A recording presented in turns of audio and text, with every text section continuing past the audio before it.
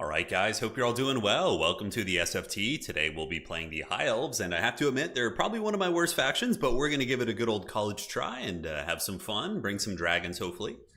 And yeah, that'll be it. Played in an old world tournament last weekend. It was a lot of fun. High Elves actually ended up winning the tournament, which was pretty damn cool to see.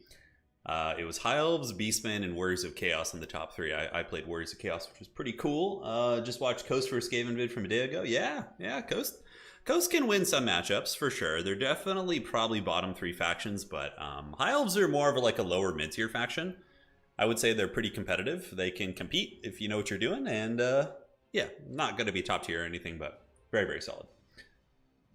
All right, guys. Let me go ahead and get the tournament started here. We have a lot of people. We had over, I think, 60 people sign up today, which is pretty crazy. Big event. So that'll be cool.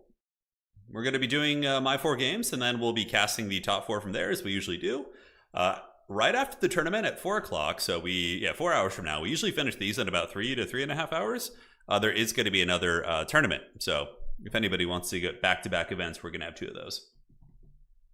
What additions can make High Elves? High Elves are pretty close to being like, I mean, if you nerf some of the really oppressive factions, I think High Elves could... It's not that they're bad. I think High Elves are a fine faction. I mean, their win rate is 42%, which isn't great. You know, they're on the lower end of the spectrum, but I still think they could be competitive. Is today the day you whip out the dreaded princess? I don't know. Seth, a few bucks for the dreaded dread. This is the... Thank you, man. Thank you. The forbidden Polish wife deck, actually. Yes. All right. So let me get the tournament started here. Going to refresh this. Going to generate the brackets, and we'll be going from there. But yeah, we have another tournament like right after at 4 o'clock, which is pretty fun. So... let's do this. Okay.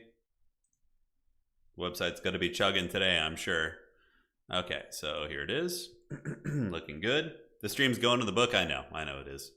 We'll do a dwarf one too. I mean, I'm eventually going to do SFTs playing most of the factions.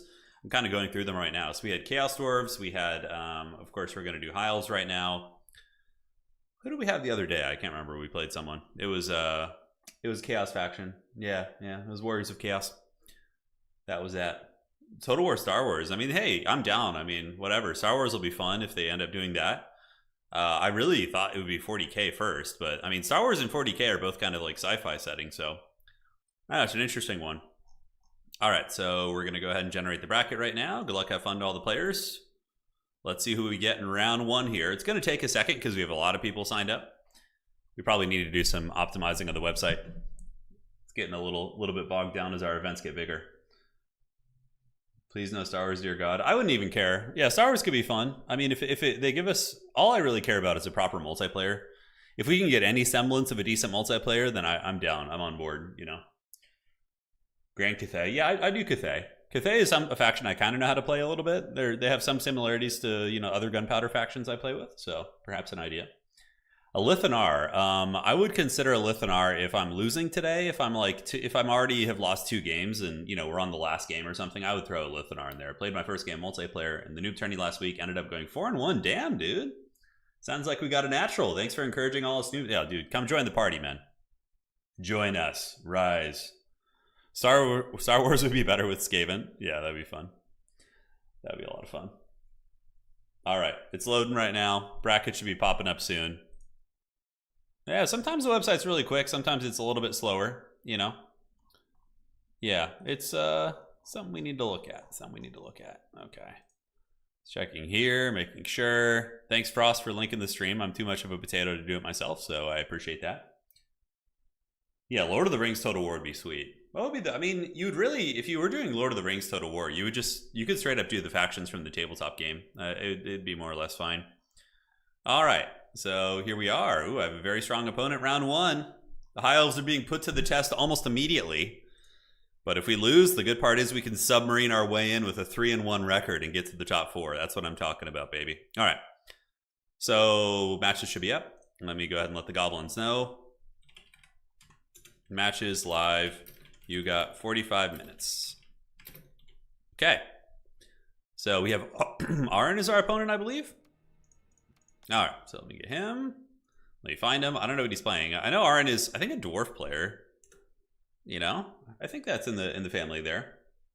Welcome to the glorious league of elf mains. No, I don't know how to play elves, dude. I'm a chaos enjoyer. I play chaos and empire, and I don't know. I played a couple games. I played like 2 High Elf games this month, and I had some fun with them. So it kind of inspired me. Are elector count troops banned in multiplayer? Yeah. Stuff that's like unique to campaign, you can't bring in multiplayer. Correct. So that's the jam there. All right, so we're doing map bans here, and who's on the top of the bracket? It's going to be Aaron, my opponent. So they will start with the first map ban, and here we go. All righty. It's all good. Oh no, we have a High Elf mirror match. That's really funny. You start. Oh no, I'm playing somebody who knows how to play High Elves, and they're it's a High Elf mirror match, and they're a High Elf player. Oh no. Oh no. So banning Proving Grounds, banning. Do we want to play like a bigger map or like a brawly map is kind of the question. Hard to say. Let's see here. Let me see here.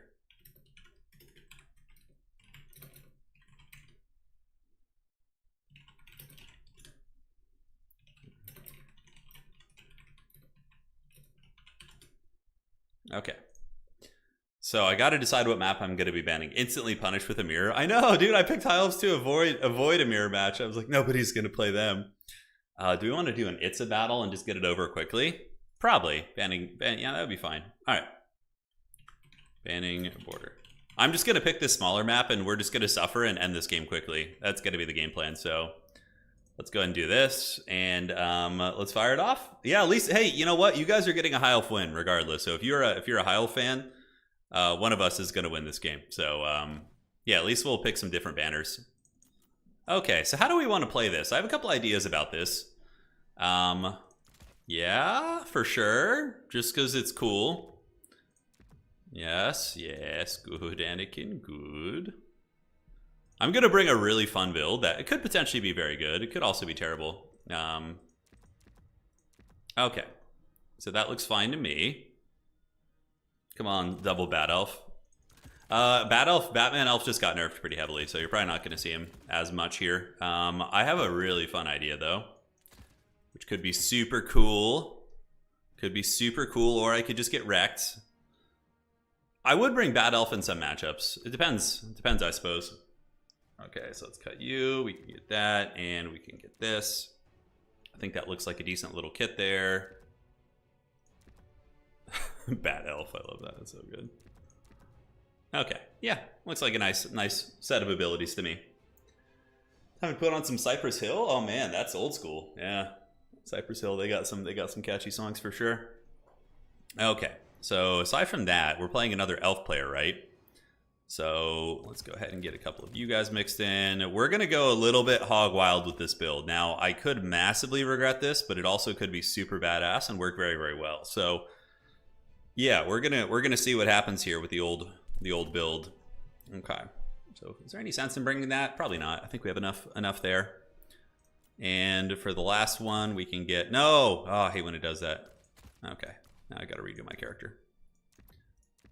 Okay, can bring that. What does that do? Reserves? Oh, that gives you reserves. That's kind of cool. Fine. Do you bring that? Yeah, Nurgle's pretty thick. You guys admiring the art on the backdrop there? Yeah, he does not mess around. He's doing it. Okay, I think that is adequate. Could bring one of you. And then in reinforcements, obviously Reaver Cav are going to be very much a staple. They're very good. Probably cheapest Silver Helms aren't terrible either. Lion Infantry could be formidable. Could be decent. Turn my issue with Star Wars Total War is that there's going to be extremely either it's air. I don't know. It'd be interesting to see how they approached it. I think the best time period for that would probably be. I mean, but yeah, I don't know. It's tricky, right? Do you do the like Old Republic, or do you do like the the modern or the original series time period, right? Because they both have. The amount of armies you'd probably have more army diversity in the Old Republic, right? Whereas in you'd have what the Empire, you'd have the Rebellion. I mean, you'd have to really stretch it to get Ewoks are playable. The Ewok DLC, yeah. Oh, please don't use the same flag as me. Come on, man. Come on, making me switch here. That's pretty funny. All right, so what else do we want to get? Yeah, how do we want to play this, man? This is a tricksy one. I think we bring this guy, and then we can bring a couple of you. No. 2, 3. I think those are going to be like the best infantry you can probably mess with here. Oh, you know what? That's actually an idea too. Although the net is always very, very good. All right, so that's looking fine. And then from here, we can go ahead and bring in... We want to bring in any speedy boys? God, I can't believe I got stuck in a mirror match in game 1. What are the odds of that, man? That's so troll. That's so troll.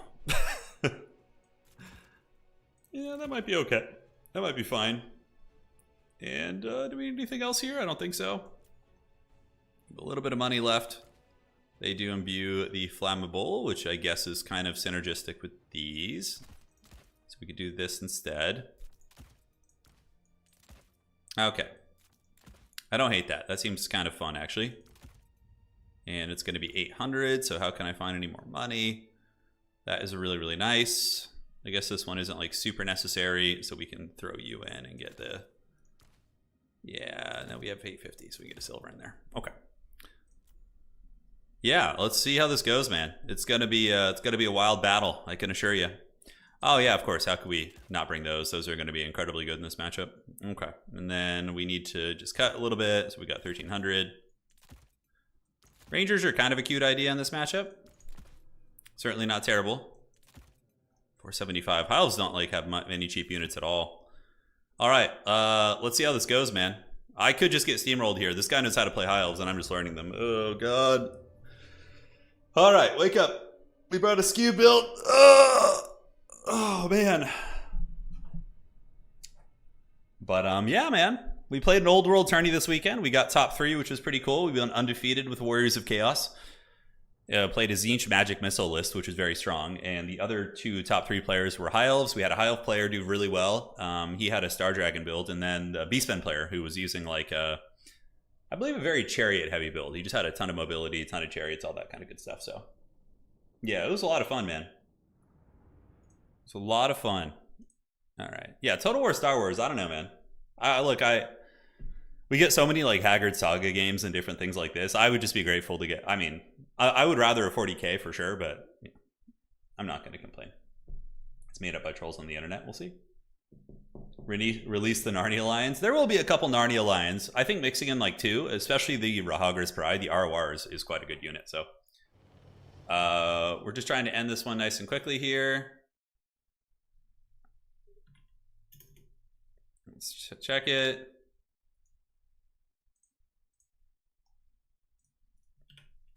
Okay, one sec. Alrighty. So here we are. We went with a kind of a bow heavy build of sorts. So I don't know how it's gonna go, but we brought some cool units, and we're gonna see if they can perform here.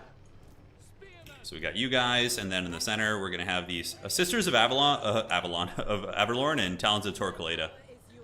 It's a cool combo because these guys make units weak to fire, which is pretty rad.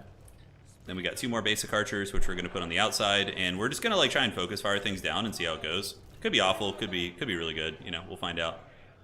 So all right, so let's get you guys forming ranks, and then you guys forming ranks here. And we're gonna move up, and we're gonna move it and try and get some nets and focus fire targets down.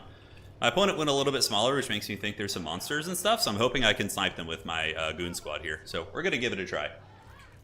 All right. Yeah, Teclis has always been one of my OG favorites. I think he's pretty cool. Go up to my opponent and see what he's got. Yeah, probably monsters and or some sort. I mean, he had 8 model count. Is it going to be elite infantry? Okay, he's got Imric. Is Imric going to be on the dragon? Okay, that's actually a good thing for us. We can potentially snipe the dragon if he brings it in. So it's a very wide build against like my build, which is a little bit more. I'm going to save for the Fireborn here. They have fire resist, and that thing doesn't do fire. It's kind of weird that dragons don't do fire damage, but yeah. Oh my god, look at the Michael Bay lens flare going off on these guys here, man. That's a lot. All right, so let's get you guys over there. And then we can form ranks, and one, and one, and one. And we're just going to start shooting into these Lothern Sea Guard as soon as we can. They do have shields, so we need to have Teclis over here. And are we in range? We should be in range right now, so let's start popping them in the face. Okay, so let's form ranks here. And cool, so we should melt them really, really quickly. They're going to get the business. And then he's probably going to come forward with other units, I'm not sure. And let's go ahead and use the Fiery Convocation there just to force him to move a little bit. And Talons of Torquelada are getting pounded a bit, but it's not the end of the world. All right. So we do get them down, and now let's move up ever so slightly. So we're going to move up like this to try and get a couple there. We forced them back, which is cute. And let's get our goon squad here and put them in group 4 now. And we want to start shooting something of a little bit more value. Those are Silverins. So I don't know what the hell's going on with these archers right now, but we are going to go ahead and just slowly move up and start trying to take the objective here. So let's do this, and let's do this and this. Great, and we see some mobility coming around the side. Not too worried about it, honestly. We should be able to stop it with some of our own goodies and nets and things like that. So let's do this, this, and this. And archers can start trading with Lothern Seaguard. You guys start trading here. And we just sit and play very defensively and call in the Fireborn here. So the Fireborn have arrived. If he tries to move through the ranks, we should be ready. So we can net them down, worst case. And let's go ahead and drop the nets here on them if we want to. These are Illyrian Reavers. So we'll do this, intercept here. And now you guys can start shooting at these. And we need to probably save our net for these guys, I'm thinking. All right, so looking fine. And we can go ahead and do this and net these ones down, because they're the ones that kind of got through here. So we're going to net them, and then we're going to go ahead and circle around here and do this. So now you guys just focus fire these guys down. Archers keep going here, and we need to maybe pull you back. So we'll get the Sisters of Avalorn back, pull you guys back this way. Looking okay so far. Let's pull some spears back this way, and it looks like there is going to be some Reaver archers coming on the other side here. So we're going to fan out, fan out, fan out. We have the Fireborn at the ready, General, and we're going to go ahead and start shooting you and keep the Fireborn at the ready.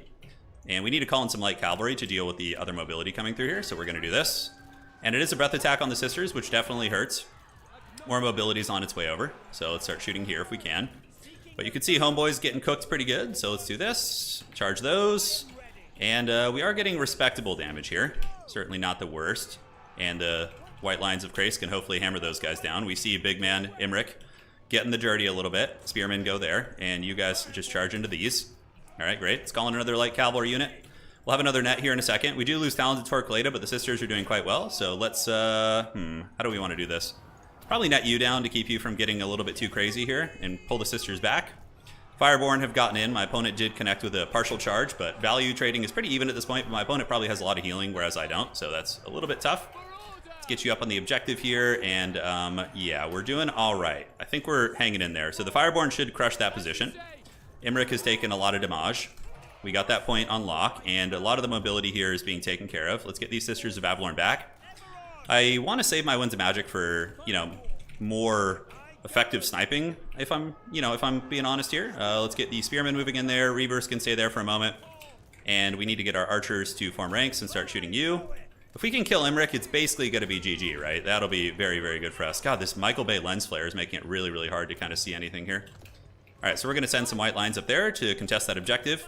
And now, let's just shoot you, pull this way, and if he wants to hunt down Teclis, that's fine. We can actually do this and get a net here in a second. Yeah, that would be very, very strong. All right, so we get him trapped. Let's go ahead and net him down.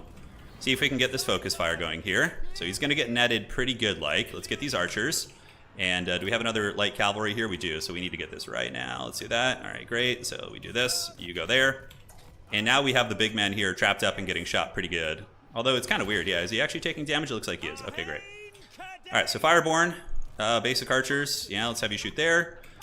We see the Dragon Man in the back getting punished a little bit, so we should be doing pretty good on value here. And Fireborn can just kind of crush some positions, although those are Lothern Seaguard. We see the big man getting it, though. He's on the run here. And let's do a Fiery Convocation as well, so we could just do it right down the pipe there. Oh, I think I misclicked again. Oh, well, it is what it is. And on that objective, we're fighting pretty well. We have some white lines playing the high ground here, and our archer position is doing pretty good. It's doing pretty good. All right, so he's going to be in some trouble here for a while, most likely. So let's get these guys back. We're going to need a little bit of defense here.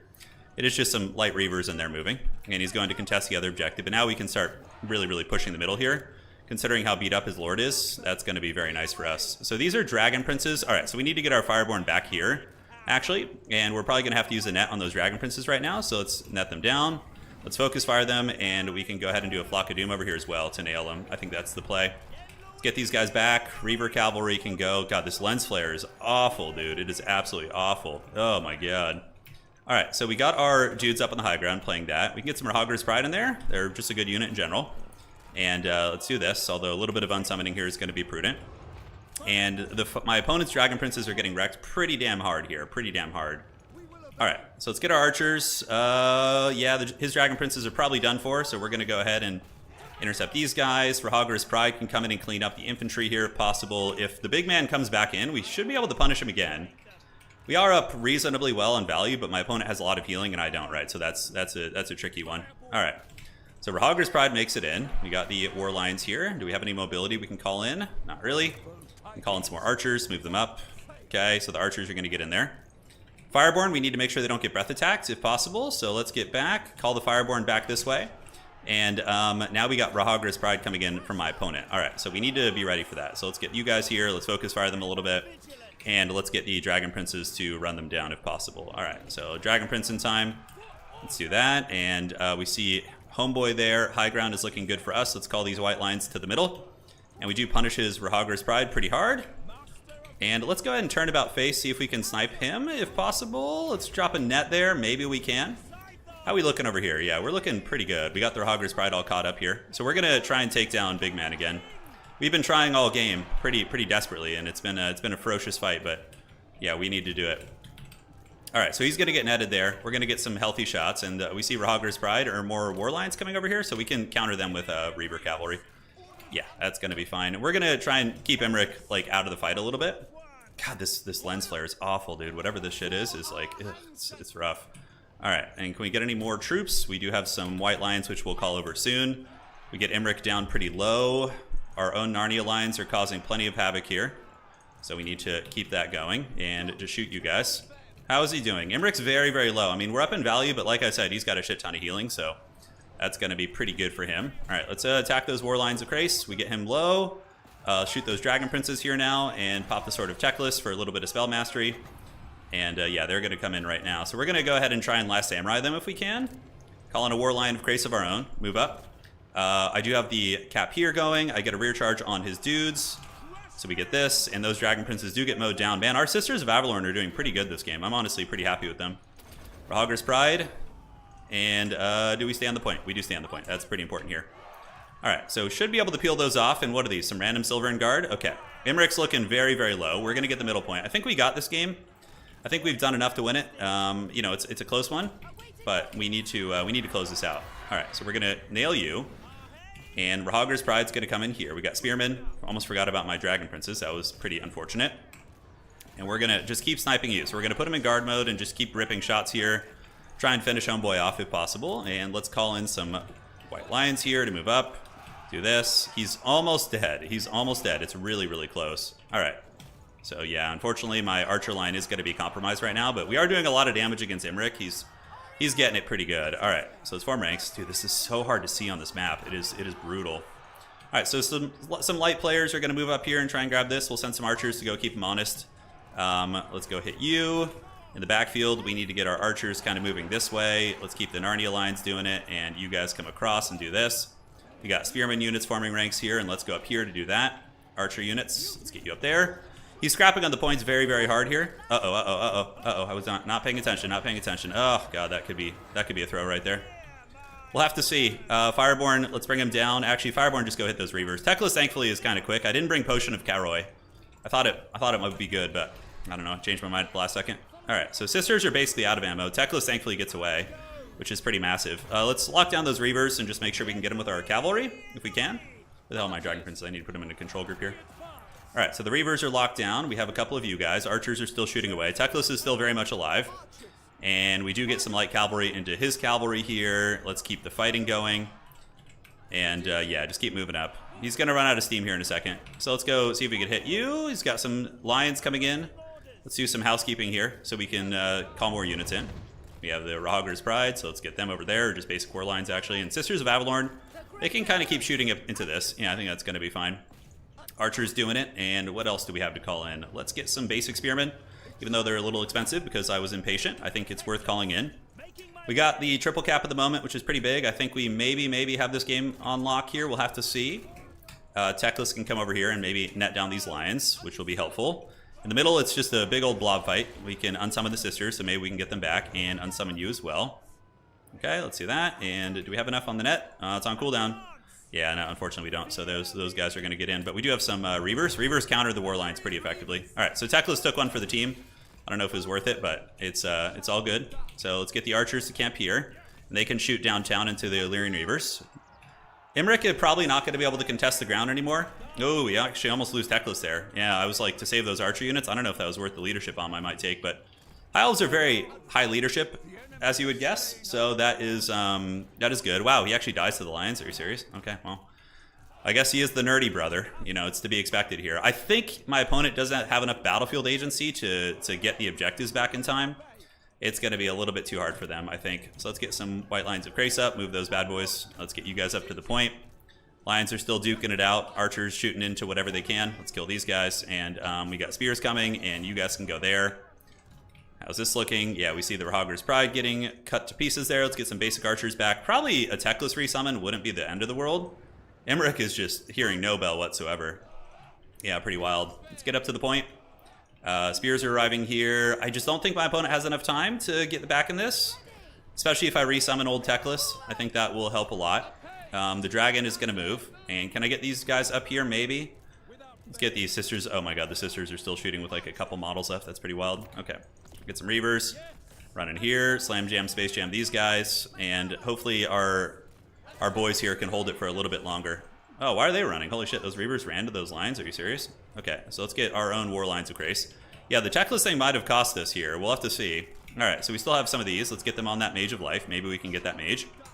Yeah, those lines are doing the work over here. I thought my guys would for sure win that. Let's call in some more Spearmen. Just to bolster our side objectives. My opponent's scrapping very hard though, but we do get the capture weight back. So I just need to not throw here. I came close to it, but I'm definitely ahead. Definitely ahead. All right, so we got a full health Spearman waiting there. He's not going to want to deal with that. And you, let's unsummon this. And just park here for capture weight. Archers are still good. Narnia lines here should be taken offline. Yeah, I guess they're the ROR, so I need to put some respect on their name for sure. So that's like the classic, oh wow, and we actually are going to get his Mage of Life here too. Those like remnants of those Fireborn are doing it. Oh yeah, dude, let's go. I like the build though, it was kind of cool. It was like he went very, very, you know, monster heavy, the classic High Elf play, and we went like wide kind of missile play, which I thought was pretty good. We were able to control the battlefield, but he had good micro too, so he didn't make it easy. We see some, what are these? These are just freaking some random white lines of Grace. All right, so we're just gonna go run those over. I'm gonna resummon Teclis, I think, just to get the leadership. Yeah, I think that's gonna be the play. So we got some Reavers here. Let's shoot them with archers, and we just hang out in the middle and kind of just ignore the dragon. It's like, ironically, that's like how you beat them in tabletop too. You just ignore the dragon. If somebody has a big dragon character, they're super OP in the old world, so you just ignore them. You're just like, all right, well, we're just gonna kill everything else in your army and win the game that way. And it works pretty well. Works pretty well. All right, let's get some Spearmen up to the point. Do this. I don't know why we called in Sisters of Avalorn. I guess we wanted to threaten Imric is the play. Yeah, they're cool, so maybe they'll be able to do it. And we have double Spearmen over here, so we should be able to hold on the point. He's scrapping very well, but Imric is actually going to be in danger here. I've literally unsummoned these sisters like 10 times. I don't know. Yeah, there they go. Okay, they're finally disappearing. All right, so Spearmen go over here. You guys do this. Do we have any light cavalry? I could literally just Helm's Deep on any objective now and get it. Wow, that was cool, man. That was a good scrap. That was a fun one. Imric's probably going to die too, or at least being forced back right now too by all the shooting, so. Yeah, we got it, baby. Yeah, we got it. Dude, oh man, that was painful. The glowing flags. Yeah, the lens flare on those. Oh. It's High Elf Tech. They blind their opponents. I know, I was having problems there, man. So look at the value on the Sisters of Avalorn, though. 2,900! Oh, 24! And Talented Torquelada at 1,200. Dude, that was cool. Yeah. And then we had 2,900 on our Dragon Princes. And, yeah, the Lions did fine, too. He just had a very elite build, which we were able to focus down pretty well. All right. GG, well played. All right. Coming out strong with the dub, baby. Let's go. Makes me so happy to see the old vanilla. Teclis is good. Teclis is good on horse. Yeah, he's just cheap. He's got a Winds of Magic item, which is very strong. That gives you reserve, so you get a lot of Winds of Magic over the course of the game. And on top of that, he has some nice bound abilities. Fiery Convocation. I didn't bring Potion of Koroi, which I probably arguably should have brought. Yeah. We'll see. We will see. So you don't like the old world? I like it a lot personally, myself. I think it's good. I have a couple criticisms of Old World, the tabletop game. I think it's very close to being just awesome and perfect. They just need to nerf mounted dragon characters. I like if you had the dragon by itself, it wouldn't be as bad. But when you were able to stack items on it with a character, it becomes kind of oppressive in my opinion. Especially like Chaos, right? Like a Chaos Dragon in Old World can make you fight last. It can get a 5-up ward save, 5-up regen save. It's like super obnoxious, right? But yeah, the addition's good. If you brought those like big monster characters to heal a little bit, I think the addition would be very, very good. You should spam the Sword of checklist directly at the start. Yeah, I arguably should have. Yes, correct. You can see my unfamiliarity with these guys popping in. Painting my Chowie Lammasu right now. Do you like it on tabletop? Yeah, I think the Lammasu character for the Chaos Dwarves in tabletop is pretty good. If you just have, if you don't build him for combat, right? He's just a utility magic missile spammer who can clean up weaker units. Is how you want to use him, right? So you fly him around. You're casting magic missiles and picking on weaker units. It's not a unit you want to send into anything really strong. Oh yeah, Old World. I like Old World exponentially better than Age of Sigmar in terms of gameplay. I'm just talking gameplay, not even lore. Seeing ultra strong lord like Imric only with life magic. Yeah, life magic. I mean, if you're gonna bring a monster, you always have to. Like a big expensive monster that doesn't heal itself, you got to bring life magic. Imric would have died like almost twice over that game if without that, right? Well, not twice, like one point, almost twice over, yeah, because he was healing capped at the end. So, man, we have some killers in here today. We have looking at the players. Let me show you guys real quick. Goddamn, some killers. We got Hadries, Leechlord, Houseplant, myself here, Big B, Subutai. Yeah, this is fun, man. We got a big scary row of players. Oh, Pwnebot. There's Pwnebot. Is he going to face off against the real Professor Pwn? Is that the question? Let's find out. All right, so the round's almost over. We had a fast game. We started at what time? 12. So we have 15 minutes left for the players to finish their matches. I need to give the player his buy round point right here and do that. Okay. Yeah, perfect. Okay, so just got to fix his score, and then we should be all good. Goddamn, Joe Rogan. Yeah, that show was great back in the day. It was really funny. I don't think campaign players are super happy with Eltharian's Barrage getting Shadow Realmed after actually seeing it. I know, it's weird. Yeah, who even complained about that? There must have been someone internally at Creative Assembly who complained about it. I don't know, or maybe somebody in the land battle community, because I can assure you, nobody complained about it in our circle here. I have no idea. Maybe in land battle it's more oppressive because it's like infinite charges. I don't know. Like I'm trying to look at it from the other side. We'll be doing an ODM versus XMT Clan War soon. 1v1 land dom. Oh, I might be interested in that. Depends on when it is, Wicked. Depends on what it is. Are there any French players here? I'm sure there are. You can actually go in Total Tavern and see where players are from if they opt to put their flag in. Like if we go to the leaderboard here, I'll show you real quick. Yeah, I'll give you a look. All right, where's that at? So we go here, click this. That's the right button, yeah. Yeah, so you can see where the players are from. We got, yeah, all over the place, man. All over the place. Pretty cool stuff. Pretty cool stuff. Malekith the Witch King cackling at CA headquarters. Yeah, Malekith confirmed an employee, nerfing High Elves in perpetuity. That playstyle is really fun though. Like I love the elite hard-hitting archers backed up with like net play, so you control the mobile diving. It's really, really fun. It's really fun. Yeah, ODM is a French clan if I'm not mistaken. I think most of them are, but ODM doesn't really play Dom as much. There are a couple ODM players. I mean, Anticity used to be with them. Zyphos used to play domination mode, but he kind of retired from the game a little bit. He had been playing competitively since Warhammer 1, so he probably burned out, I'm guessing. Oh.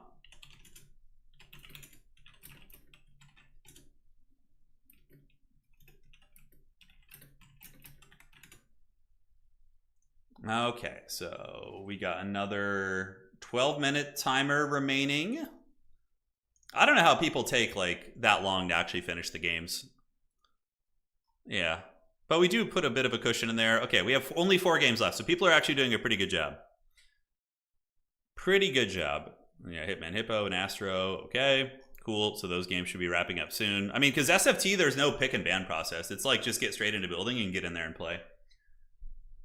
Zyphos plays Quick Battle once in a while. Imagine a world where Total War multiplayer got even half as big as SC2. That'd be wild. CA would need to do a lot more for it.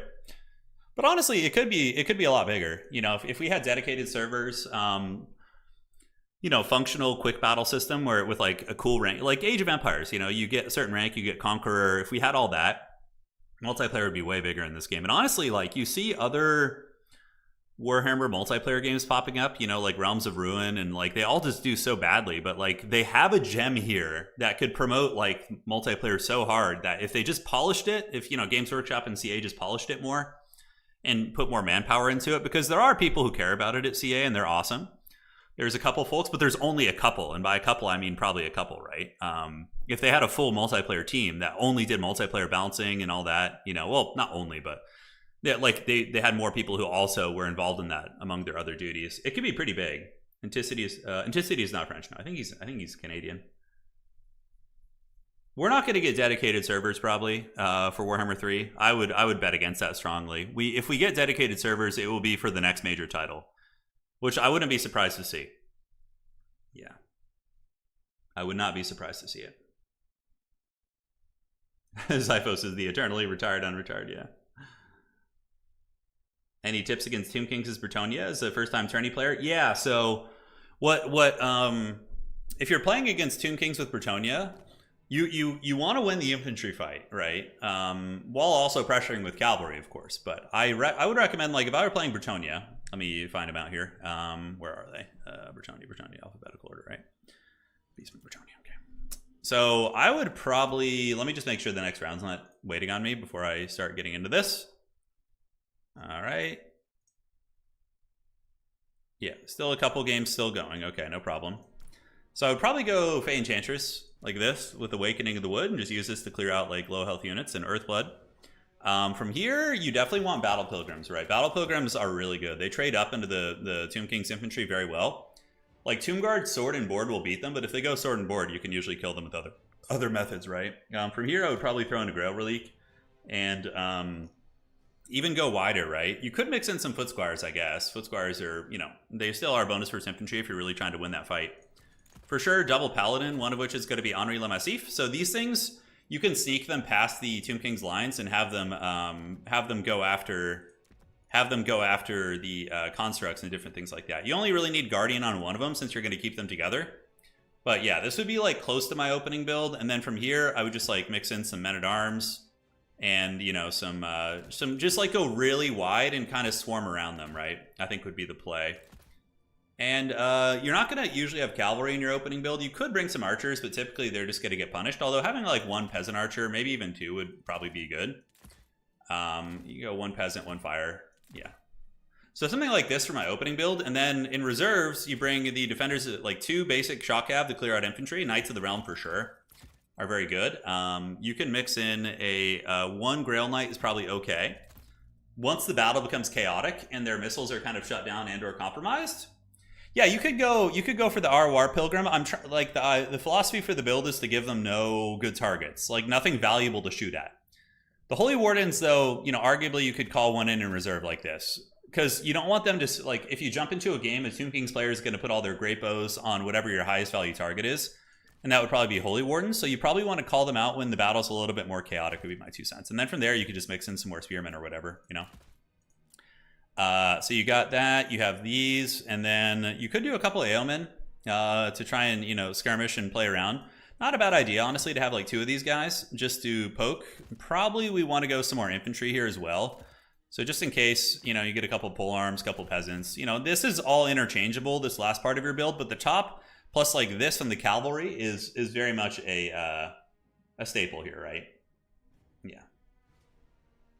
So that's that. And this build would honestly be pretty good. Yeah.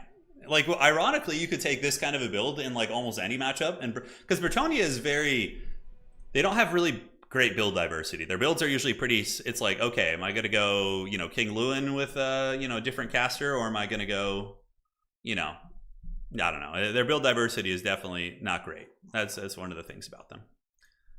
But they're very strong. Bretonnia is a top tier faction. They're a top tier faction for sure. They're very, very good. Okay, you guys got 5 minutes left. Pone, how you guys taking so long, dude?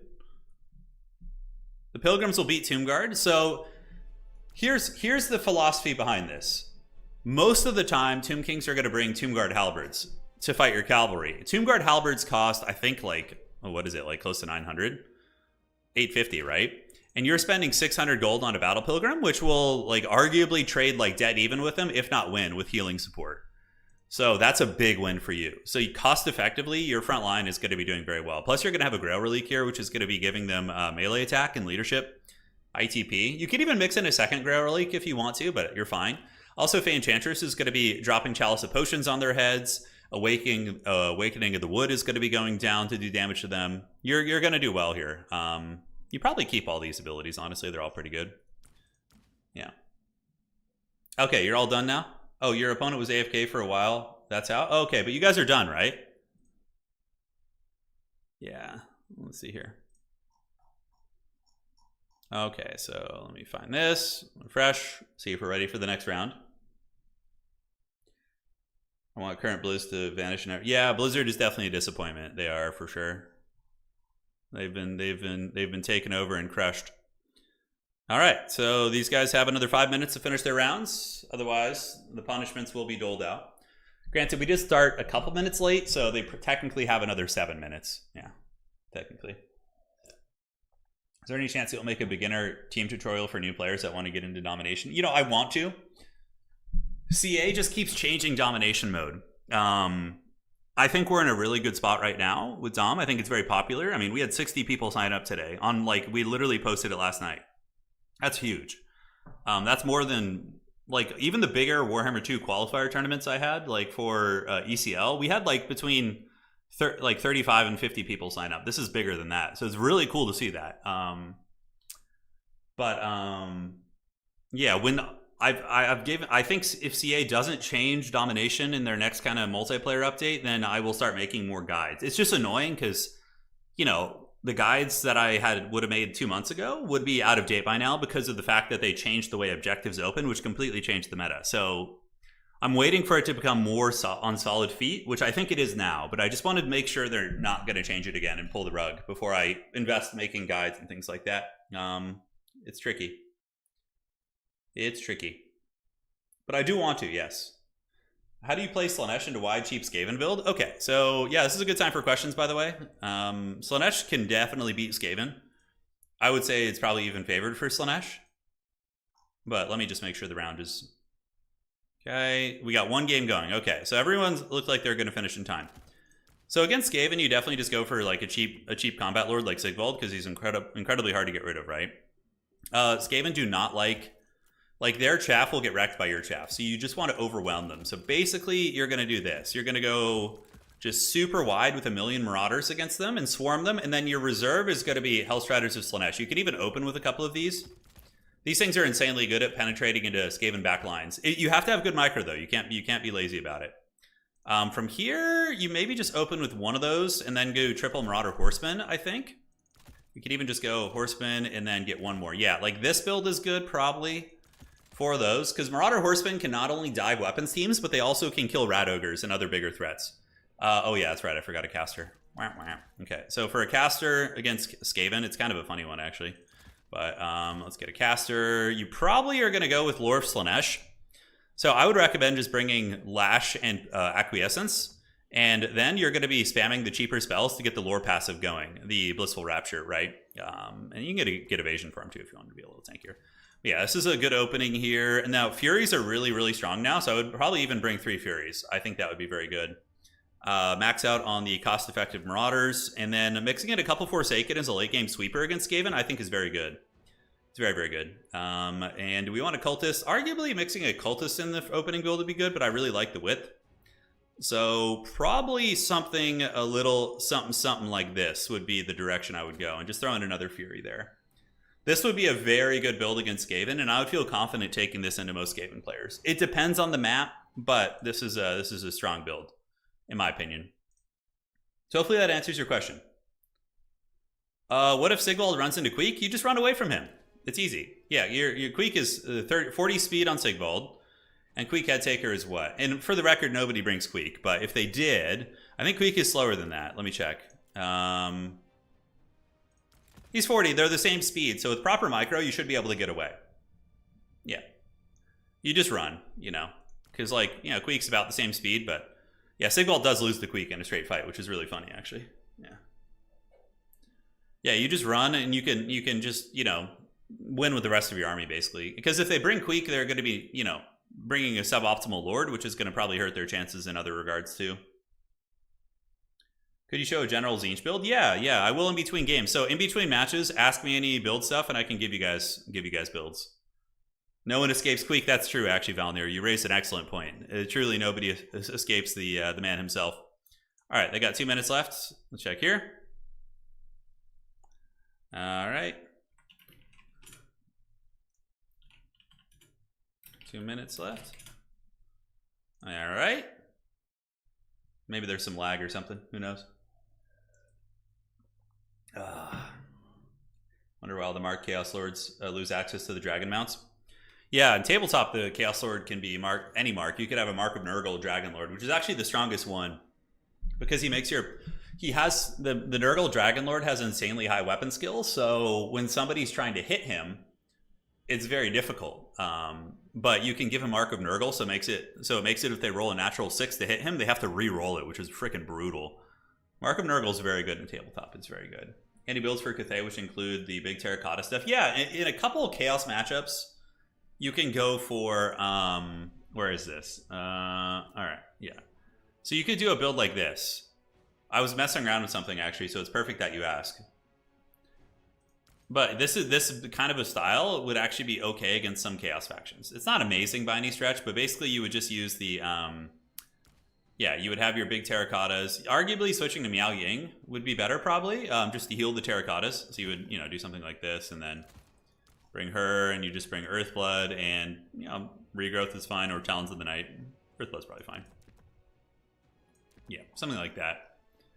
Fan Braces is pretty good if you're going to be playing the blob style. And then you just probably find a way. Yeah, Gotrek and Felix would just be Bear Kit. And you can throw something in like this. This is like really map dependent, though. Like really map dependent. You would have to be on like the perfect map for that build to work. And arguably it'd still not be the best build, but it's funny. Okay. Okay, in my match there was terrible lag, and even better in the middle of the game. We were thrown out of the game early on. The game ended in a draw. Okay, so we will advance with a draw.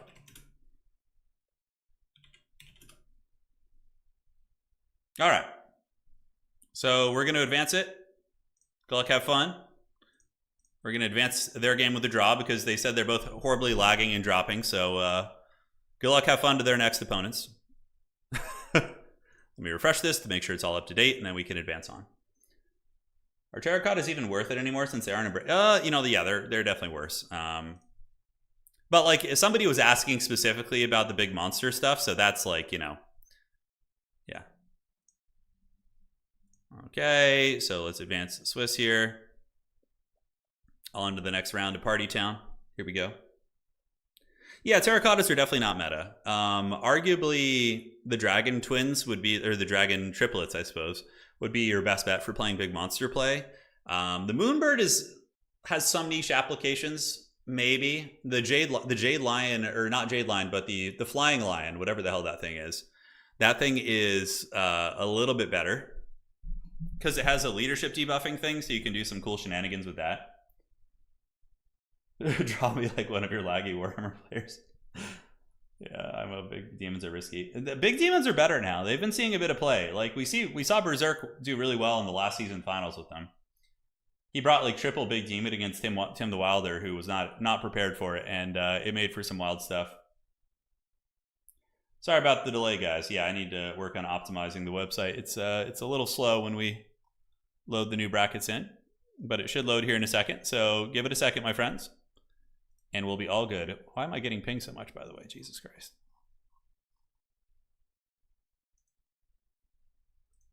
All right. So let me check here. You probably check in after start time. Okay. And then I have another message here. Checking to see. Okay.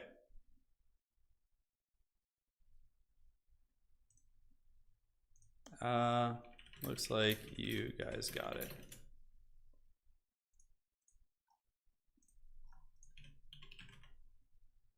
Okay. Looks good. Other admin stuff. Okay, so checking this.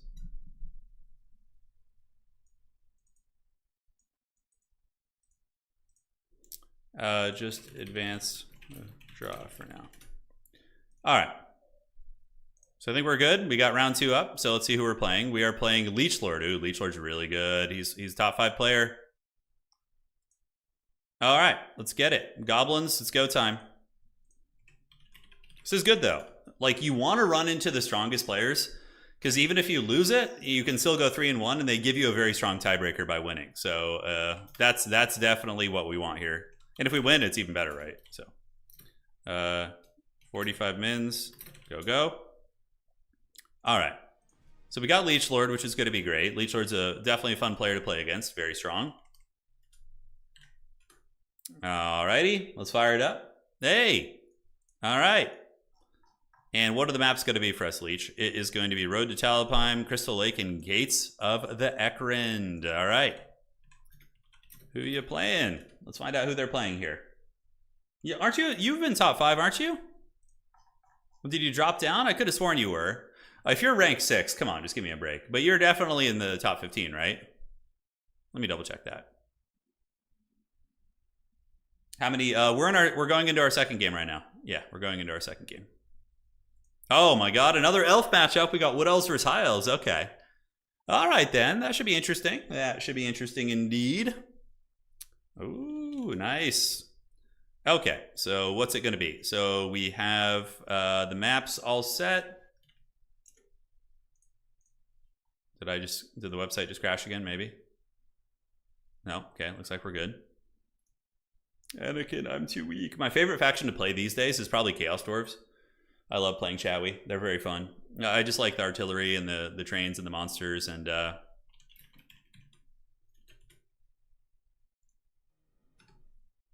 trying to load. Maybe my opponent has it open. All right. Okay, Road to Talabheim is banned. And do we want to play Gates of Ekrend? Although, we ban Ekrend. So we'll play the Crystal Lake. All right, so Crystal Lake is going to be the map. And we're playing High Elves against Wood Elves here, which is, we're getting the full Elven Gauntlet here, which is very fun. Okay, let's do it, man. Yeah, Chaos Dwarves are really fun. I love their aesthetic too. I think they look really cool. All right, so against the Elves here of the Woodland capacity. So I think we do this. Yes, yes, and no. Then we can go ahead and do this, this, and this. All right. I think I'm feeling cozy here. Let's see what they decide to bring. What do Elves even do in this matchup? I don't even know. I have no idea what this is going to look like. Like, arguably, just Dragon Prince spam would be very good, right? That'd be very, very good. But I think we're okay to try something different. Okay, that looks fun. Now, in reserve, you're going to want some heavy hitters, probably. Tricky, tricky. Bring Lion Chariots? Oh, no. If you bringing Armor Piercing is very wasted against Wood Elves. Like, very wasted. And the problem is Wood Elves dominate your Rangers and your Spearmen pretty hard. So it's a tricky fight. You probably still bring Rahagra's Pride, you know, and some War Lions, just because they're very, very good mass pieces. But in general, yeah, I don't know. So we got you guys, and let's go ahead and get these and these.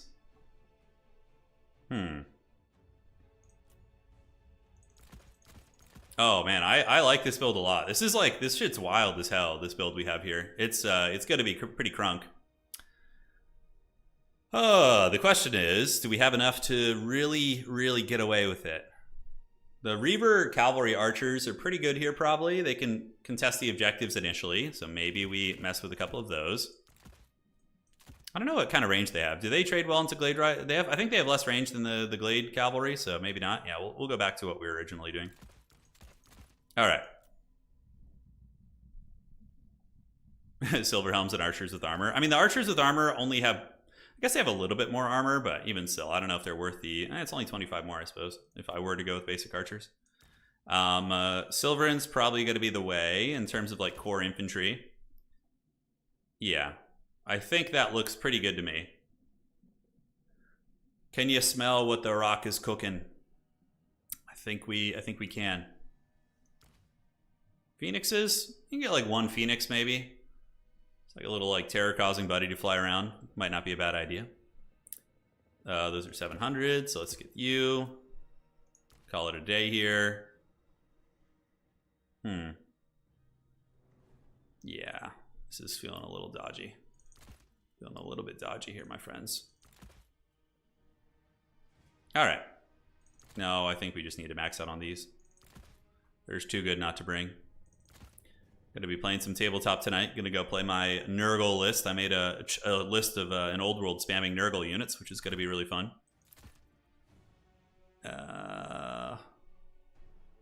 Yeah, Silver Helms are very good in this matchup too. They're very, very good. Wild Riders kind of suck, as we know. So that looks fine. And then for our last Disappearing Axe, we could do this. Okay. That looks good to me. Screw it. Brew it. Ah, man. Really do want a second one of these. I think one of those is fine. And then as far as this goes, we can get, what, 2 of these at the end? Yeah, that's the build right there. That's the build. All right, buddy. Let's pull a different flag. We will do, we'll do Crace. Yes, send a message here. You smell a Wood Elf Rush build. Yeah, Wood Elf Rush builds are pretty good. They can do some work for sure, but on this map, this is a pretty big map. It's not going to be the easiest of rushes. It's not going to be the easiest. Oh, old man stretches. It's just random old, unexplained old man noises. All right, yeah, looks good. I know it's a throw, but I want the Wood Elf player to bring Durthu. Durthu and the tree men can kind of surprise you in this matchup a little bit, honestly. What foul ritual? Yeah, no, we're playing house today. I know. We won our first game, which is great. Now we're running into a very good opponent here in Game Dose. What's his current rank on leaderboard? Could have sworn he was top 5, but I guess not. He was last season. Okay, he's rank 11, which is very good. Very, very good. Yeah, no, if he rushes, I think I'm ready for it. I think I got some schemes for the old rush. Yeah, we'll put the rush's name to the test. Although he better be careful. If he keeps taking so long to build his army, I'm going to be able to tech against him here. We'll be ready for it. Okay. Good luck. Have fun. A general guide on how to make and build could be useful. Yeah, it's pitfalls are the build. This game is wild, man. There's so many different builds that can work for each faction, except Bretonnia. They kind of just bring the same thing. What's a good time to bring White Lion Infantry? They're pretty good into a lot of the Chaos matchups, right? They're cost-effective great weapon units into armor. They also have missile resist, so they can kind of catch missile factions off guard with their durability. I would say White Lions are good in a lot of matchups, a whole bunch. Yeah, Elgi schemes today. There's some big Elgi schemes. My opponent doing some big scheming of their own, it would appear. Hardest matchup for High Elves? Dude, I have no idea. I do not know. I'm just learning High Elves today. I mean, we can go look on Total Tavern. So according to Total Tavern, they get wrecked by Kislev, no surprise. Chaos Dwarves have been giving them the business. Beastmen wreck them badly. Tzeentch wrecks them badly. But those are the ones that appear to be like really stand out. Like this is not a good matchup thing. So yeah, could be worse. Could be worse. Could be worse. Leechlord needs to bring the Chad Orion. That's how you win this one. Come on, Leechlord. We don't want to be the last ones to finish the round. I think he's got a little bat as his picture. It's like eating some fruit or something. That's pretty cute. I don't dislike the way Hiles play. I don't like the lore of them too much. I don't know. They just feel a little arrogant to me, you know. You've had cheaters in this community before? Oh yeah, dude. Oh yeah. We've had plenty of cheaters. Because like CA didn't do a good job in the past at preventing like some of the like mods that allow cheating. So they've since been fixed to my knowledge, I'm hoping. But yeah. Orion has 360 shooting. That makes sense. I mean, he's like a demigod, you know, of the woods. He should be able to like, you know, chase things and hunt them down. Or run and, you know, from a big monster and throw javelins.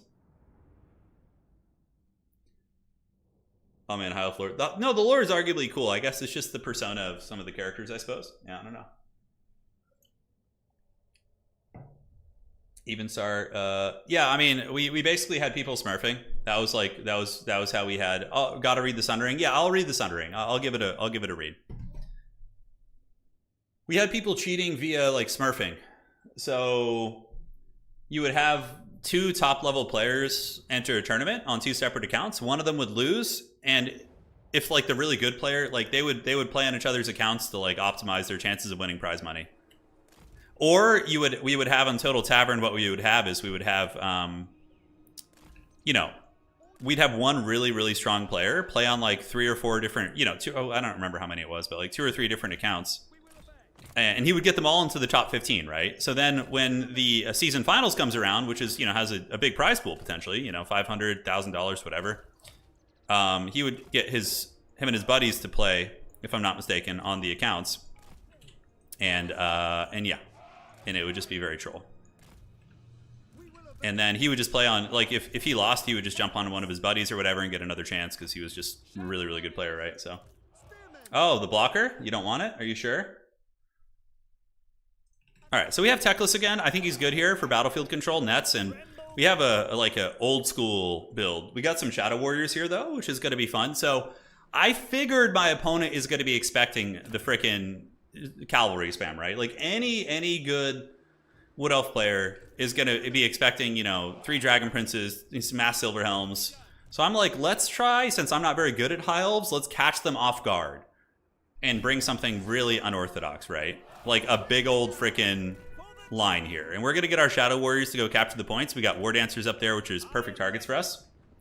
You missed the blocker? Me too, man. It was gone too quickly from this earth. Let's get you here. Let's get you here. Shadow Warriors are cool as hell, too. Who the hell doesn't like Shadow Warriors? You want the screen blocker back? I know. Okay, it's Dryka. Very standard stuff. Yeah, I don't actually have a good way of stopping Dryka, so I'm a little bit nervous about this. I'm probably just going to have to pin her down with Rahagri's Pride. Keep her away from my main battle lines for as long as possible. Yeah, you know, I almost brought 1 Phoenix just to keep this type of play honest, but sadly I didn't. So we're going to be encountering some ninja action right here. So let's go get Teclis up to try and support. And wow, okay. So what do we got here? We got the... Oh, Way Watchers. All right. Let's do it. Oh! Oh, Value City, baby. Oh, he has Fire at Will, maybe? I'm not sure. All right.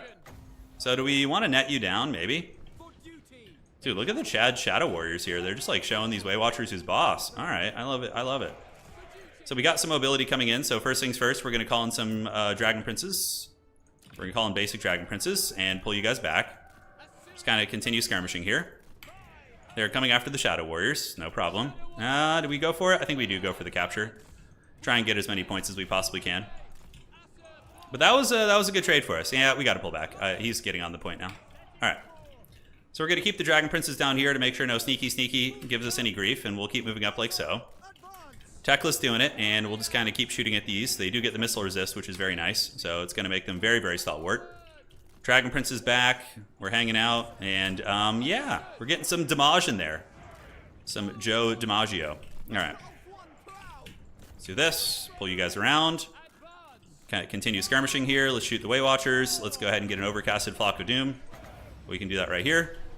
So Teclis is going to nail those bad boys. And we should be in archer range soonish. And that flock was very good, although we did take a little bit of work. So let's pop Potion of Kroy for the free healing. Get it on cooldown here. All right. So now we are here. So let's get you, and you to start shooting at the War Dancers. And then you guys can shoot at the War Dancers also. So we're going to shoot those, keep you on the sides. Shadow Warriors can just kind of lurk over here and move that way. Potion of Croy is doing it, and we need to call in some Silverhelms now. All right, so let's get Silverhelms out here just to support. And yeah, so far our archer play is doing very well. Let's get you, and then we pull you back and you back. Got to be careful not to get too sloppy with our archers, because it's very easy to do that. And yeah, let's start shooting these War Dancers. Drika's coming in for it. And do we want to try anything against Drika here? I'm not sure. We can go ahead and do a big Flock of Doom over here if we want to, but let's go ahead and get our Spearmen and move our battle lines up. So we're going to move the battle lines up here, so here they go. A little bit of flank pressure coming in maybe, but let's go ahead and set up shop here. Do our Silverhelms here. Drika's going to go there, and we need to tie her down if possible. All right. So let's get you guys moving up. We're going to contest the point here. We do have nets, so if anything gets a little bit crazy, we're going to move you guys around, and we can go ahead and call you out of Vanguard if we need to. So archers, shoot the War Dancers. Let's shoot the War Dancers here, and Drika's just tied up in spears, which is good. So we're going to shoot you guys and get one of you archers shooting here as well. And let's get Teclis up and get ready to party. All right, so we're moving out on the outside. Let's go see if he's paying attention here. If he's not, then that's a freebie for us, which is great. Drika being a problem for sure. Let's get our Silverhelms and go hammer these guys down. Shadow Warriors are going to continue flanking about. Let's do some of this. Go hit those real quick. And that is going to be some foulness. And it looks like Wild Hunters of Karnas. Interesting. Okay, so we need to get these archers. Go here to help out. We're going to go drop a Flock of Doom right there. And it looks like more sneaky fast cav coming out. So let's get you and you. All right, so archers are going to start helping here. Let's go ahead and drop a net on these and get these spearmen to go form ranks on them. And he's gotten into my secondary a little bit, which is scary. But we have collapsed this flank, which is nice. So let's pull these archers back. And how are we looking here? Yeah, so far so good. Teclis getting the business done, and those Wild Hunters of Karnas probably going to lose that fight. So let's come through here, get those Shadow Warriors up this way. And we have some Light Reaver Cavalry coming, so let's get one of them into the War Dancers here. And these Silverhelms can get into these War Dancers and fan back and fan back. And then we need to get one more, probably Light Cavalry like so, and move them into these. Okay, great. So that's not looking terrible so far. We're doing okay. Shoot those Eternal Guard off the point, and we need to get some Light Cavalry to go help win that fight if possible, so let's form ranks here.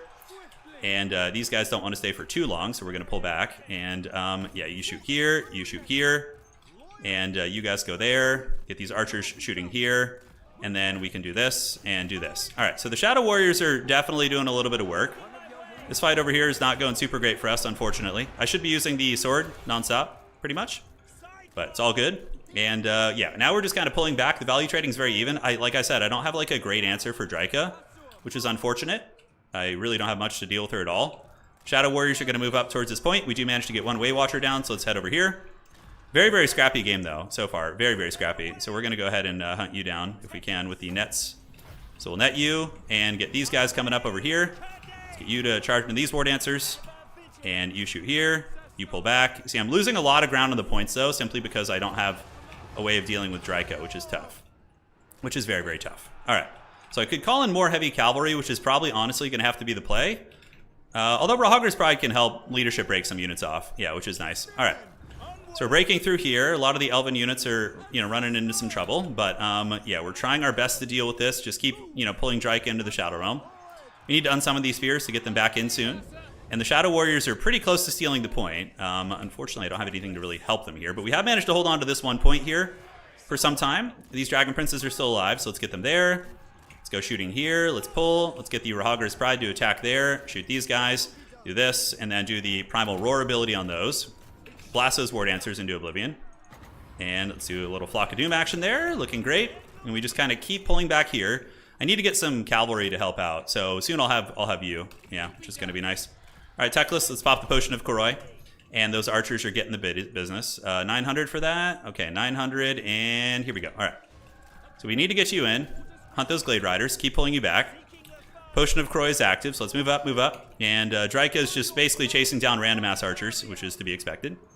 Almost got these guys beaten down. I'm pulling a big value lead here, which is really nice. And let's get you guys back. Do this.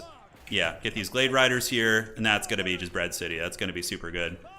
So we still have this point, which is good. Let's get these spears here, like rear charge them, and get you guys going there. As far as more call-ins go, I mean, yeah, this is like some random War Dancers catching their prey back here, which is unfortunate, but not a whole lot I could do about that. So we're going to get up on the point. Silverhelms can probably honestly run down the Dryads. We'll have to see. Do I have any light cavalry to call in? No, they're all active here, so let's do some unsummoning. All right, so we're going to get the unsummon off. And as far as this goes, let's shoot into the back of these. We got these spears a little bit trapped up here. Now it's going to be some Zotes being called in. Interesting. All right, it's Zoten time. All right, let's shoot these guys. And what do we have to call? I know we have some spearmen, so let's get some spearmen coming up. Let's go battle those. It's going to take a while to get through them. And we have Flock of Dooms, so let's just drop a flock back there. We've taken the middle point, and how's this looking over here? This is looking pretty good. We should be able to take both those points, but we cannot end up in a situation where we need a triple cap. All right, so let's pull our light cavalry away. Archers, just shoot the remnants of the units here. And we need to get these light cavalry onto the point quickly. If I can avoid losing that, it's going to be pretty big. So we'll get Techless on there too. Let's pop that. And do I have any light cav that can do anything about this? Not quite. So Eternal Guard. Yeah, we're just going to have to eat it. So we do manage to get back onto the point real quick. Archers here. Let's shoot. Let's shoot here. And we're going to get this point in a moment. So we need to move up and get that. So these guys will get this. Rahagir's Pride doing pretty good. Let's pop the Narnia Lion action. Let's take him all the way up to Narnia here. And you cavalry units can just go, help out here. Great. Yeah, so unfortunately I do get routed off that point pretty decisively. But I do have some spearman units on their way up, which is good. I'm going to call in the Fireborn here, but I think just getting more infantry out on the field first is going to be the play. Yeah, let's just get like a bunch of troops coming out here. I think that's going to be better. All right, so light cavalry are coming in. We're going to get this point, and this point's going to be ours too. I think we still win on 2, but it's very close. So we just need to maintain value on 2, because he's really, really done a good job pulling value back.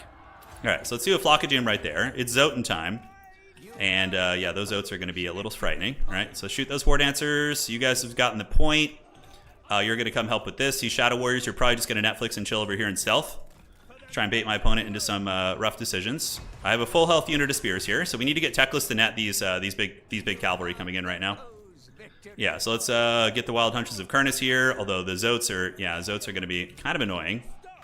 And let's, we got to probably net the Zotes so we don't die here. Yeah, we got to net the Zotes to keep us nice and secret and safe. All right, so we got the big blob here, so we're going to go ahead and attack. We'll get some spears into the Zote boys. And you guys can go into the Zotes too. Shoot the Zotes.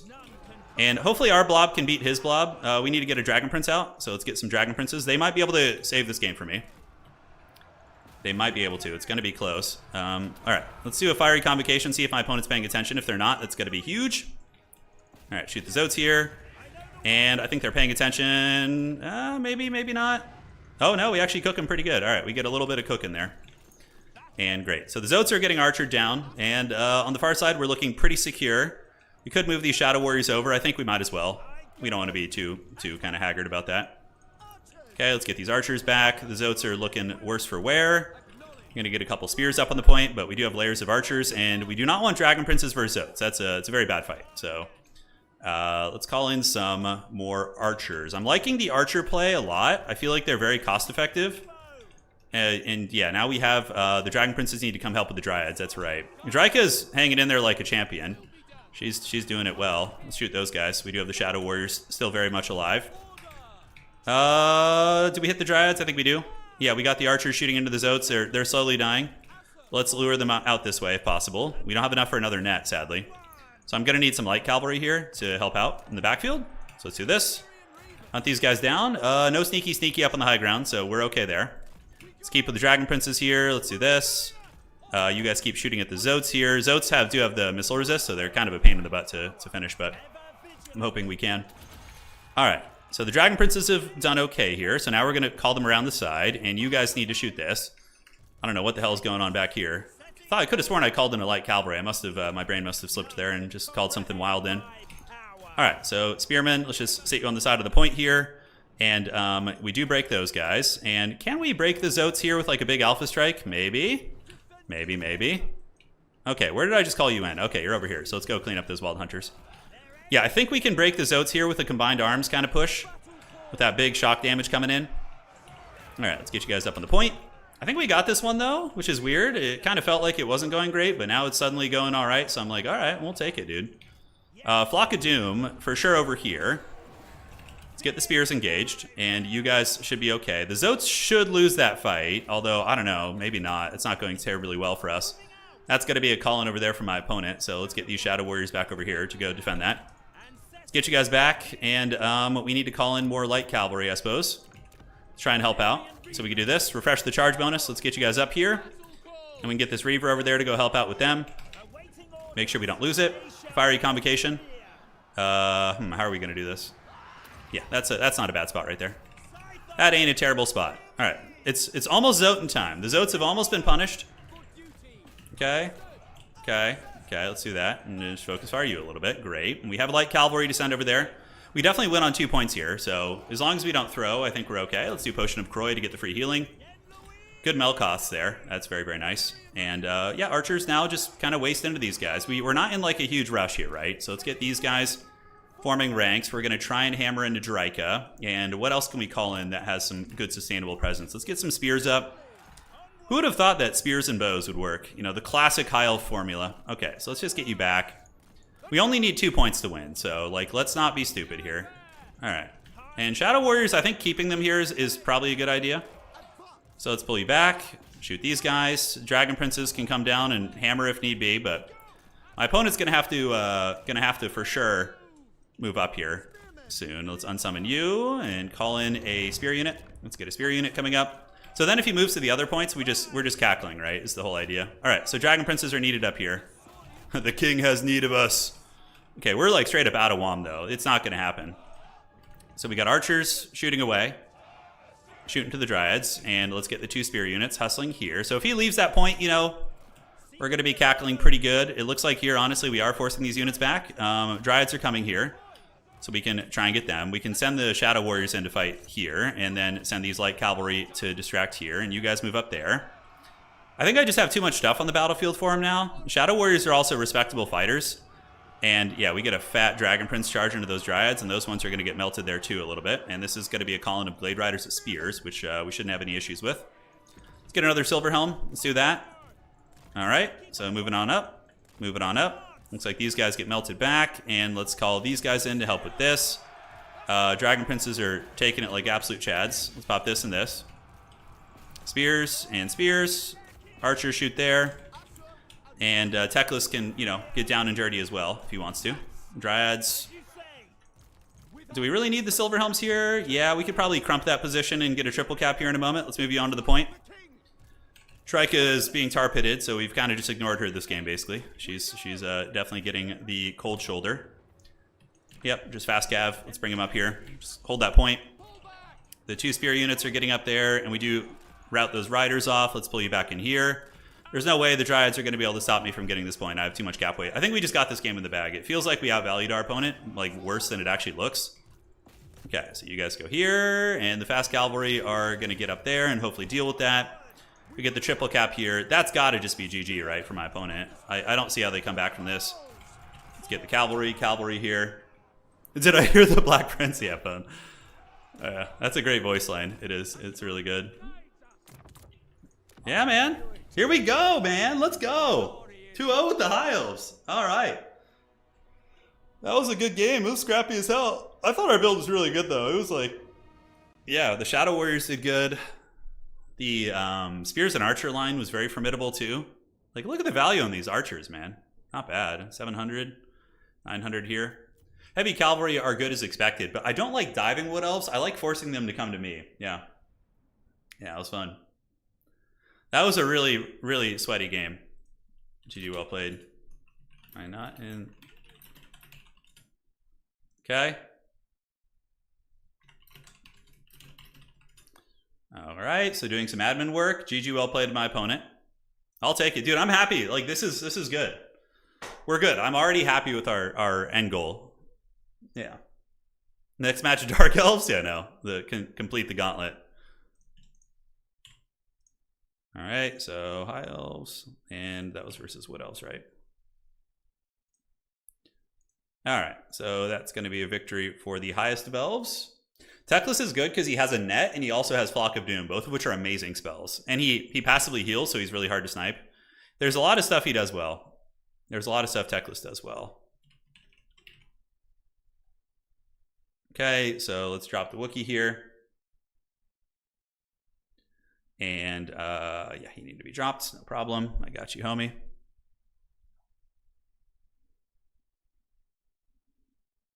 There we go, perfect. Why don't players use guard mode for range units? Yeah, there's times to use it, there's times not to use it. But arguably, yeah, it wouldn't be a bad idea to use it for sure. Okay. So it'd probably be him. Just checking here. Let's do this. And then we had the drop here. That would need to adjust his score. And adjust his score too. Okay. Sort of checklist regrowth. Yeah, yes. Regrowth is good, but like not with that playstyle. I have nothing that I don't like playing monster playstyle that much. So for me, the way to play is a little bit more optimal. Why do High Elf archers have more range than Wood Elf archers? I would say because they're both elves technically. If we're just trying to like tinfoil hat this, they're both elves, number one, and number two, High Elves probably have better crafted weaponry. So their bows are going to be made using finer materials, and there's not much of a skill differential. Whereas lore-wise, the Wood Elves would probably be. I mean, in tabletop, though, Wood Elves are better archers too, though. Yeah, I don't know. I'm just like trying to rationalize it, but honestly, that's always been okay. Just doing some drops here, fixing scores and whatnot. All right, so just got to update this. What elves are used to fighting in the woods, more range, yeah. Yeah, High Elves would be more the classic like open field, like long range kind of thing, I suppose. I don't know. I'm just tinfoil hatting it. I have to say, guys, I hate to admit it, but I'm having a great time playing High Elves. I really am. I do hate to admit it, but I am. I'm having a blast. Because we had good games versus two very good players, and we're just learning them too. All right, now go beat Dark Elves. I don't know. I think we maybe had one Dark Elf show up for the tournament, maybe.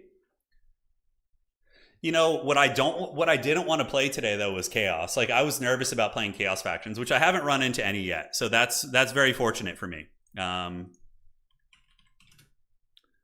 Okay, so we gotta.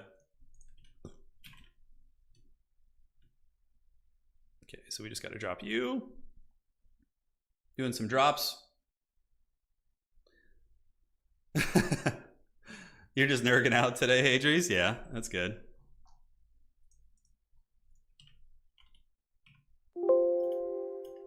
Okay, so we had you drop. And who was your opponent? Your opponent was... who were you playing in this round? Who was your opponent, by the way? Okay, so almost ready for the next round, actually. I think, yeah, we got 2 more games left to go. And then we should be all set. Should be all set. Bringing them out. Well, they're 41% win rate, and we played a mirror match, which doesn't help the win rate, so it is what it is. Yeah, Ulrich is here. His opponent dropped. He's got 2 points. Did Ulrich win his first game? No. So we got to fix Ulrich's score. A lot of little things here. Okay.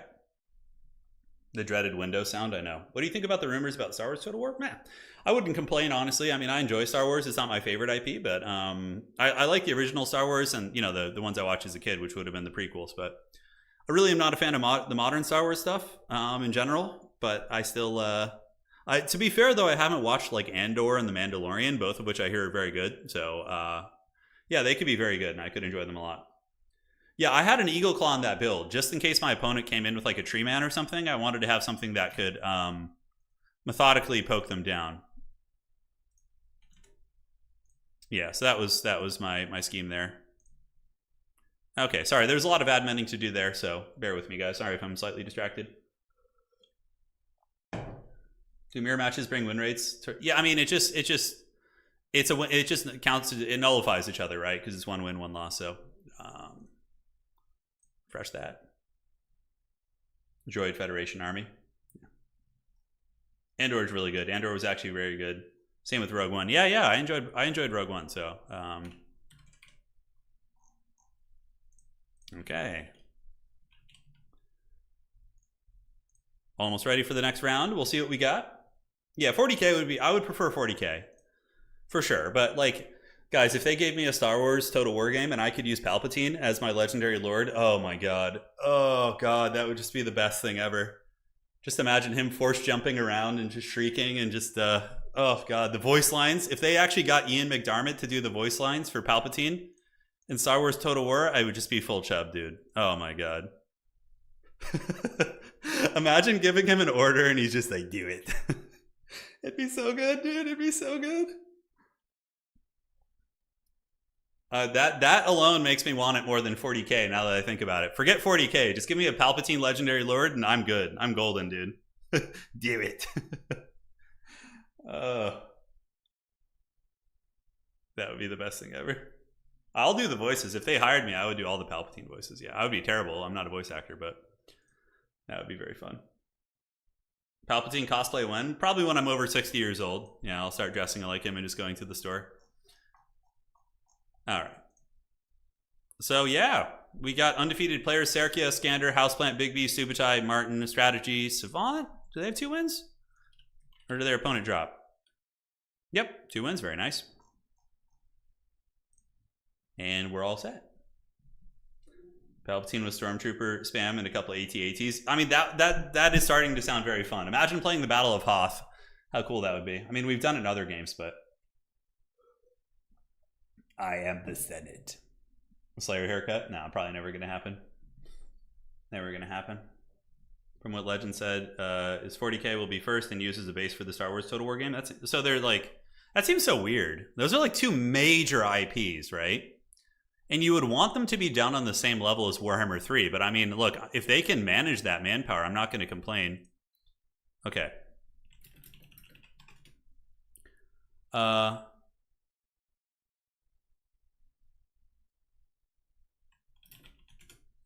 Okay. So we're just waiting on the last game here. Let me just refresh this. And it's Harrison and Fatty Knight Sama. Okay. So when did we start this round? They technically have another like 6 or 7 minutes. 7 minutes left, yeah. There's always one that takes a long time. There's always one. Just imagining Palpatine's charge animations as the spin shriek from episode 3. Exactly, yeah, that would be the best. Yeah.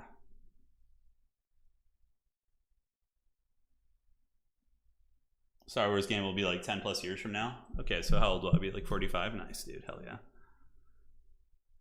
Hell yeah. Yeah, 40K would... Star Wars would bring in, for sure, probably more of a mainstream audience, which isn't a bad thing at all, you know? 40K would bring in a big audience, too. A bit of overlap with fantasy, obviously, because it's a Warhammer IP, but... Yeah. All right. Come on, guys. I believe in you. Harrison. Okay, let me message them. I'm going to give them a 2-minute warning. Okay, what's his... Harrison, I think is his name.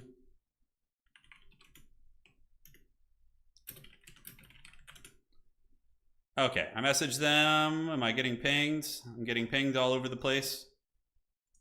Total War General Chat. Okay, I don't think it's for the tournament.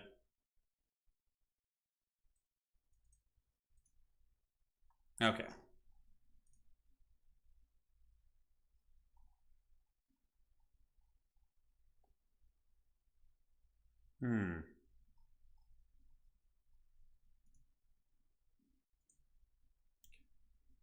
Are you guys done? Yeah, usually it's because of a drop. When somebody drops and they try and replay the game, you know. Okay. So they have basically... It's player who drops loses. So the guy who's in the last game, he's telling me, he's like, not only did they drop, but it's a Nurgle mirror match.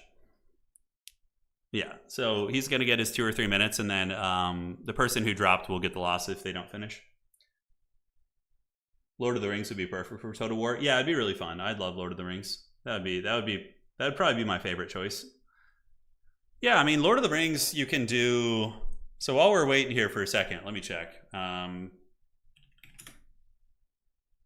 I mean, there's a pretty respectable faction diversity here. So where you go, shop? I don't know how to navigate this. Middle Earth, yeah. See, Lord of the Rings is good and evil, right? They already have like factions kind of broken down. So how can I like filter it by? All right, no, that's Old World, and then we have Middle Earth. Yeah, good and evil. Okay. There should be something here, filters for, yeah, there you go. Are they going to have it? Yeah, so you have like big armies. Lothlorien, Minas Tirith, okay, Rivendell, Rohan. Yeah, you have like, you basically have like, you know, your Wood Elves, your like, yeah, Rivendell, Rohan. The Army of the Dead would be interesting. I don't think that would be like a full army. That seems like that would be a supplement to Gondor or something. Maybe like an army ability where they can like, if you bring Aragorn, that would probably be like, if you had Aragorn, he could like summon a unit of the dead, right? So if you have Aragorn, you can summon the unit of the dead, like much like Solostra summons the Knights of the Past. Yeah. Kaza, yeah, dwarves. Yeah, yeah. Of course the Witch King would be there. Yeah, so that's like 5 or 6 good factions you could start with, you know, and you could even stretch it out if you really wanted to, you know? So then if we go look at the evil probably is pretty easy to divvy up. I always click on that out of instinct, is what I play. So evil you could do, yeah, you have Angmar, Barad-dûr. There's a lot of stuff that overlaps with evil in the tabletop game. Isengard, Mordor, Moria. Yeah, Isengard for sure is its own. Mordor could be like its own thing. Moria could for sure be its own thing with like the Balrog. You could just make some goblin legendary lords and you'd be fine. Easterlings, yeah. Yeah, you could have like 4 solid evil factions. The thing about 40K though, from a business perspective, is that you have, if they really want to just go bananas with the DLC thing, they can do so much DLC for that. Like so much. Like, oh, we're going to do a DLC for every Space Marine chapter and just reskin them and attach a flamethrower and call them the Salamanders. You know what I'm saying? Like, they can go absolutely bananas with 40K DLC. Like, absolutely bananas. Okay. All right, so the round's over. Good timing. Let's go ahead and get ready to refresh this. And then we'll go from there. Haradrim, yeah. No way they would acquire the rights to the trilogy. I mean... Rings of Power, I guess, had to get the Haggard one, right? Yeah, I don't know. All right, so we're finally ready to advance. So we're doing it. Round 3 fight, baby. Space Marine power creep? Always, dude. Always. Space Marines would be OP in that game, too, probably. You could move the Eye of Sauron to a battle in turn before you get the combat bonus. Yeah, that would be kind of cool. You have the tower and you can, like, turn it to one region. Yeah, you should work for CA, dude. That's a great idea. Yeah, they're probably going to update the engine for sure for, who do we have here? We have B6, B6. All right. So, my goblins, it is time. Let the Nurglings feast. The next round is ready. Round is live. Good luck, have fun. All right, so we got B6, B6. Go ahead and host. Do a little bit of this, a little bit of that, and B6. I think this is my opponent. Not sure, we'll find out. All right. So opponent is on the way, rounds are going. And we have Glade of the Everqueen, the Crucible, and the Sunken Mire. Ooh, interesting, okay. Yeah, we have Crucible in the tournament today, which is the corn map. This one, I forgot to take it out. I was going to. But I guess people could just ban it because we have map bans today. So, yeah. My official petition starts here for Total War War, which combines all Total Wars into one game. That would be insane, dude. Yeah. Just imagine the Unga Bunga units from, like, from Rome. Just, like, the really Unga Bunga barbarian units going up against, like, you know, like Empire steam tanks. That'd be great. Well, elves without elite infantry. I see. That's basically what we're playing today. Yeah, we're playing very, very wide elves. All right. So maps are going to be this. And who's top of the bracket? Is it going to be me? It's my opponent. You ban first. I do not want to do the Crucible. Yeah. Finding out what my opponent's playing. Please don't be another elf. Although honestly, we've had some good success against elves today, so maybe we should just roll with it and take the elves. Oh, Skaven. Oh shit. Oh, we have an undefeated Skaven opponent. Wow, the Battle of the Pit Lord factions. Okay, banning shit. Banning so yeah. I think we do that. So we're just gonna do Glade of the Everqueen. I actually don't know how this matchup goes. This is gonna be a little bit of a funky one. How do you beat the rats with the High Elves? Okay, let me think about this one for a hot moment here. Huh. Alright, do we want to do a little Imric action maybe? Some Imric. Imric. Evil. Alright, let's get all you guys. Do a little bit of this. I think I have some ideas on how to fight the rats. Yeah, the rats seem a little frightening here, dude. I'm sweating bullets a little bit. Not gonna lie. Yeah, we got the blocker. Don't worry, it's here. The blocker should be here right now. Yeah, we definitely do this. Okay. And we get... That's not bad. Okay, you know what? This seems like a decent little idea. Let's get you here. Man, High Elves have access to so much different magic. That's pretty hog wild, man. What are High Elf meme units? Probably Tyrannoc Chariots are their biggest meme unit. Yeah, I would say that. Like, a lot of their other units are reasonably viable, but Tyrannoc Chariots are just so super haggard, so. Okay, so we're gonna do that. And then we will do this. Okay, that looks good to me. That gives us power recharge. All right, I dig it. And pigeons. Yes, pigeons are always nice. Yeah, they're going to have like scary weapons teams. Archer is probably not going to be the best here, I would wager. So I think we just do this. A couple of those out of the gates, and then we can throw in one here. I have some like some tinfoil hat. No, dragon against Skaven's risky. Skaven are actually good at killing monsters in my experience. Yeah, I think Skaven are actually excellent at killing monsters. Alright, so those look good. Definitely can call in some of these guys. It would be truly an honor to lose to the brave Skaven, the valiant Skaven. No shame in that. Okay, so probably you don't need Dragon Princes. I think just like even just regular Silver Helms are going to be enough in terms of like pressuring. So yeah, that's probably the direction I would go. Okay, what could Skaven possibly do that would be very nasty? All right, so that's going to be a fair amount of Wind's Magic, but I think it's worth it. Queek Unstoppable. You think Queek's unstoppable? Yeah. Is he? Okay, so what's it going to be here?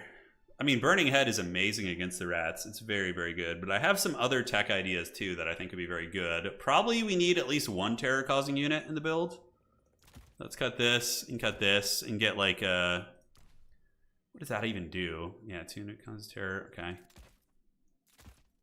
Yeah, all right. I like this build. Feels pretty good. You could do an Imric, like, horn build, like Vuvuzela, where you get the Horn of Gondor and you can, like, charge through and do some work. That could be pretty good. Aside from that, I think we're okay. Just doing some fine-tuning here. 2 of those is probably acceptable, and then we can call in some, just get some of these, I guess. What are they going to be? 600 plus 400? Can't afford that. Curse the Baggins, dude. Curse the Baggins. All right, so then we got 800 left. God, it's such an awkward amount of money to have. And we can do 1 Reaver. Yeah, those guys are kind of a cool tech, actually. I don't hate that. All right, good luck, have fun to my opponent. Let's see how this goes. Let's see how this goes. Rangers are good in this matchup. Yeah, they're good. I have a secret forbidden tech, which I don't know how good it's going to be, but we're going to try. Haggard round 3 High Elves? Yeah, all day, baby, all day. We've been having success so far, but I actually don't know how to play this match. I think maybe just rushing, bum rushing would be the best. I didn't quite do that, but we're close. Like probably just going like triple Silverhelm, triple Reaver with like Mass Spearman and Ranger would be the best opening. Maybe just to push them down and stuff the Skaven back. White Lions are not good in this matchup. Because like unless Skaven brings Stormvermin, the White Lions are not going to be good. I got the blocker early, dude. Dune, we'll have a Dune stream probably end of this week, actually. I plan on having an Age of Empires stream too in the next few days, so we're gonna get back to the classics there as well. Why are there no Skaven in 40k? Yeah, I don't know. You could add them. I mean, they added dwarves to 40k, so you could add Skaven, like some mutants or something. You could have like some Hive City in 40k that was like feeding its rats some like not warpstone, but like chaos tainted stuff, and they just become like Skaven. Yeah, it's an option.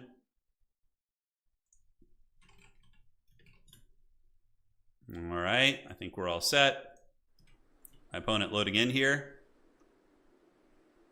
Imperium is Skaven. Yeah, I suppose so. Like the Imperial Guardsmen and all that stuff definitely have some Skaven energy going on. Yeah.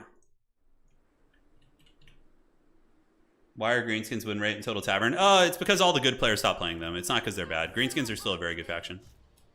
You had like all the sweats who just like only like to abuse the strong factions. They stopped playing them. So then like newer players started playing them who didn't know exactly how they're played. But you still see them picked in like high level best of threes, in my experience. So yeah, that's that. We got a staunch line of spears as we usually do. I think that's the meme, right? And cool. So we're gonna go ahead and get another spear here.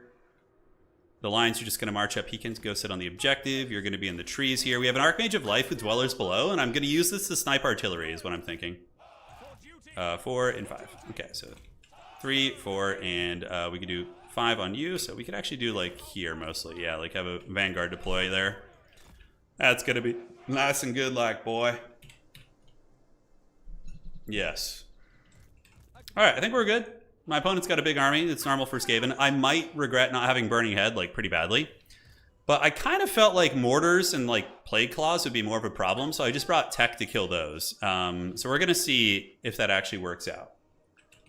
If only Kislev wasn't so stupid. I know, I've been trying to get Kislev nerfed forever. CA just, like, I don't know. They don't want to nerf them hard. They just, like, tickle their pickle, you know? They just stroke the sausage a little bit. And they never give them what they truly deserve, which is a heavy-handed nerf. All right, so let's get you guys up. Let's get you in the bushes, and you here, and here, and here. Okay, it's a Vermintide with the Grey Seer. A little bit different than what I expected, actually. We're going to take our Warriors of the Shadow up here and go and, play. They're going to move up to the point. My opponent capturing here. I'd probably get, like, 1 Arcane Phoenix out early. Just to be kind of a nuisance. I do have healing, too, so these are just Night Runners. My opponent doesn't have any heavy arty, right? No, it's like a monster build. Oh shit, okay. This is like interesting. So let's get up here. Let's move some of you guys up this way. And aside from that, we're going to call in for sure the Flamespire Phoenix. Yeah, so we're pushing these little stinky rats back. We can go ahead and get you out here. So we're just going to take you out of your control group here. Move that way. We push the stinky rats back. We get the points, which is good. That's all we need. And then we just pull back. Keep some of you guys in reserve, and yeah, it's very interesting, this build. Let's get some archers out here in the open. And the Shadow Warriors, what do we even shoot here? Okay, this build might actually catch me off guard, I'm not gonna lie. Let's get a Flamespire Phoenix, get that bad boy coming out here to start causing some havoc. Shooting into the skirmishers here. Let's get some of you guys coming up, and you guys here, and you guys over here. And yeah, now our little slingers are going to get poked. But yeah, we can use our Shadow Warriors to shoot into these. Although, honestly, I should probably save their ammo and use them against the big monsters and stuff. So I think that's going to be the play. Nothing really of, like, amazing quality being called out for my opponent. It's mostly just, like, Haggard units here. So that's fine. But we're going to charge in there. And you guys sit back. And I think we have engaged. Yeah, so let's pull across. Do a little bit of this. A little stinky bird bombs. Give them a bird bath. And we can try and tear out here. Although I think we're going to need it more over here. So let's go after these guys. Let's pull you back. Get the spear units there. This guy's here. You guys do this, and you guys do this, and great. So then you guys can help just buckle these clan rat positions. Okay. So let's get you guys to do this. Charge over there. And the Phoenix can go and start attacking the rat ogres, I suppose, would probably be fine. Rat ogres are what we want to focus fire for sure. So we're going to try a little bit of that. And now for reserves, what do we want to call in? Probably some silver helms just to clean up some of these rats in my backfield here. So let's shoot some of these rats here. And the ogres are getting hit pretty good. We do have the Phoenix on them causing terror. My opponent has a pretty good position here. Let's pull back this way. Let's retreat. Get you guys back this way. Phoenix is still chasing. Just trying to get a terror out on these ogres. That was a dreaded 13th spell. Wowza. Okay, I need to turn my game volume up. I'm not hearing shit right now. Okay, so you hammer this down. Looks like that position is more than fine, so we can just kind of continue pulling back. And the Phoenix keep chasing here. We can get our mage to go there too. I don't have any good targets at the moment, so we're just going to do an Earthblood on our slightly injured units here. Let's put fire on will. So they're going to start firing at will, as you would expect. And we'll get these Storm Riders to move in. They have spears, so we're going to try and poke them down. All right, so looking fine here. You guys push, you guys push. And now we're successfully chasing those ogres back. We should get a terror out on them right now and just be able to rout them. But we're mainly going to focus on value trading for a while, right? Because we don't need to worry too much about the other goodness here. So if we break this position, we can actually just straight up move up and take their back objective there. Yeah, that's going to be very nice. And we do have the dwellers below. I don't know, like I was expecting my opponent to have some like weapons teams and all sorts of stuff like this, but it wasn't the case. It was not the case. All right, so we just need to kite these halberds away. Let's go ahead and conserve ammo now. And the Phoenix, how's it doing? Is it chasing the ogres off? We have another ogre unit here, and the Riders on the Storm can finish these. Now, these guys move up, take the Skaven home point. You move up, take the Skaven home point here. It looks like we do get caught with a little Howling Warp Gale action. For some godforsaken reason, High Elf, we'll get a Silver in to really anchor that back point. But High Elf, what's it called? Rangers don't have Vanguard deployment, which seems so strange to me. Seems very weird. All right, let's get in there. Attack this. Let's go over, get an Earthblood. Riders on the Storm have done it. And now we're going to threaten the Skaven home objective a little bit. So we're going to go ahead and pile in here, get spears and spears. Threaten that one. And our archers, unfortunately, slightly compromised here. We still have the spear wall fighting valiantly. All right, so let's get on these dogs. Let's do this. And in the meantime, we have these spears here. So they can do that. Or just attack these doggos. It's fine, too. All right. So how are we looking? Yeah, being pushed back pretty well. Skaven are definitely beating us right now, I would say. So we need to do something about that. We need to move up and start getting some value where we can. So let's do this. And we have the double spear forming ranks here. And they should be fighting a pretty cost-effective fight. You have some terror routes going down. That is going to be a Packmaster coming after us. And where's the Phoenix? The Phoenix might be able to get some work down on this guy too, actually. So yeah, not really too many good Dwellers targets, to be honest, which is tough. We need some light cavalry here. Probably actually some Silver Helms would just be adequate. So let's get the Silver Helms up. Have them come hammer those ogres. And we do get a dreaded 13th spell on us. Wow, brutal, brutal damage. That did a lot. I always forget that thing has 2 charges. All right, so how are we looking there? Yeah, we're losing that fight. These guys are going to fight some rats, I guess, but overall, it's not going good. We need to get a Dweller somewhere. Like, our magic usage was not the best. Like, that's one thing that's really hurting us here is our magic isn't doing great. All right, let's get on these ogres, and let's put Fire at Will back on just so they're actually doing something. Let's do this. Have the spears turn around and help out. We do get a Dwellers below, which hits like a big blob of Skaven there, which is nice. These are Clan Rat spears. We don't want to be fighting that fight. And let's get you. Where are they? Come on. Give me this. Okay, there we go. Perfect. Move up and try and scrap back in this game. We're pretty behind in value. We do have a little bit of healing, though, and leadership is a thing Skaven don't like, so hoping we can really, really take advantage of that. So let's bring you over here, do this, get on this, and then we need to, yeah, our Shadow Warriors unfortunately have all ran. Okay, let's pull you guys back to the point. Yeah, we should have gone with Burning Head. I feel like I don't have the tools to clear the numbers that I usually have, which is pure pain. Those Storm Vermin Halberds will disappear in a second, though. That is a bit of a false inflation there, so that's a nice one for us. Let's get on this, and we can have you move over to the point here. Try and contest that one. And let's move here. What are these? These are Clan Rat Spears. Let's do this and do this. Hopefully we can start getting that point back, maybe. We have the bird is the word, but it is a little bit trapped up in the sky right now. So let's do the Book of Hoth. Get our eagle out of there, and maybe we can break that Skaven position to the back. We still have a couple spear units fighting there valiantly. And you move up here, and we can get these guys, Reavers here, to run down these ogres. Hopefully they can actually finish them. And let's see if we can goon that Packmaster, if possible. That would be really, really nice, actually. Okay, so we're starting to reclaim our back objective. We're going to do a little bit of healing, and if we can rout a bunch of the Skaven monsters, maybe there's a chance. Maybe. Because they are pushing pretty greedily and deeply into my backfield here, right? So that's very nice for us. So let's form ranks and get the Shadow Warriors moving back up. They still have a lot of ammo left and a lot of staying power, so hopefully they'll be able to do a little something something. That is just the Grey Seer. Okay, so that point is ours. And our Bird Squad is going and doing good work. We might be able to break some Skaven characters here. We still have a little bit of time to work with, not too much, but enough to be, you know, decent. So let's pull this way. There's going to be some evil Skaven magic over there. The Riders on the Storm doing good. Let's get some Rangers coming up. So Rangers lead the way here. We're going to try our best.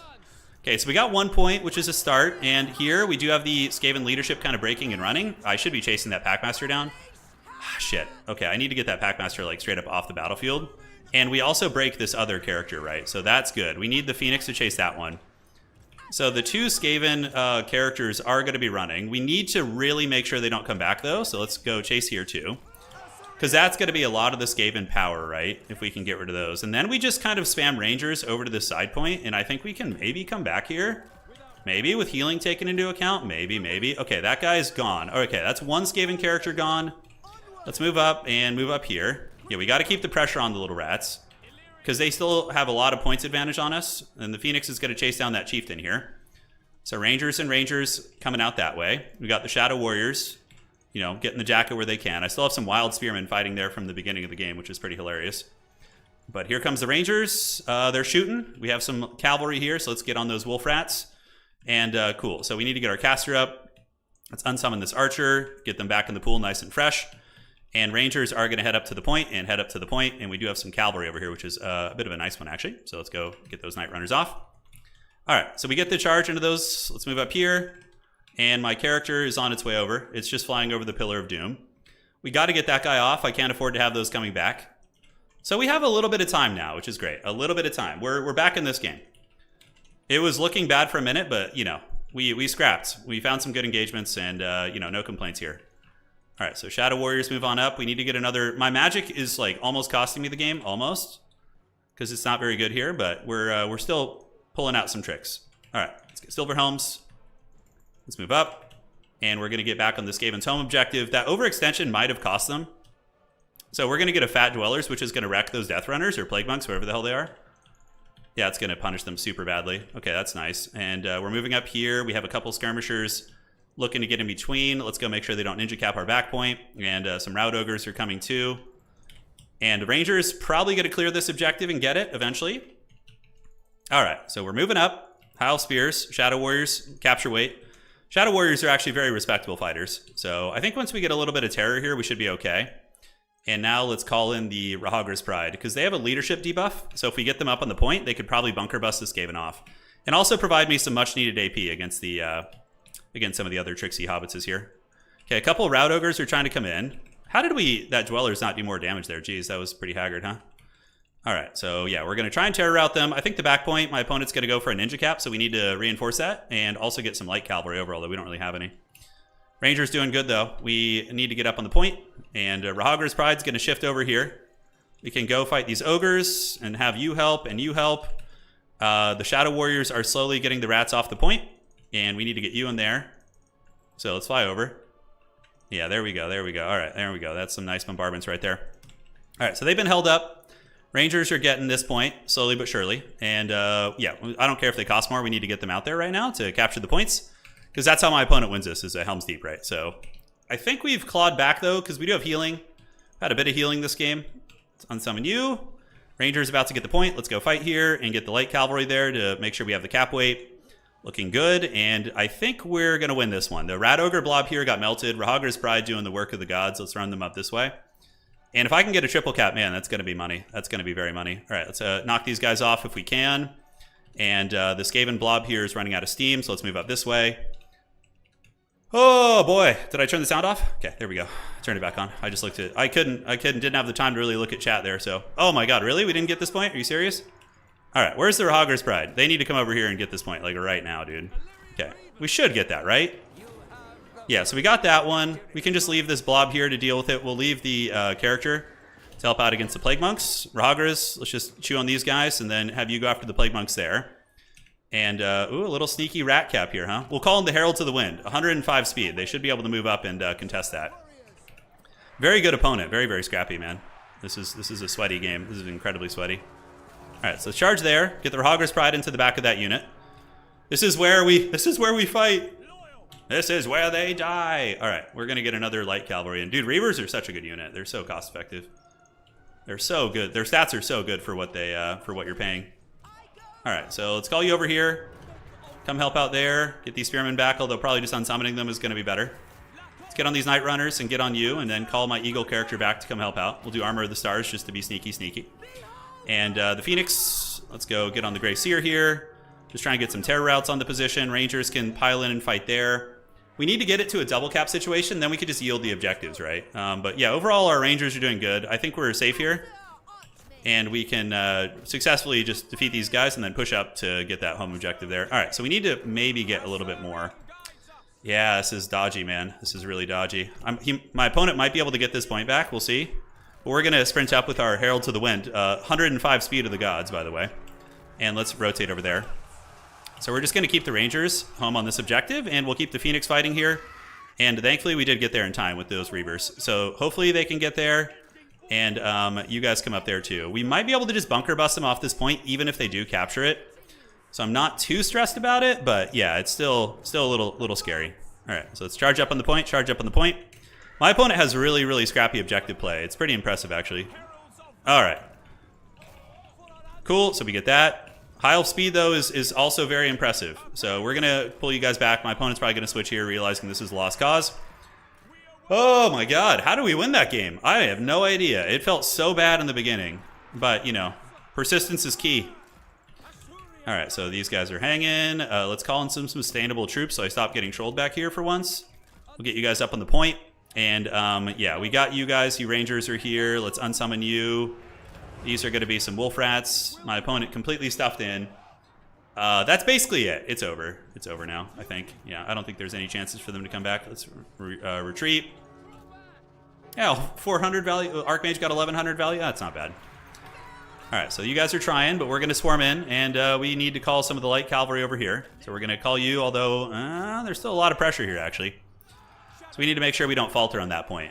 But yeah, I think we're okay here. Let's call in some Silver Helms just to really give us some stopping power here. But we immediately rout most of the Skaven coming in. So, man, there was no what's it called? No weapons teams. That caught me off guard. My build was very teched into weapons teams, you know. So I felt like I was unprepared. But some of the other elements did good. Like the Phoenix was nice for terror routes. Silver Helms and Reavers really, really good there. All right, guys. High OP. I think CA is going to watch only this stream, and they're going to nerf High Elves. Yes.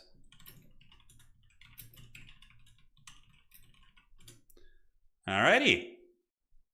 So that's another dub for the High Elves. Let me see here if I'm getting pinged. All right, let's see here.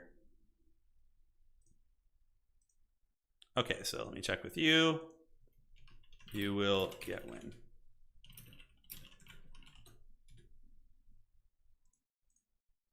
Okay, let's refresh this. Oh, that was a scrappy one, dude. We had to fight tooth and nail for that. Really good opponent. I mean, we're both playing like kind of pit lord factions. So that makes it for an extra spicy one. All right. So High Elves versus Skaven versus the Shaven. All right. There should be a faction of hairless Skaven called the Shaven. That'd be funny. All right, let's fire this up. An Aryan would be proud. I think so. I think so. All right, so we just got to do some dropping here. When the brackets refresh.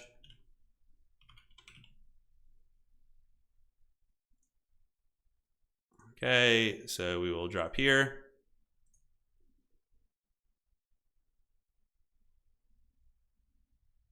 Okay, perfect. Let me see if there's any other admin stuff. Oh, I saw that you said in chat you got married, huh? Blind Smithy. Congratulations, dude. Congratulations. Let's hear it for our boy. Congrats, congrats. So you're ready to start a new life? You know, honestly, all jokes aside, I might mix High Elves into my rotation. I'm having a lot of fun with them. But I haven't played any meta factions yet. You know, I played Wood Elves are probably the strongest of the factions I played today. Wood Elves have lurked towards like the top 10 factions pretty consistently in the hands of good players. So I'm happy with that, but I haven't played any Chaos or anything like that. I don't know how I would do in those matchups. So we'll see. So far the undefeated players are Serkia, Houseplant, Hadries, and myself. With a couple other people still to come. Yeah, I think Hitman Hippo could be undefeated here if they win. It depends. We have a lot of games still to go. Oh, Professor Pone with the steel chair as well. Yes. Clan Pestilence.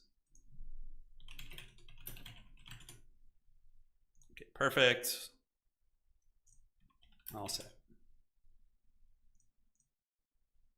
I need to drop it at the tournament. Can spawn in more units. Button grayed out Vanguard.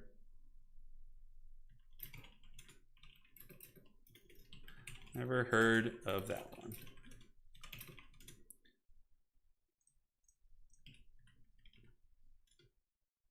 Okay, so let's do a drop here. Then Sir I Fish a Lot will get the W here. Okay. Then I Fish. Is it Sir? Okay, let's refresh this. Empire is favored in the High Elf matchup before the DLC. Yeah, no, Empire definitely beats Elves, I think. Unless, I mean, the High Elf player could make some mistakes. If you get some Reavers into the secondary and start killing like their value pieces, maybe you could win. But yeah, I don't know. Yeah, it definitely feels Empire favored. I would love to try it, you know. I would love to try it. It would be fun to see. War Lions, lots of Lions. Okay, that makes sense. Yeah, you could. Lions have like good general AP, so if they're with spearmen and stuff, they could probably fight off cavalry or like Empire Knights and whatnot. Windows screeching in protest. Yeah, it is. I need to work on that. Okay, what's going on here? Okay. So how we looking? All right, let's update this player's score to reflect the drop. Well, let's take a look at value real quick too. We didn't really do that post game, so we're gonna take a peek here and see what's cracking in the neighborhood. Value. Okay, so we'll do this. Refresh. Windows is upset as usual. So Archmage was, I mean, we had some good heals, and there were a couple clutch moments where those dwellers did good, but Burning Heads would have been probably exponentially better. Yeah, the Shadow Warriors were whatever. I thought they were kind of cute for poking Rat Ogres and taking the points initially. But Reavers led the way. Look at that. They got summoned twice, though, to be fair. So they barely paid for themselves. The Spearmen, they beat Clan Rats. It's fine. Silverhelm, 1,700 on this one. Lions did good. Phoenix was really nice. I think against Skaven, it's a really, really big mistake to not bring at least one terror-causing unit. You kind of have to. And the Heralds of the Wind are kind of a fun tech. They're really quick at 105 speed, and they're kind of like equally as strong as Reavers. And they can also fight better, too, or fight very well, too, because of their stat line, so... Man, my opponent's build caught me off guard. If these characters didn't die, I think my opponent wins the game. Like, if I don't surround and kill the Chieftain and the Packmaster, I'm pretty sure it's just I lose. That was a big, big moment right there. That was big. Windows isn't angry. It's just disappointed. Ain't that the truth, dude? Okay, I'm being pinged somewhere else. Oh, it's an announcement. All right. Checking, refresh. And let's see where we are in the rounds. Value is so hard to tell against Rats because they only have cheap junk. Yeah. It's definitely not a matchup where you get like 5,000 value on a unit. Phoenix Guard would only be used in like a Chaos matchup probably. Like against Khorne, I can see a Phoenix Guard maybe being used, like the Keepers of the Flame, since they do magic damage. And they can fight off like Fleshhounds and Minotaurs and stuff. But that would probably be the only situation. Handful of games still to finish.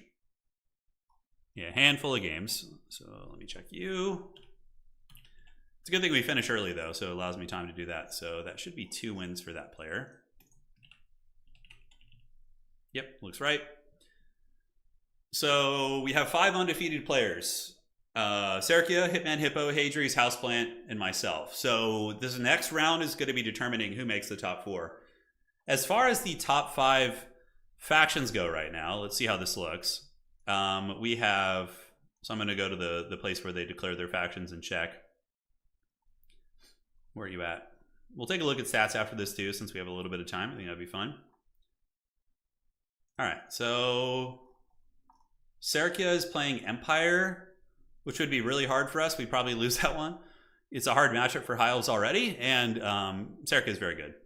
Although we did get him with Dwarfs last time, so maybe it's possible. Who knows? Hitman Hippo is playing what? Hitman Hippo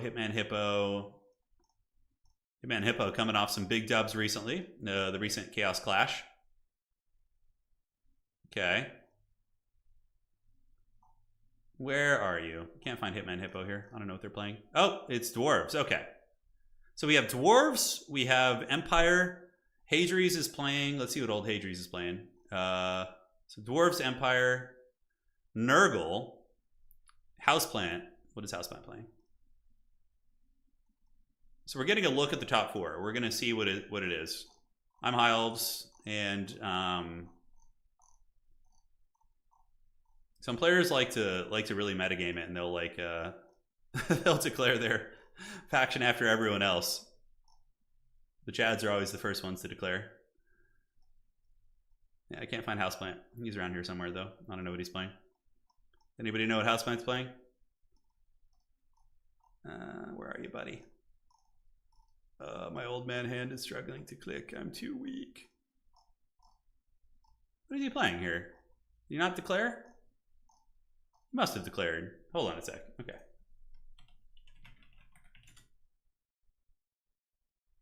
Huh. No idea. Well, we'll figure it out later.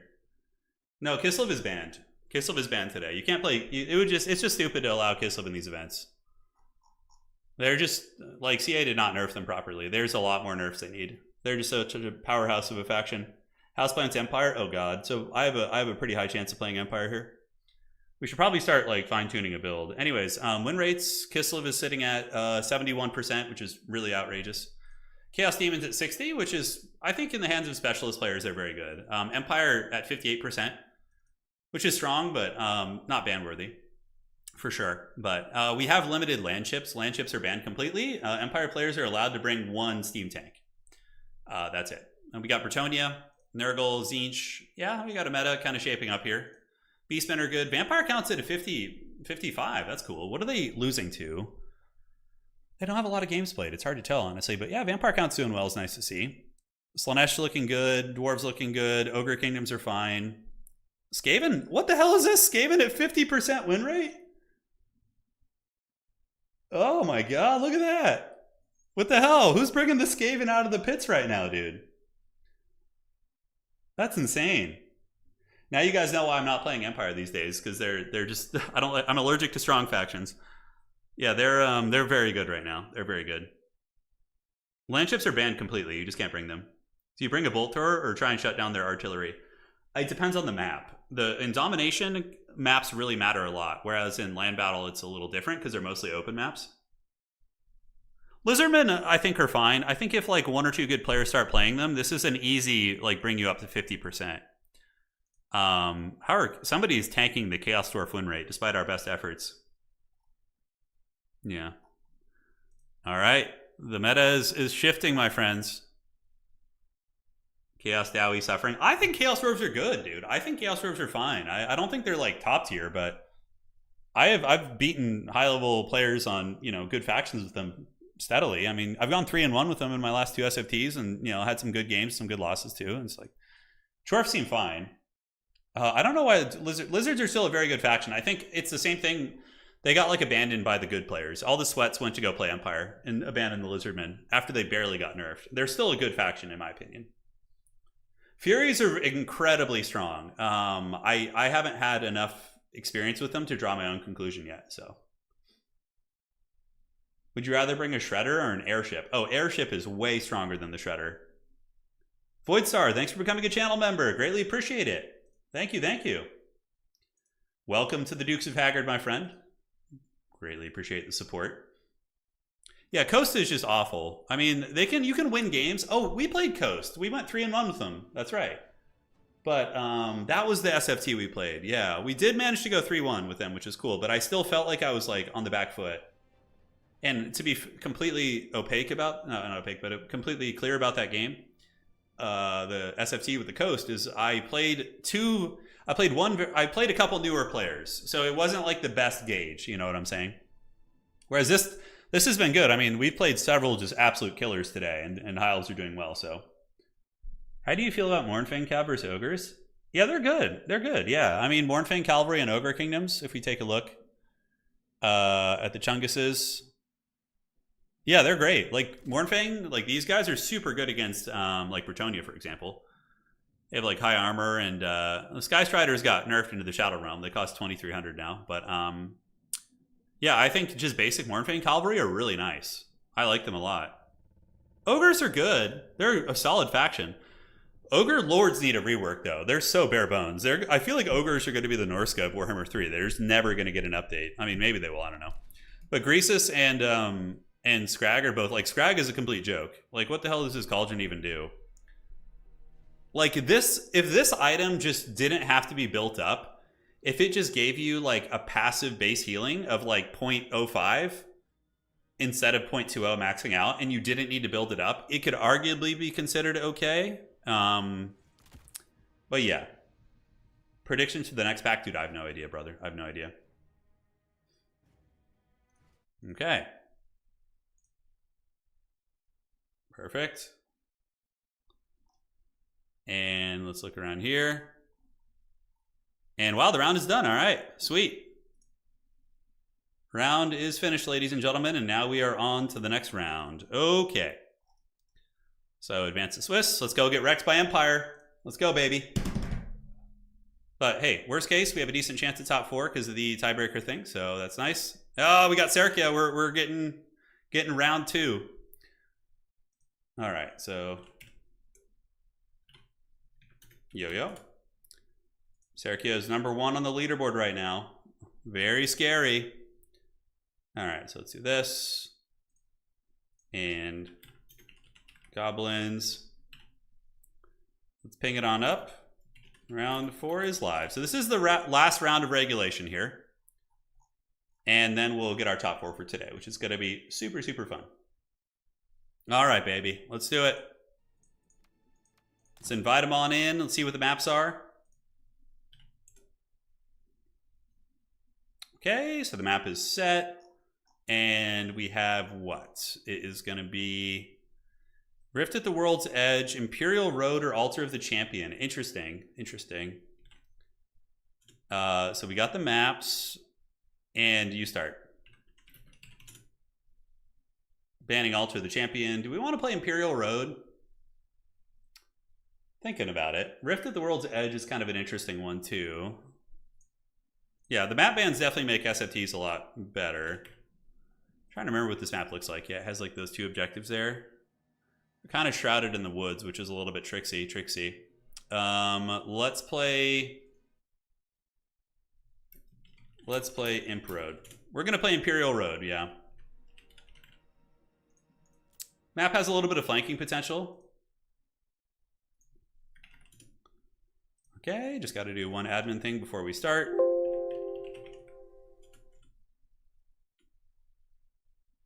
And do a drop here.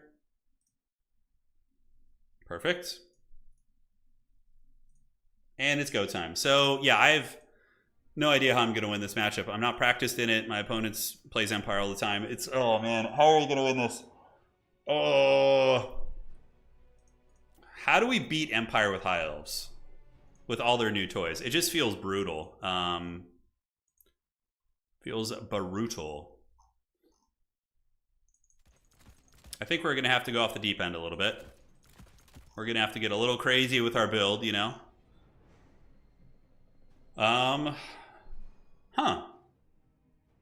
Yeah, so there's going to be a lot of scary things here. We could see an Elspeth too. Elspeth is fixed now, so we have to remember that old Elspeth could be on her way in. 100%. Okay. Let's get some of these guys. And Dragon Princes are not very good here, in my opinion. Not very good at all. This is going to be interesting. Yeah. I think we're going to have try something really unorthodox here. and see how it works. It could be terrible, but it could also be very good. What will Empire bring here to bear?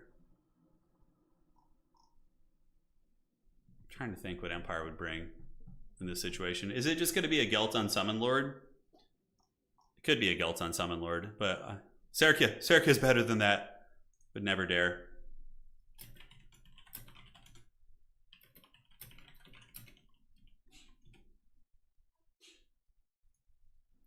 Okay.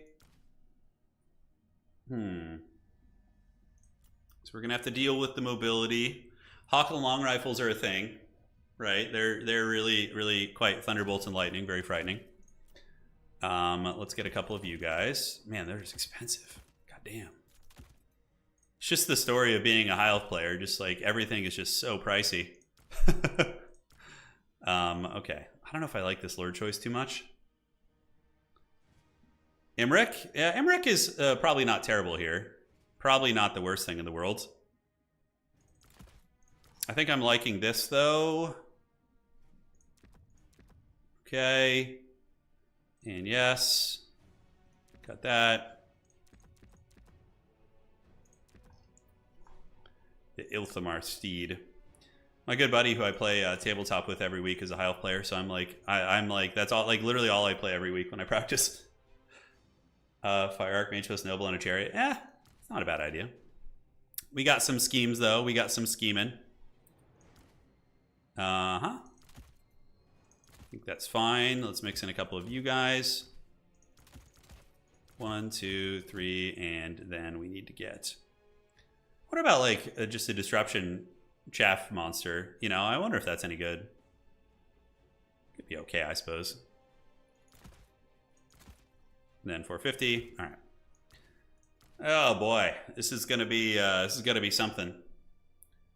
It's gonna be a little something. So we got 750. What can we afford here? I guess a ranger unit. Yeah, we'll get you two. Okay. Yeah, let's see how this goes, man. I don't know. Maybe it's a good build. Maybe we can win this one. Maybe we can sneak one out. War wagons will be rough. Yeah, war wagons are good here, but you know, you have some tools against them, for sure. I mean, Empire has so many things that can threaten you now, like the tank, the Hawk and long rifles, the war wagons. Elspeth is probably very good here. I'm gonna go get some water. I'll be right back. If we win this, though, we're guaranteed top 4. If we lose it, we still might make top 4, depending on the tiebreaker. Hey, Smotown, how you doing, man? BRB. Is Lithnar good for sniping? No, he kind of just sucks, honestly.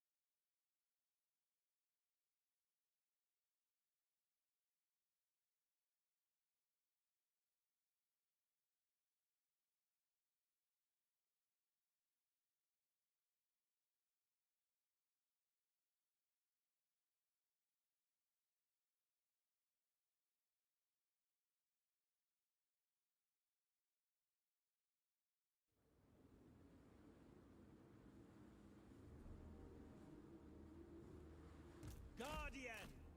We will obey! Without fail! We will obey! Understood! Spearman! Loyal! Acknowledged! Acknowledged! Understood! Shadow warriors!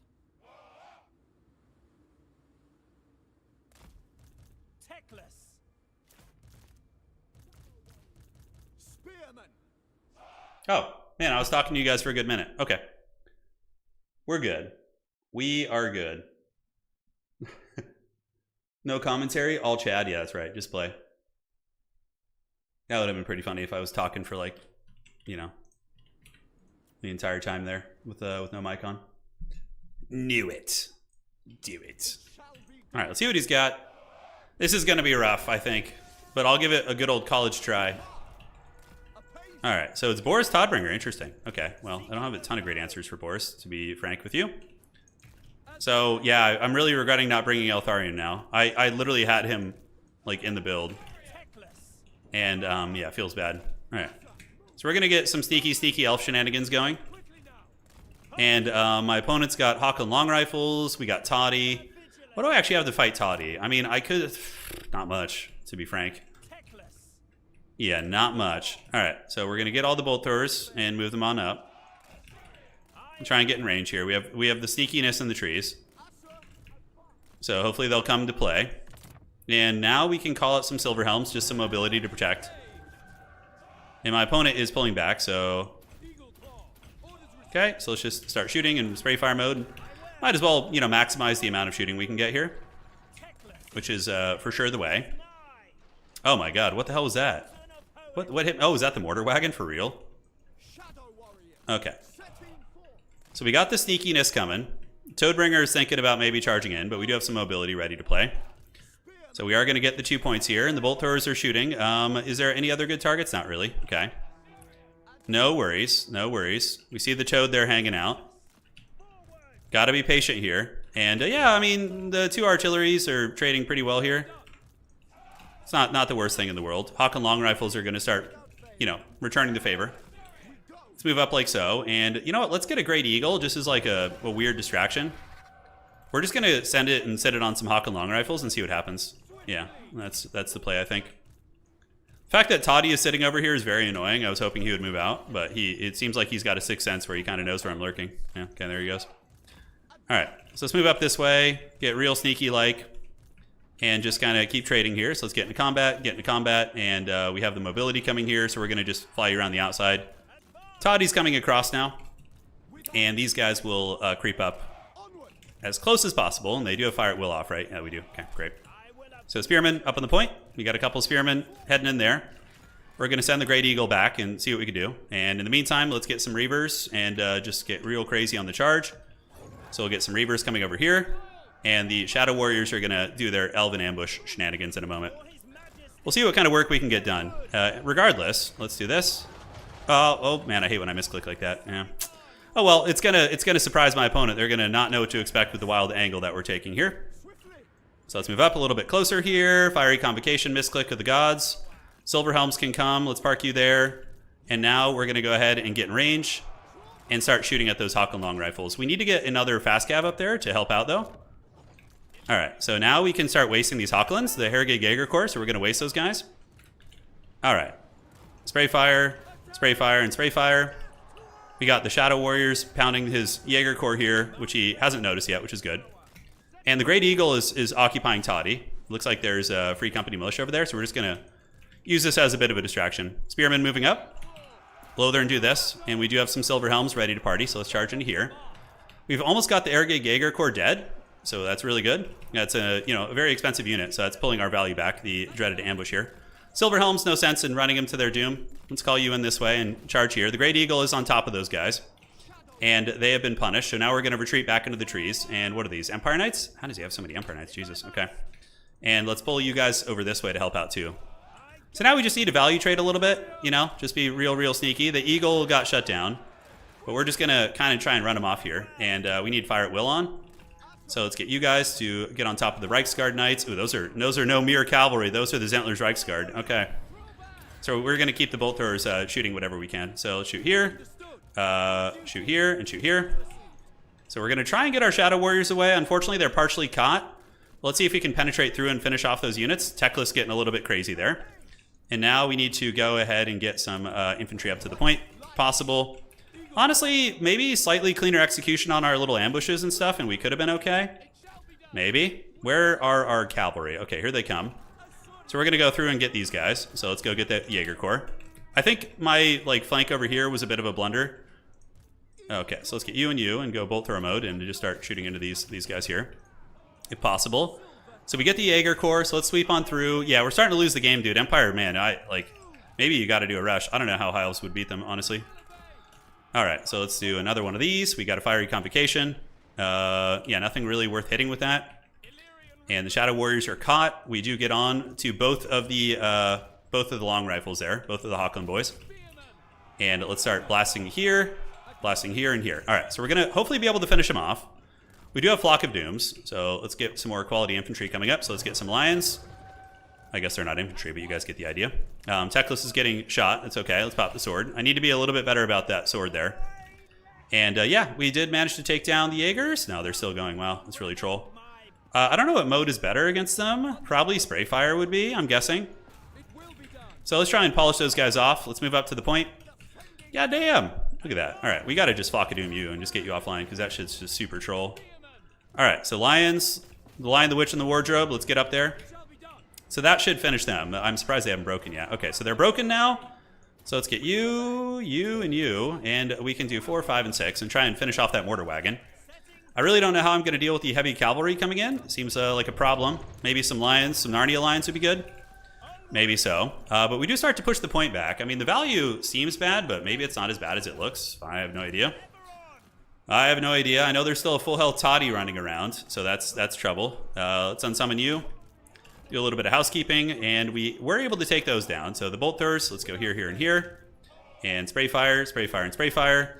Keep the Narnia lines here. Start shooting at the cavalry. And yeah, now we just move over here. Do this. Get the Rahagor's Pride going on these. And we can do a little something.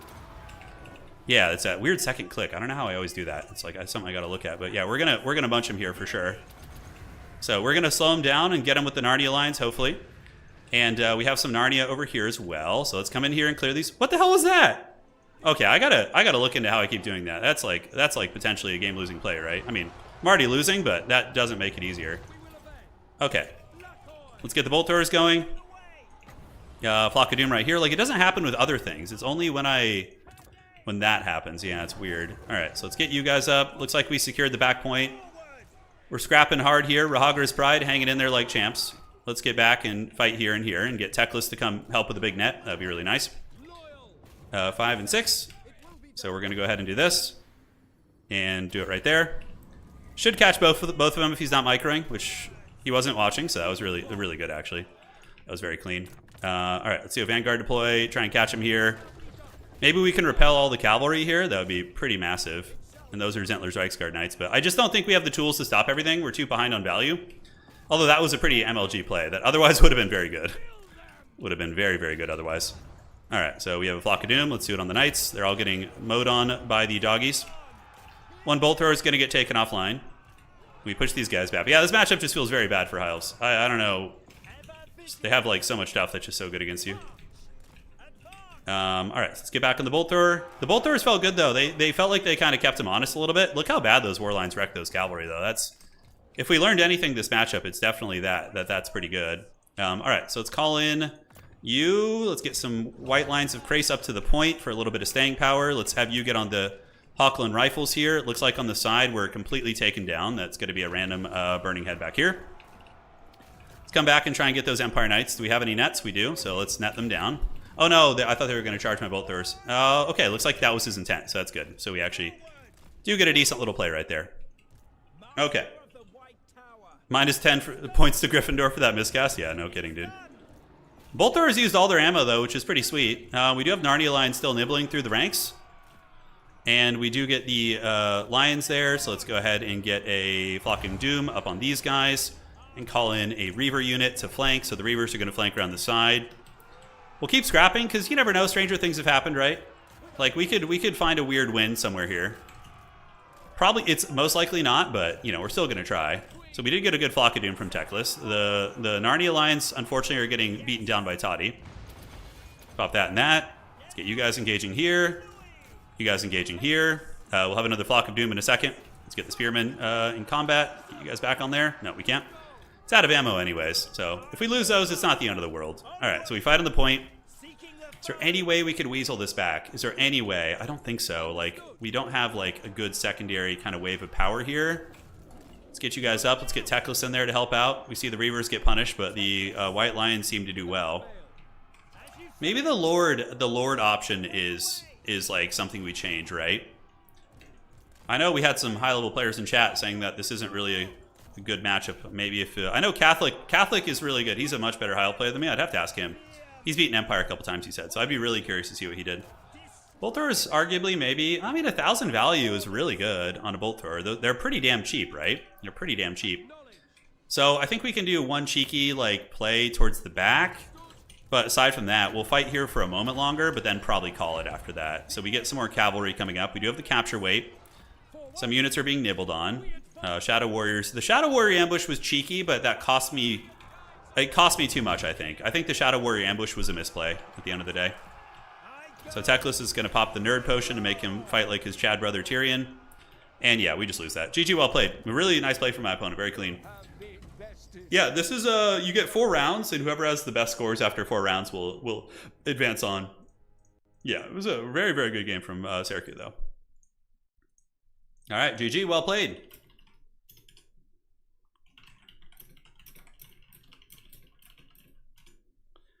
Okay, so bolt throwers were good. Yeah, not bad. Copy that.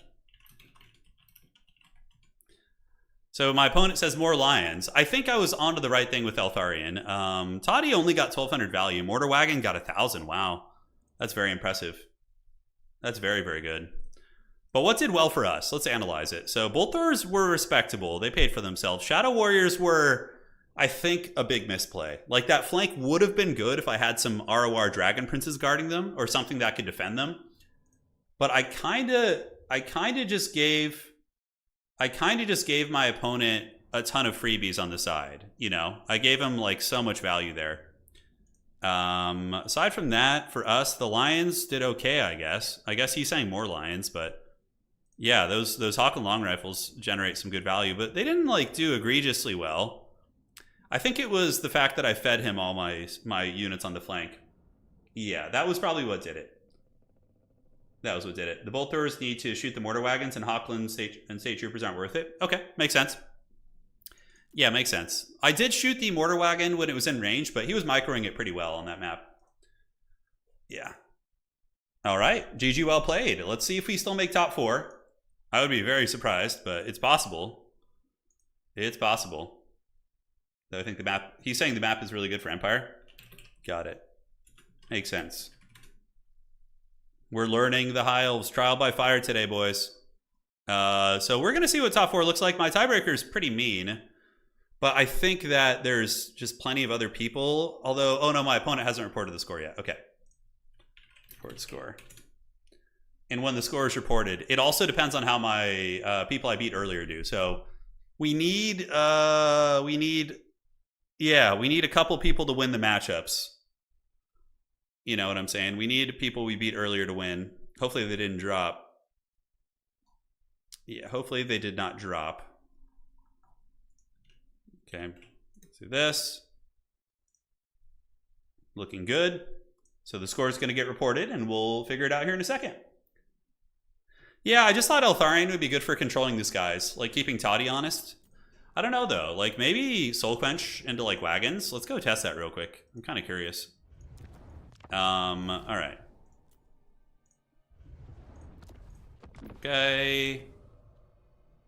Let's see. So High Elves, Eltharion the Grim. It's a shame that Elithanar sucks so bad. If he could have like really like double or triple his ammo, he might be worth it. He might be. Let's go ahead and test this out here. So we got Empire War Wagons.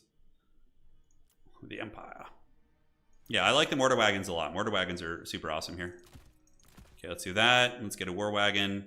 We can get a mortar wagon just for the sake of keeping it consistent. All right, let's fire it off. Eltharion's only 2,500 with his full kit. No, I was going to say 35. How would you change your build? Well, we might get a chance to.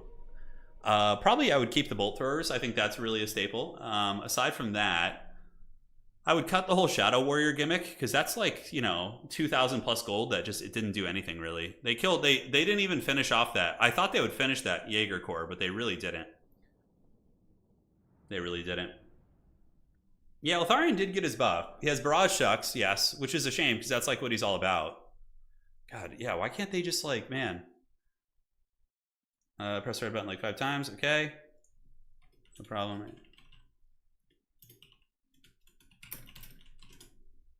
Alright, so let's test this out. So we're gonna do this. Because Eltharion will dominate Boris with Tempests. Not dominate, but keep him really, really honest. So overcasting does increase damage. Okay, so we're gonna test this out on the wagons. Okay, you know, that's not bad. I mean, that does almost kill a wagon, not quite. I was hoping it would one-shot a wagon model if you overcast it. How much Winds of Magic is that? So that's 7, and overcasting it is... Yeah, we'll find out in a second. We need to build up some WOM here. Oh, the dreaded pigeon bombs. Oh. Yeah, cut Shadow Warriors and Eagle, take more Spear Infantry and Fire. Yeah. I think that was... I was feeling ambitious with the Eagle. I just wanted to try him out. I don't hate the Eltharion pick, though. Maybe, like... Yeah, so 2 Soul Quenches will kill a wagon model, which isn't the best. Aside from that, I mean, Arcane Unforging isn't bad for, like, sniping characters and stuff. It does okay damage, like, against their mages, you could use it. The Fang Sword of Tor Ivres. Unbreakable, cannot die, yeah. Yeah, Warlines are good into wagons. Yeah, I think like a Warline push play. I mean, yeah, man, he killed the hell out of that guy. Holy shit. Yeah, Eltharion was mighty pissed. What kind of damage does this do to characters if we just like regular cast it? Oh, that's not bad. Yeah, that's not bad at all. Maybe we do just go Eltharion there, maybe. I don't know. Maybe. Melkoth's, yeah, Melkoth's is very good against Empire too. You could arguably go with like, you know what, like a wild Tyrion pick. What about Tyrion? I know I'm getting into power fantasy territory now, but like a Tyrion on horse with like nothing basically, just the heart and the Sunfang, and then you do like a Shadowcaster. That actually seems kind of like a gangster build. I don't know. High Elves have so much stuff. I know there's probably a lot of traps, but overall, man, there's a lot. There's a lot. So we're gonna see who else gets there today. Our chances of the top 4 are actually reasonably respectable. Yeah, matches are finishing. No, Leech Lord! No, Leech Lord lost. I needed Leech Lord to win their game. No, Leech Lord. We're currently in top 4, but the odds are pretty low. We needed Leech Lord to win because Leech Lord is our tiebreaker. Who else do we have in tiebreaker? Okay, so do we have anybody else that can be the hero Gotham needs? Who else did we play today? Aaron, is Aaron still here? Please tell me you didn't drop. Okay, Aaron, we need you to win, buddy. And come on, you can do it. 1, 2, 3. Oh no. Oh no, I got screwed by my tiebreakers. I think another one of my tiebreakers dropped out of the tournament early. Oh. That's pain. I would have been really stoked to make top 4 with the faction I'm just learning. That would have been awesome. High Elf Carl Franz. I think he's awesome. Princess on a Griffin is now... Okay, let's try that actually. That's kind of a cool tech. So Princess on a Griffin. Okay. We had 2 of our tiebreakers drop. I'm very, very sad, but it's... we'll see. Volley of Arrows. Okay. So we're going to try that. And let's bring some like good infantry, some heavy hitters. High Elves have so many weird things to experiment with, you know? They got so much. All right, let's see Warriors of Chaos. Try a couple Marauders. Let's try a you and you, whatever, and then just get a Chaos Lord there.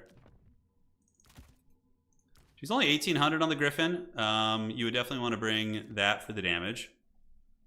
Is this activated? Oh, it's a one-time use. Okay, that's not very good.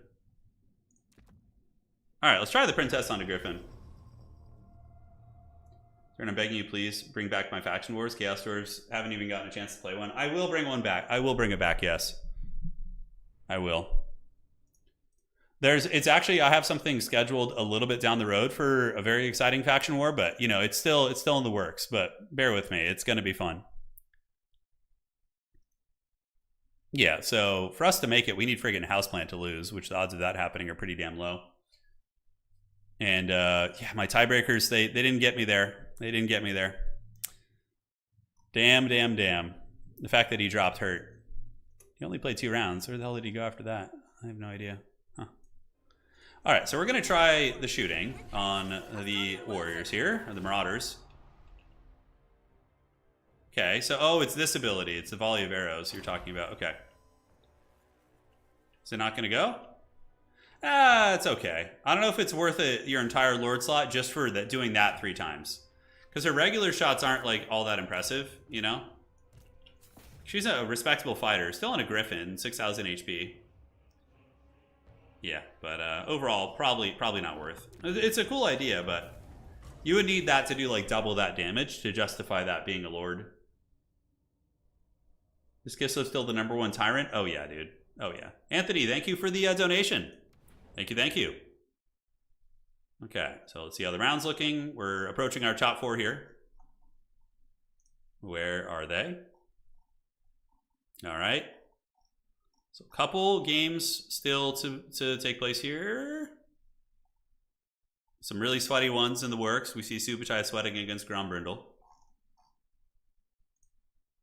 Somehow Palpatine is still in top 4. Did Houseplant lose his game? He might have, actually. No, he won. That's weird.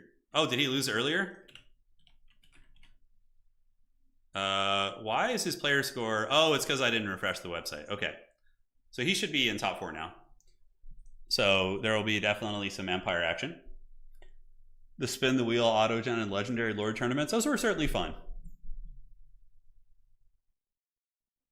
Yeah, the Griffin Princess, though. I wouldn't be opposed to trying it out. That's for sure. Yeah, we needed our tiebreaker to do a little bit better. Damn shame. We were close, though. We were really close. And the other players here wrapping up. I don't know how much of an effect on top 4 they're going to have. We'll have to see. Subuchai is 2 wins with a tiebreaker of 9. It would not be enough. That's for sure. No, Larry is good. No, Empire's too good at sniping big monsters. I mean, the one build that you could maybe choose the Empire with, like, because he only had 2 long rifles, right? And I don't think 2 long rifles could feasibly hold off, like, 2 big monsters. So you could do, like, a monster mash build against Empire. Let me think about this, actually. So if I was playing High Elves, we need to go into a domination lobby. Okay, so Dom time. Okay. I honestly thought I was going to go 1 and 3 today. That's like, I woke up, I was like, I'm probably gonna get wrecked here. Okay, so you just bring Earthblood and Tempest against Empire. Shield of Visha you can cut, just Star of Avalorn. Life Bloom you could probably cut, Boon of Visha you cut. Just got like bare bones, right? And then you could mix in maybe 2 Arcane Phoenixes if you want to get real crazy. And then aside from that, you just spam it out. You just go like wide. And maybe cut this and get like, you know, 2 Rangers or something. Elves are so awkward with their funds.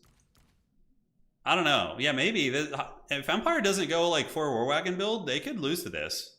This could be very cheesy. Did you ever read what Tim the Wilder asked about how possible it is to swap the current tiebreak of an opponent March wins? Or opponent match wins versus opponent matches?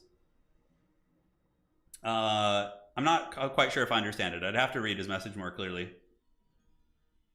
You had 2 proper handguns in reserve? Yeah, you might have been okay. This could be problematic, though. These things have the rebirth, and with Larry's healing, it'd be really hard to finish them. But, I mean, I still feel like the Empire is pretty good. They have a lot of pointy sticks and cheap cavalry to tie down monsters. Like, I feel like it wouldn't work. Although stranger things have happened, you know. Stranger things have happened. Okay, so let's refresh it. See how we're looking. Hitman, Hippo, and Hadri's duking it out. We got 3 games left to finish. I love how quick SFTs are comparatively, right? Like, I think SFTs are probably an hour faster than the 3x3 format. Like, 3x3 adds, like, easily another hour, I think. Just because how long people take in their picks and bans. Although 3x3 is the better competitive format, 100%. Like, if you're looking to be, like, hyper-competitive, 3x3 is better. But SFT, I think, for, like, just getting reps in is way more fun. What about a Lore of Light Archmage with... Yeah, Lore of Light's always good. Did Thrones make the Empire General a worthwhile Lord? No, he still sucks. Yeah, he still sucks. You would just go with the Master Engineer, or like, you know, or Boris, or Fran. I mean, Boris is probably still better than Franz. Yeah. Yeah, it was good, man. Hey, appreciate it, Fish. Yes, we're doing it, man. We are doing it. We've seen High Elf make top 4 twice this season, I think, 2 or 3 times. I think we had Catholic do it. I can't remember if Catholic did it. I know Charix did it. Then he lost in the semis. I don't think we've had High Elves win an SFT yet, despite some efforts from some good players. I don't think we have. Certainly not done bad. Okay. How'd the match with old Subs go? Did he emerge victorious? He did, but I think his tiebreaker score is a little bit too weak. Would you try Dark Elves next time? I wouldn't be opposed to Dark Elves. We'll put it to a poll. You know, eventually I would like to try and win one of these with a faction I am actually, like, a competitive good faction.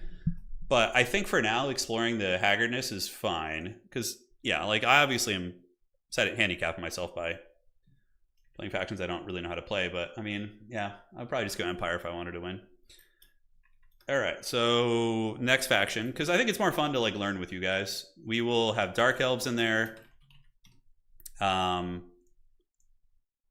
I wish you could have more than 4 options.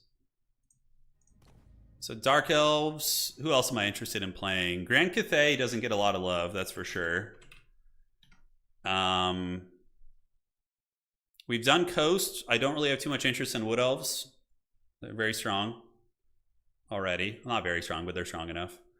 Khorne would be a fun one, like Blood for the Blood God and all that. We could throw a Khorne in there. Khorne's like seems like a good... Although I think we need to... Man, Nurgle time is fun too. Ogre Kingdoms, yeah. Ogre Kingdoms could be a fun one to play, although I don't really enjoy playing them too much. Tomb Kings, we've done a lot of Tomb Kings already in the past. Oh, we could try and learn Vampire Counts. That could be fun.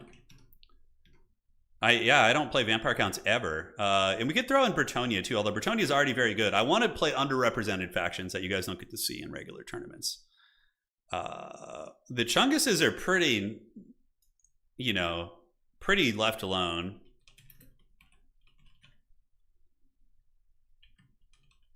Okay, Khorne is a lot of fun. Lizardmen are just kind of boring to play for me. I'm probably gonna... Like, all their cool units just suck, you know. Yeah. Khorne, maybe? I think Blood for the Blood God is always good. All right. So you guys, this is a time to vote for what we play in the next SFT. All right. So let's refresh this and see what's cracking. Yeah, they really changed the way the poll looks. Oh, wow. Some fancy new UI here. It's like blinding. Is it like super bright to you guys? Yeah. The Beastmen are very strong. Beastmen are a very good faction. Okay, we got 2 games left to go here, and I need to... So Kyle needs to get a free buy round here. So he gets his W for the buy. Top 4 is looking like Serkia, Hadri's, Houseplant, and Hippo. Hippo won the last Chaos Clash, defeating Tim the Wilder 3-1 in the finals. So Hippo has definitely been killing it lately. Been absolutely killing it. Yeah, our tiebreaker didn't do us justice. Paint it red, boys. It's up to you guys. You guys vote. I'm going to let this run until the very end of the stream. Of all these factions, my strongest is probably Khorne, because I have some practice reps on Khorne. Vampire Council, I'd be really excited to learn, because you never see them. They're just like, they're like a unicorn. Although, I don't know. Yeah, Grand Cathay, people don't seem too excited about that. That's fair. I definitely don't think you'll win an SFT with Vampire Counts. Like, your odds of winning with Vampire Counts is extremely low. Extremely low. Because they get hard countered by the Empire. The Empire dominates the Vampire Counts. And they're super meta right now, Empire. So unless Empire was banned for the SFT, which some people do, the odds would be very bad. Khorne can beat the Empire, actually. You can, which is really funny. But you can beat them.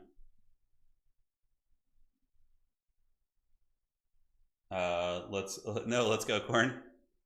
Are people not playing Vamps? So vampires are weird. They're very polarizing. Like, vampires dominate some matchups. So you're like, oh shit, they just like really ran me over. And on the other side of the coin, the vampires also just get horribly wrecked in a lot of matchups too. So it's a very weird conundrum for them. Yeah, vampires require a lot of practice, I think. I think when you get really high level players on them, they can be pretty terrifying. Yeah. Scrambled Egg won an SFT with Vampire Counts last I saw? No way. Oh, it was, but the Empire was banned in that one, Hadri's. Yeah. I'm like an 80-90% sure Empire was banned in that, because a lot of people just ban Empire outright. Like a good Empire player should beat vampire counts like 80% of the time. 70% probably, actually. Yeah. I think Empire just crushes the vampire counts. I mean, a good vampire count player still has a chance, but it's very, very favored for the Empire. All right. Yep. Okay. And we are going to go here. Looking good. And I think we just about have our top 4. We just have our top 4. Just lost to Houseplant, who's Empire. Yeah, and the thing about Houseplant is he was already a god tier Empire player before. Like they got all this new stuff. And now if you give that man new toys on Empire, dude, you're going to have a bad time. Yeah. You're going to have a pretty bad time. Yeah, that like, oh man, I'm in dark mode on my stream and it's like the pole box is like blinding. Cathay Lions are not fine. Yeah, the Lions are god awful on Grand Cathay. Those things need some milk. I don't know why they're so bad. I can't. Yeah, it's hard to perceive. Okay, we got 2 matches, Vienna May and Ulrich Rawl, and I think they should be done in a moment. Ulrich is, what's his score? And okay, he's really low. He's not going to have a chance. Vienna May, though, actually has a chance. So Vienna May might be able to get there, depending on tiebreakers. We'll see. So we have to wait for that match to finish. And Martin and Maverick Sloth is going to be good as well. I don't know. I like every time I've played Empire against vampire counts, I just feel like I'm in a commanding position. Like I feel like the vampires are the ones like suffering in the pits to get to you and do anything, and you're just value farming them, you know? Like, you can kill their infantry with grenade launchers. You can kill their heavy cavalry with war wagons. Your infantry are stalwart enough to hold against theirs. Your magic is really good against them. I just feel like, especially Elspeth, man, Elspeth probably karate chops vampires. You know, like, Lord of Death is already good against them, and her, like, Spirit Leech sniping, you could probably pick off the like, try bringing a... Elspeth got nerfed. I don't think she's that bad anymore. And interestingly enough, Empire players don't really bring Elspeth to begin with. Like, most of the high-level Empire players aren't even bothering with her. They're doing other things, but... Like, vampires, if they try and bring... I just wanted to test, like, a corpse cart here real quick. Let's see what this looks like. Yeah, so... Get a corpse cart, Mortis Engine, whatever, right? Yeah, you can't really contest the Empire with them. Yeah, it's... There was a time where the Empire used to get wrecked by vampire counts, but then they just... Empire got a couple new things, and there were some balancing patches... And it became Empire favored. Yeah. Yeah, that's pretty funny mostly. That armchair expert, yeah. I don't know when this round started. I don't know when it did.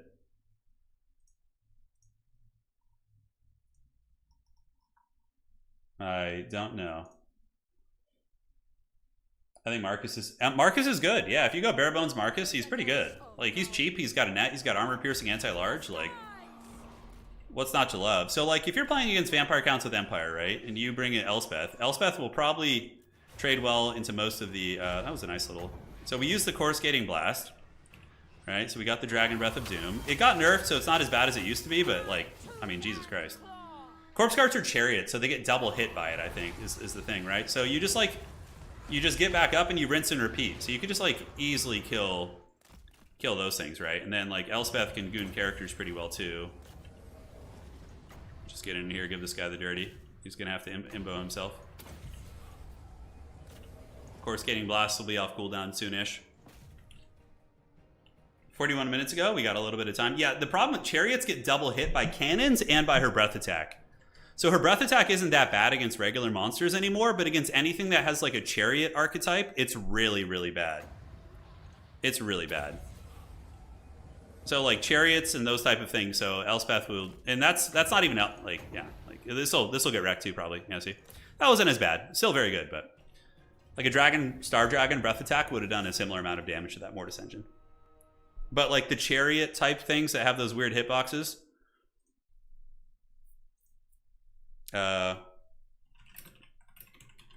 Top 4 recent.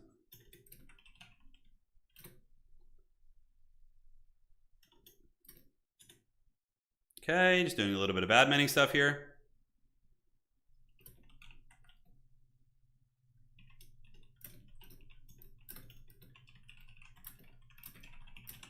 Granted, I'd...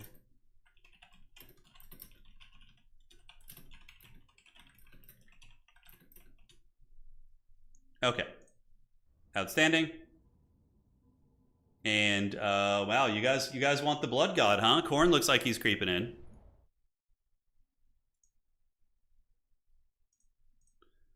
And how are we looking? Okay. Let's see what we got here. What's it gonna be? Are we done? Come on, Ulrich, you could do it. Man, how are those guys taking so long? Okay, let me message him right now. Viename, 2-minute warning. I'm gonna give him a 2-minute warning right now. Ulrich will get a 2-minute warning too. And then we will do Martin. And then we will do Maverick Sloth. All right, so I gave warnings to all the players. They got a little bit of time here. We're gonna have a 3-way tie. Yeah. Players leaderboard performance will determine. In future tourneys, I will maybe add a 5th round in this situation, but not gonna change now. All right. Okay, cool. Yeah, we got a lot of people tied, but how the tiebreaker works, let me show you, is we have 3. It's basically Hitman Hippo's spot is the one that's being contested for, but there is a game still being played that affects the tiebreaker. So Serkia, Hadris, and Houseplant went undefeated, so they're guaranteed a spot. Now, this spot is going to Hitman Hippo because if people have the same opponent score, the next tiebreaker is their leaderboard position. So it rewards players for, you know, practicing and winning tournaments, right? It's kind of like in some RTS games, they have like seeding, you know, where like higher ranked players might get like different seeds and whatnot. It's kind of similar to that, although understandably it can feel bad. But there's a ton of people with three wins here. In the future, though, I think I might put a caveat. I'm not going to change it now, but in the future, I might put something that if we get over 50 people signing up, we're going to do 5 rounds instead, and it would be another round of play. But yeah, I'm not going to change a tournament midway through. So okay.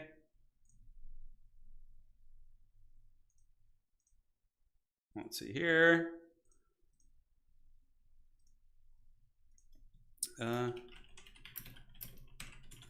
What I would do is have them do a quick playoff in the future.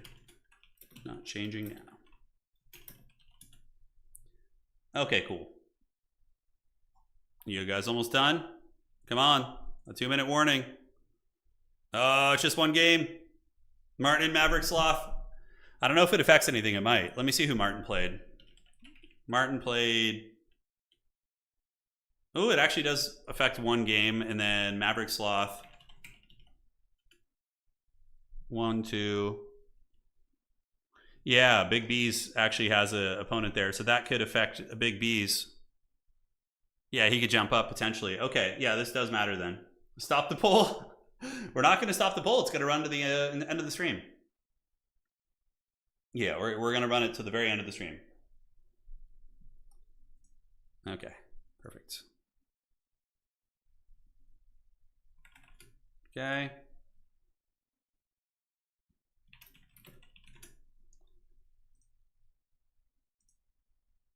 Perfect. And that one is done. So we just need to see how that goes. Report it.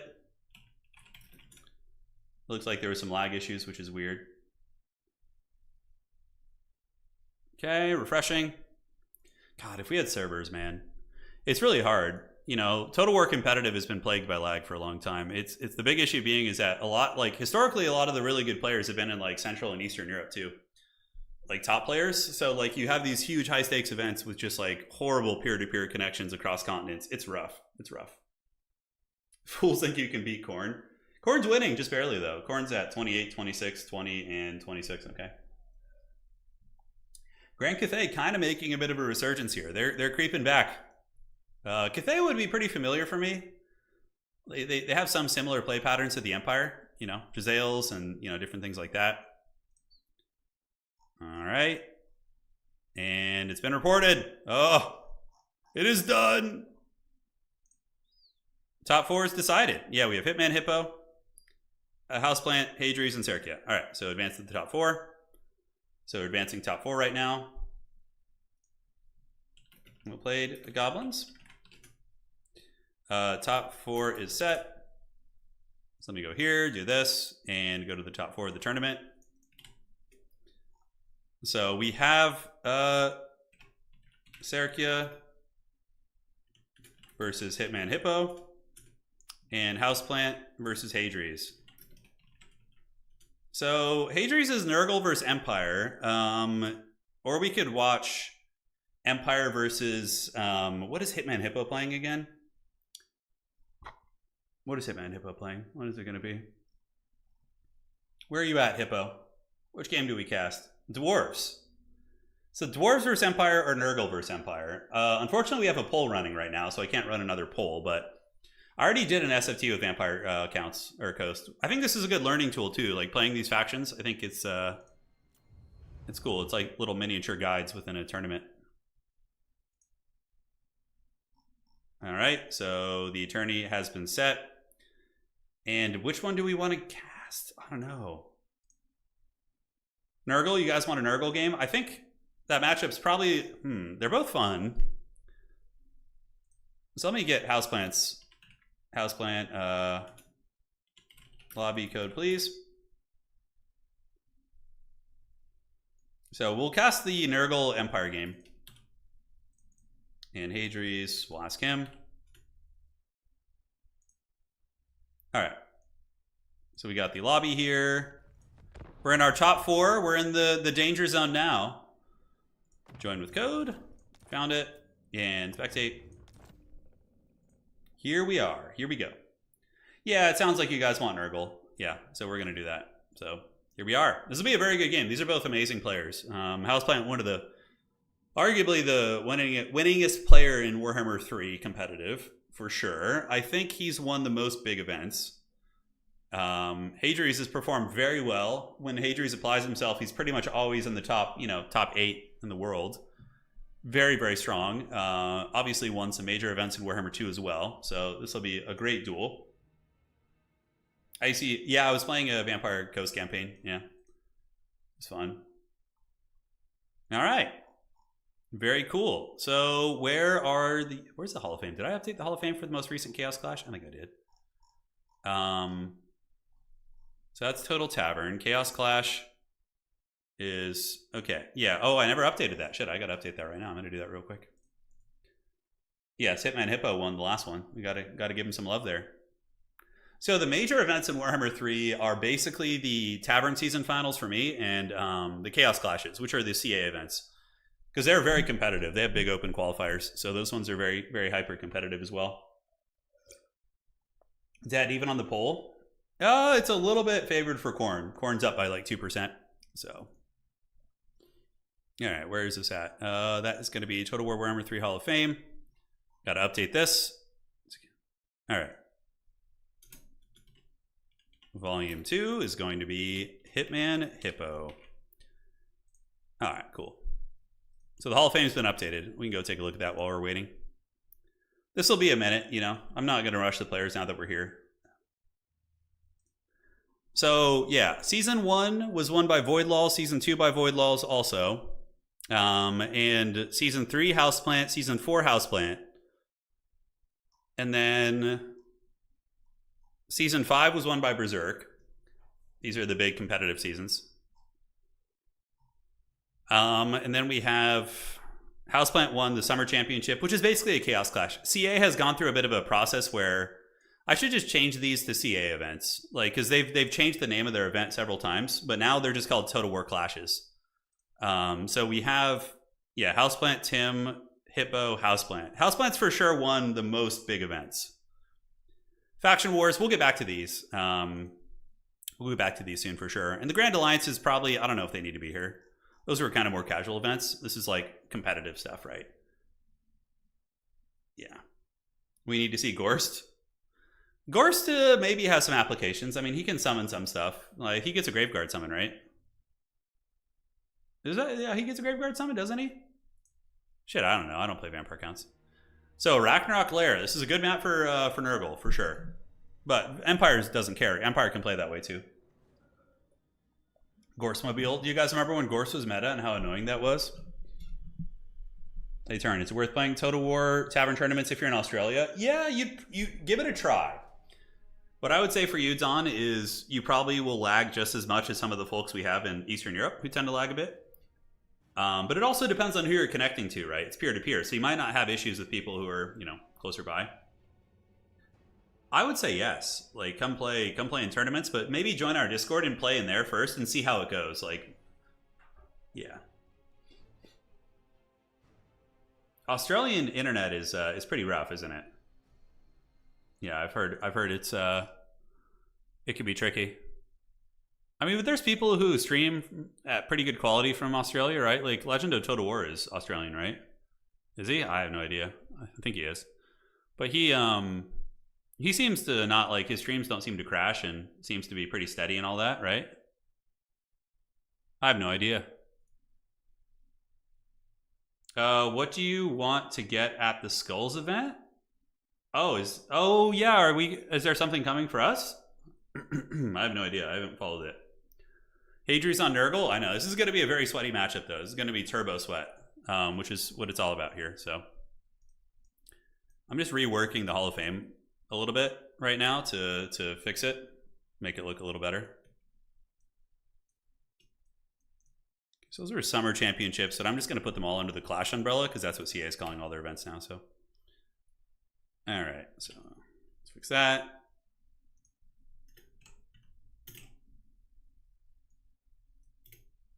Okay. And then that would have been, the Spring Championship was won by Houseplant 2. So that would be 2. Just doing some website work while we're hanging out on the stream. Always fun. 3 and 4. Okay, guys. Sorry about that. I just wanted to fix that. The Hall of Fame needs to reflect. Here we are, ladies and gentlemen. Let's have some fun. A Toad Dragon? No way he brought a Toad Dragon. No way. Oh my god. Is that a Toad Dragon for Hadri's? Okay. If he wins with a Toad Dragon, we're giving him an avatar. He gets a Toad Dragon if he wins. Because against Empire, that's so freaking risky. Alright, so looking at Houseplant. Houseplant's going to be rocking the really, really strong Steam Tank. This thing's a terror. They're limited to 1 on the entire roster, but it is going to be a Master Engineer and a Steam Tank, backed up by triple War Wagons, which are excellent at shooting Nurgle. Engineers are really good. Mercurial Shot is insanely powerful. It does a shit ton of damage. And on top of that, the restock ability is just busted. Very, very good. Spears and State Troopers. Man, that Toad Dragon is going to need some serious milk. I cannot believe he brought a Toad Dragon. If he wins with this, he's getting an avatar for sure.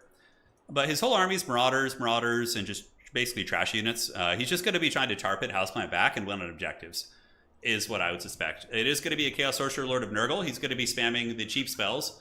So Stream of Corruption and Miasma Pestilence, just to get the lore passive procced, the Children of Nurgle, if I'm not mistaken. So that'll be healing his entire army for a little bit less than 1% of their HP, which is very good on a wide army with 10,000 HP on Marauder units, right? That's very good. And we do also have a Cultist of Nurgle. So yeah, I mean, the Toad Dragon feels bad here. I don't know how it possibly wins. I just feel like the Steam Tank's going to shoot it. The Wagons are going to shoot it. Maybe it's a distraction piece. Like, the Empire will put all its shooting into it, and if it lives and gets healed, maybe.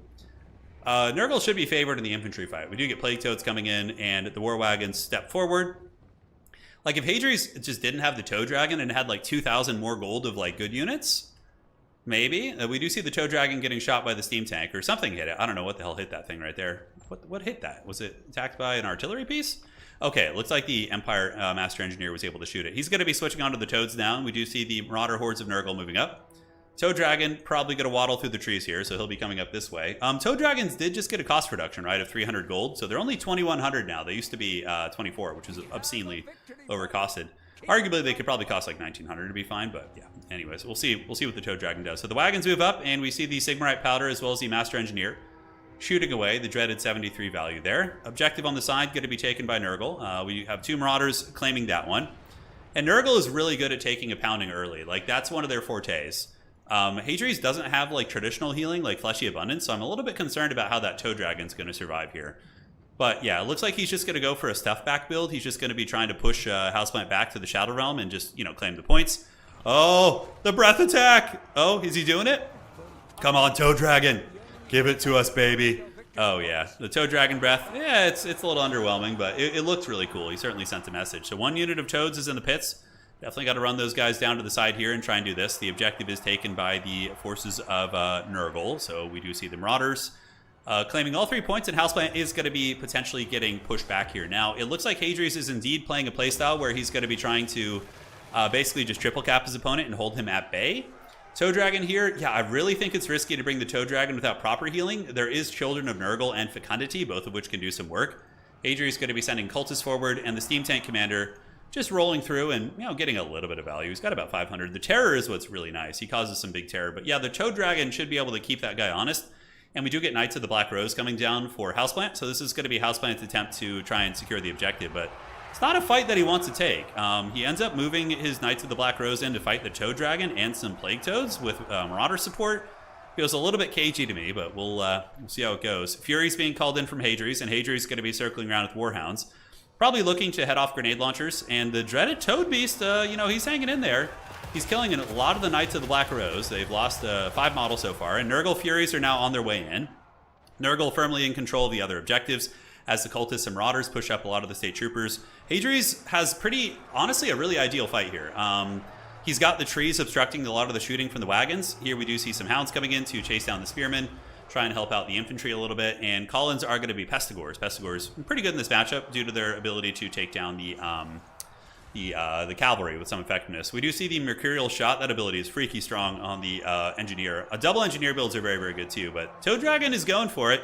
He's going after the Master Engineer. Trying to kill a Steam Tank is a tall ask, although Houseplant, what magic does he have? I would imagine it would be some sort of a healing caster. Is it Earthblood? Do we see any healing going down? I missed his caster earlier, but I know he does have some sort of witchcraft afoot. Toe Dragon hunting down the Steam Tank. We get a couple Hounds coming in. They're going to be chasing the War Wagons. And the big Toad, he's hanging in there. He's doing all right. Couple Marauders on their way back in. Knights of the Black Rose are making good progress. We'll see if the Pestigores are going to be able to make a difference as the Stream of Corruption does go down. Tickles through the Knights of the Black Rose and also barely touches the other one. But overall, it seems like Houseplant is getting enough of a value lead that he should be okay.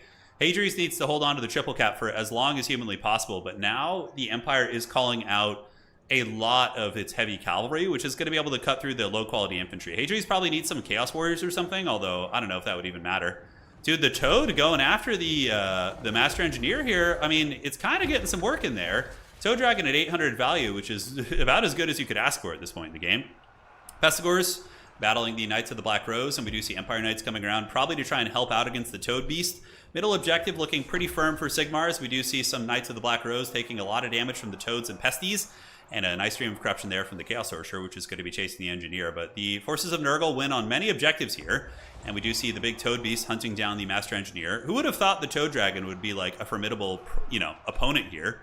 And an attempted repositioning of the War Wagons. He's going to try and get them in line of sight here to shoot at the Toad Dragon 100%.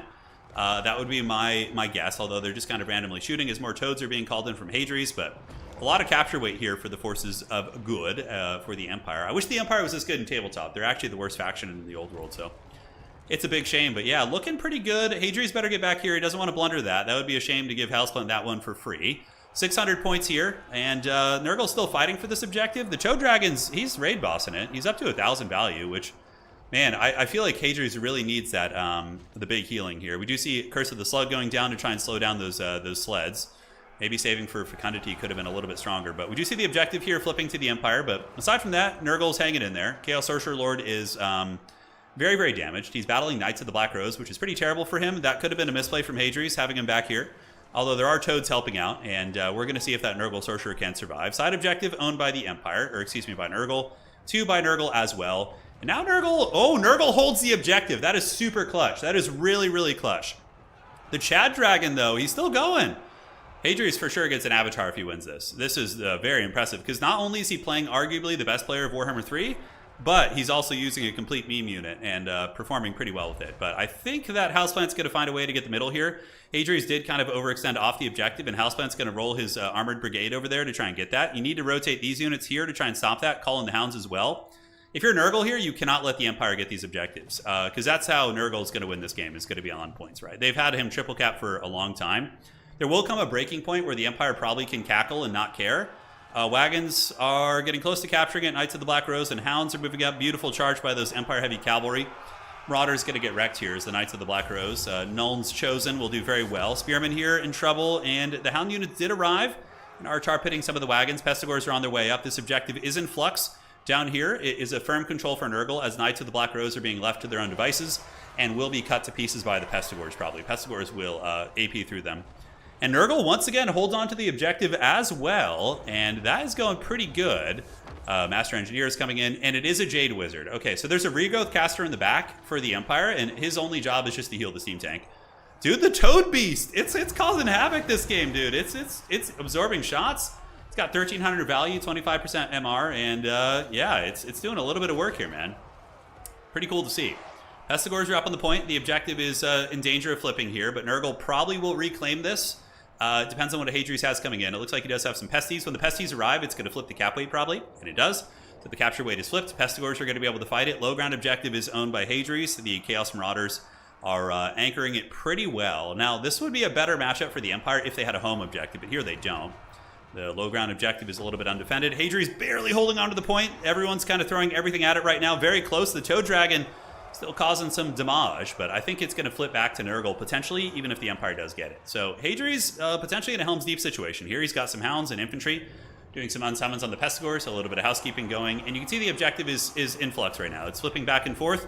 Toad Dragon tanking it like an absolute champion. Value is still pretty big advantage here, but Nurgle has had a ton of army-wide healing via the Children of Nurgle. So we got more Pestigors coming out, some Hounds nearby. Need to make sure this bottom objective doesn't get ninja'd. And Houseplant finally calls in the grenade launcher. A very good choice. The response from Hadrius should either be Hounds or Furies. I would probably say Furies are your better bet. Here we see the Nurgle Sorcerer battling it out versus the Grundle's Defenders, but some Chaos Warhounds are going to be helping. And Nurgle and its blessed Toad Dragon at 1,500 value here are going to be hanging in there, man. Look at this guy. Don't break, Toad. You've been doing so good. He's wavering. He stabilizes at 2 leadership. The Toad Dragon didn't hear no bell. Down on the low ground, we do see the objective being stolen by Houseplant, so Houseplant does use his Wagon Brigade to get that objective.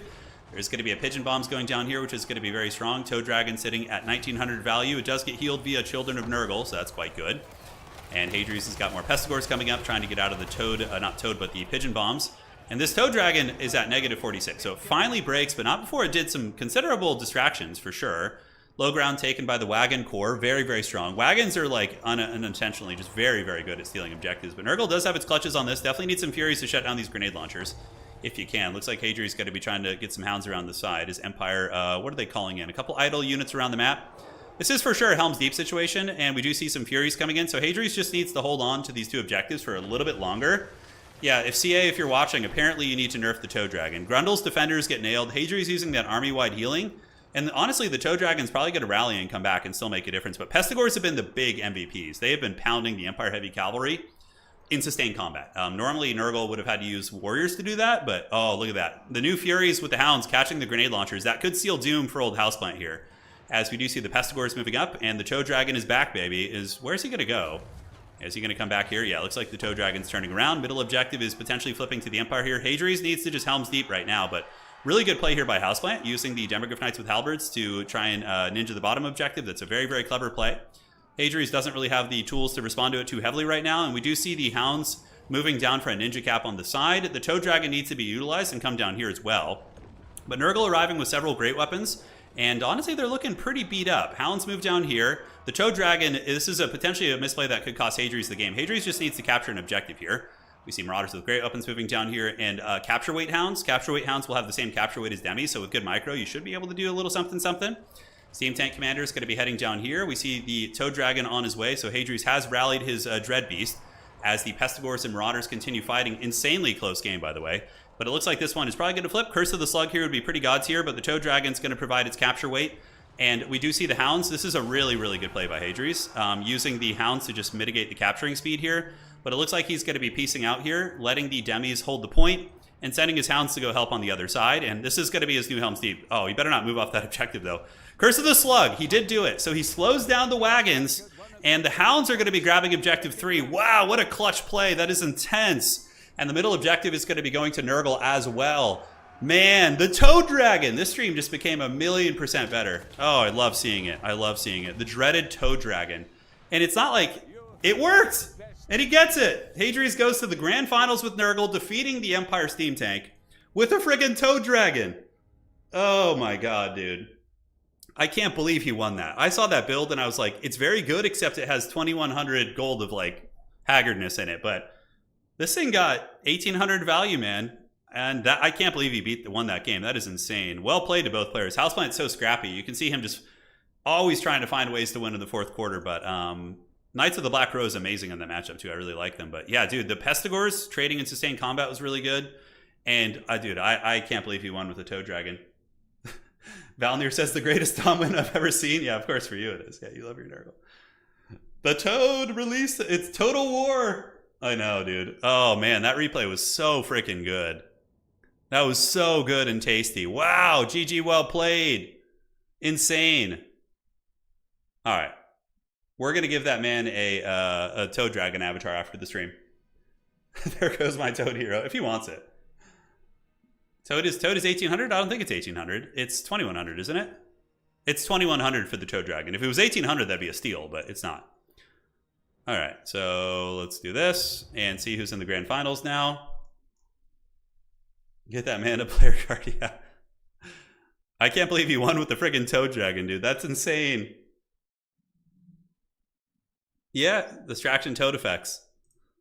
It is. All right, so report your score, Hadrius. GG, well played to both players there.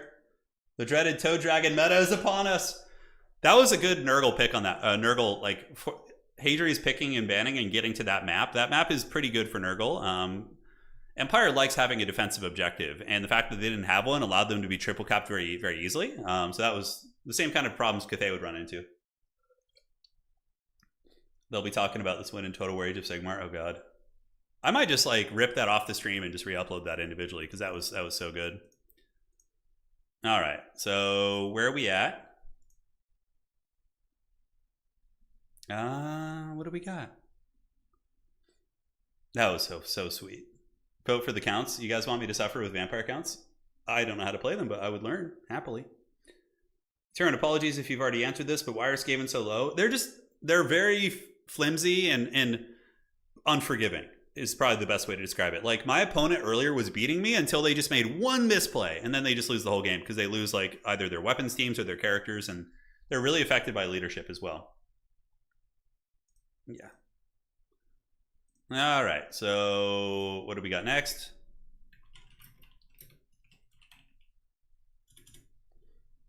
I think that should be reported. Let's refresh that. Okay, so we're just waiting for the winner of Hitman Hippo and Serkia. Go ahead and host lobby. ME code for finals. All right. Do it. Yeah, Steam Tanks are really strong. That's why they're limited to one. Double Steam Tank would be really oppressive. Because, like, man, the missile block chance thing they got is pretty gross. 70% missile block chance. Like, Marauder Horseman throwing axes are, like, bounce off them, basically. Yeah. Always with the close pulls. I know, the pulls are never just... I feel like people just do it to troll. I don't know, to be honest. The pulls are always very, very tight here. That was a long, sweaty game. I can imagine how the other one's going. So it's Empire versus Dwarves. It used to be a matchup that was very favored for the Dwarves, but now Empire, I would say, is favored. Like, Hawkland Long Rifles completely changed that matchup. They're so good against Dowie. They're so good. It's fortuitous, too. I'm playing a Nurgle list tonight. Unfortunately, there's no Toad Dragon in Old World. I wish there was. God, that'd be so cool. If Warriors of Chaos get, like, a fat Toad Dragon, I'd be so excited. I'd probably kit bash one into my Nurgle army anyways. If I could get my hands on like the old Toad Dragon model, I would like find a way to use it. Maybe it would just count as a Chaos Dragon. Yeah, you could totally do that actually. Toad Dragon. Does anybody have the old Tamarcon model that they're looking to get rid of? That's not going to charge me like $2,000 for it. Yeah, the Tamarcon model is hard as hell to find. Tamarcon model Warhammer. Because I have a Nurgle-themed Chaos Army, which is like my precious. Warhammer Treasury. Okay. So, yeah, this website used to have it, but it's out of stock. Jesus, 250 pounds? God damn. Look at this. All right, here's Tamarcon, I think, yeah. Dude, I would totally use that as a Chaos Dragon, although I don't, it's like very wide. It would have problems fitting onto the proper size base. That'd be my only concern for it. Yeah.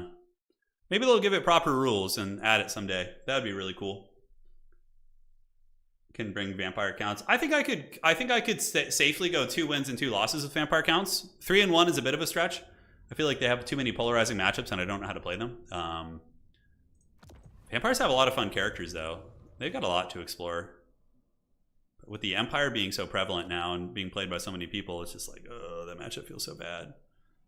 Who would you bring against Empire? You'd probably Manfred von Baldstein, maybe like try and Buna down the grenade launchers.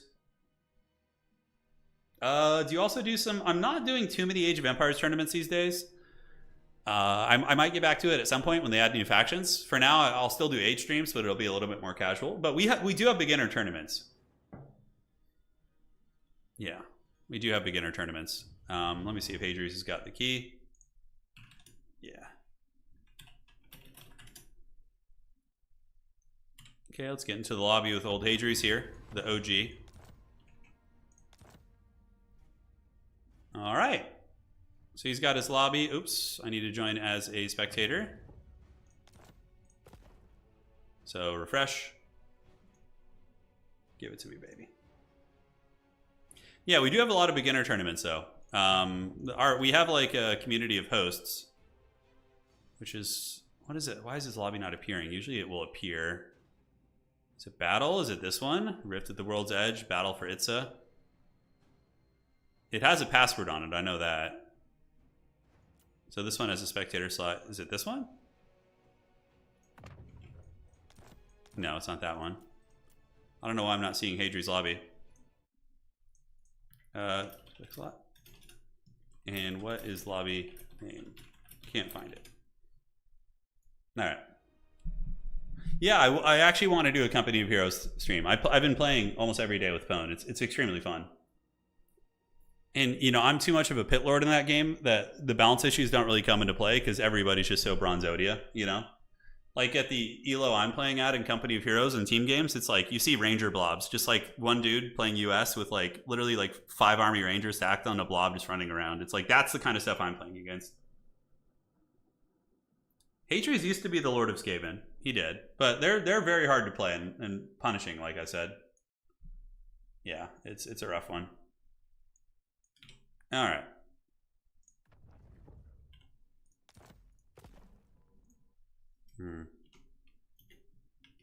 Yeah, it appears empty. Maybe I'll host. All right, finals.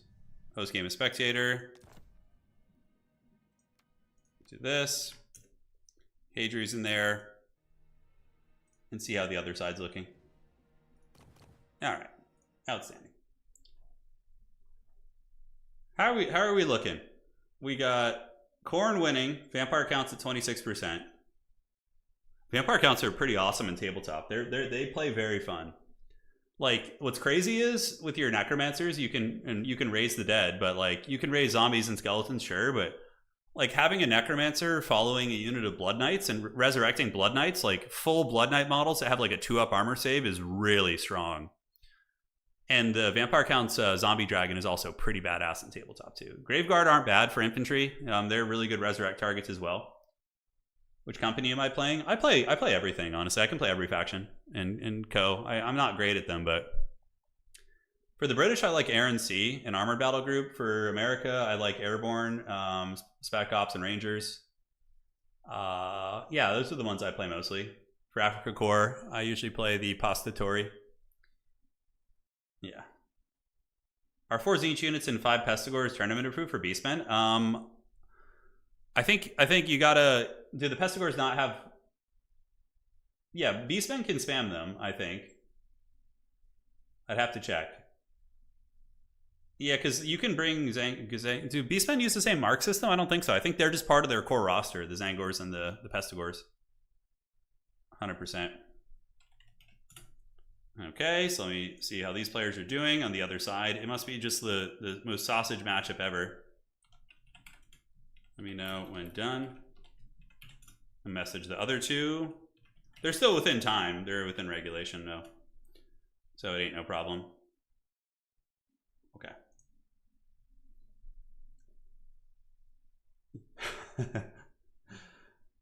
I play Vampire Counts on tabletop with Neferata and White Kings, and yeah. It's the Bone Zone. They're good in tabletop. Vampire Counts are good. The last tourney we went to, I can show you guys the results. Okay, so where was this one? So this was, what was the date? The 19th was the tournament? Okay. So here was the tourney I played in recently. This was a really, really fun one. The host just does a freaking excellent job. The guy is so good. Can't say enough kind words about him.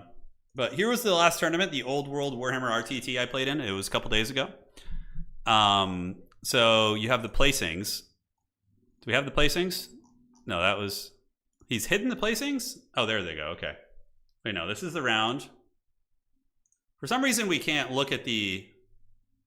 That's weird. I can't look at the placings. But, yeah.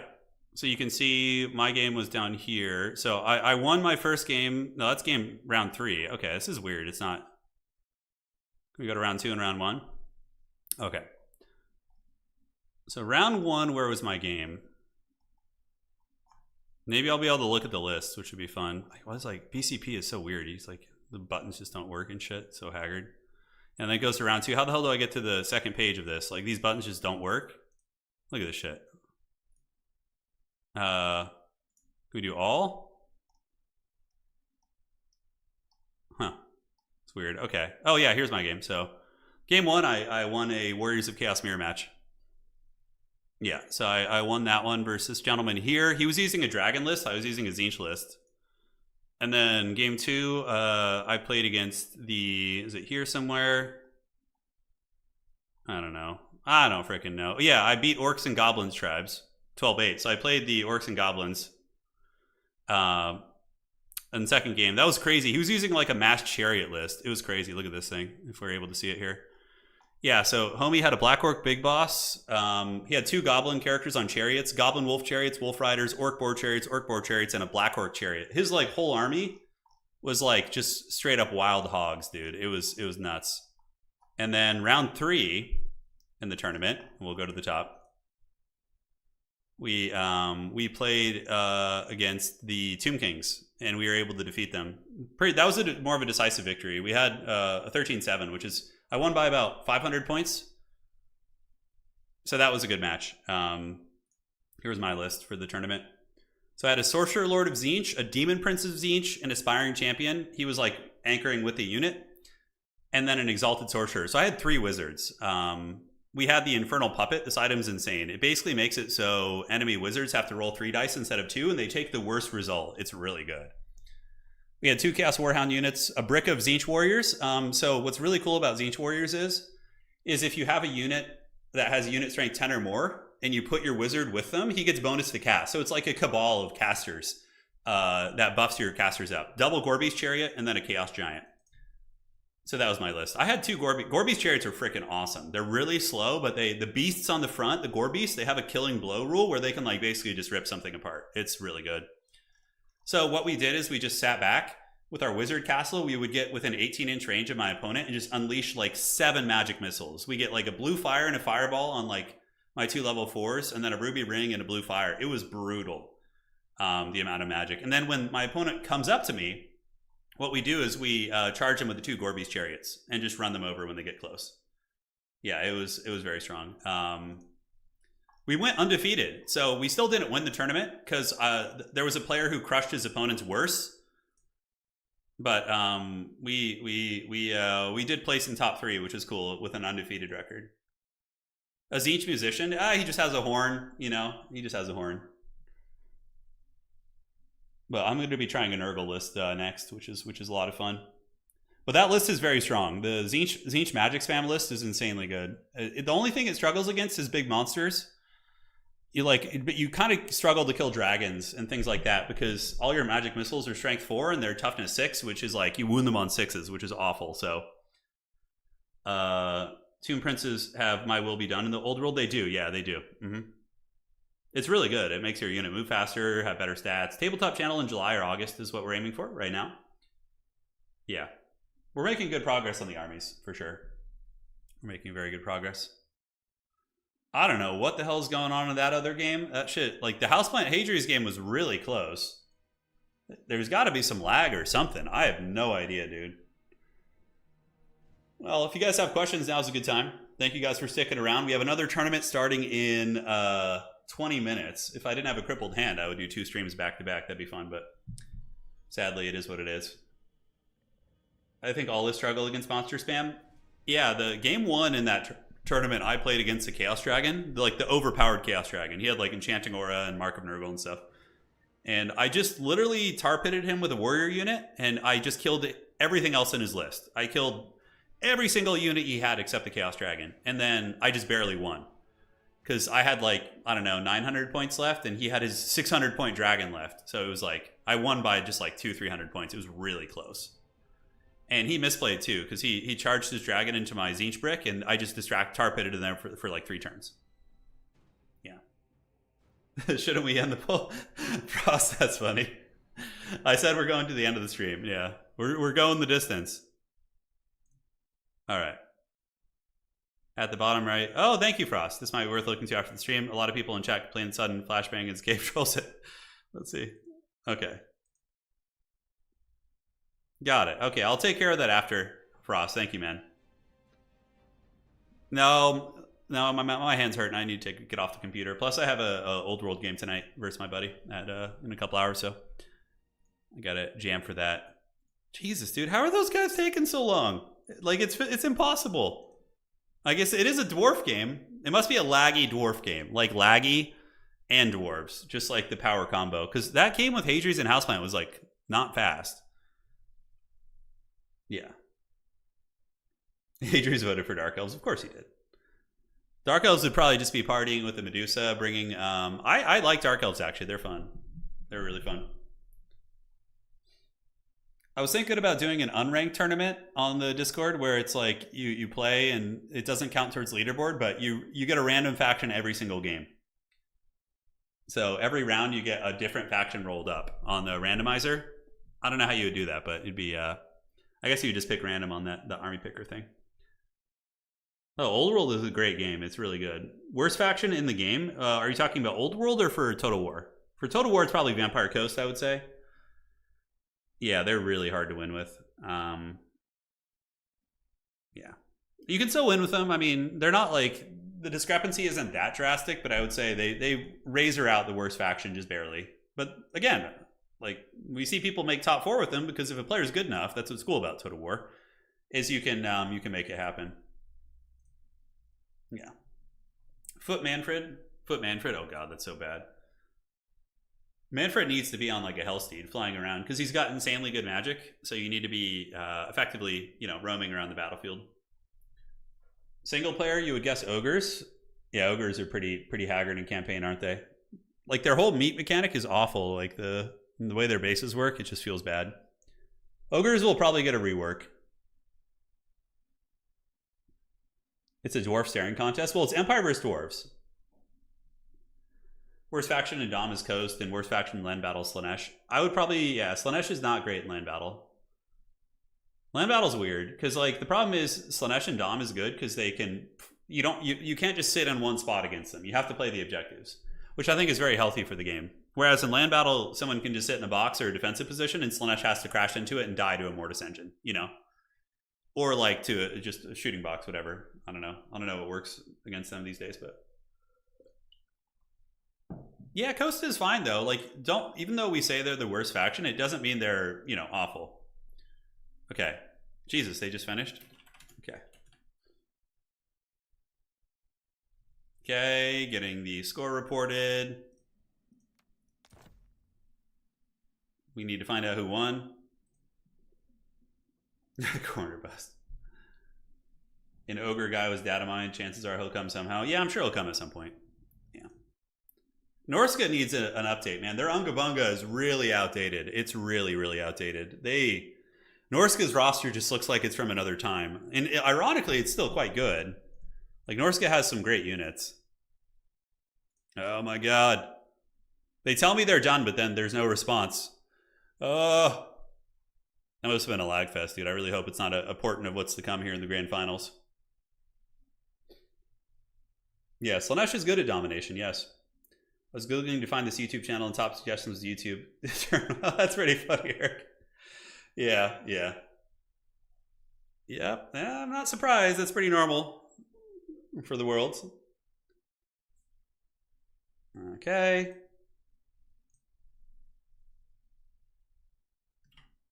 Apparently the game was really close.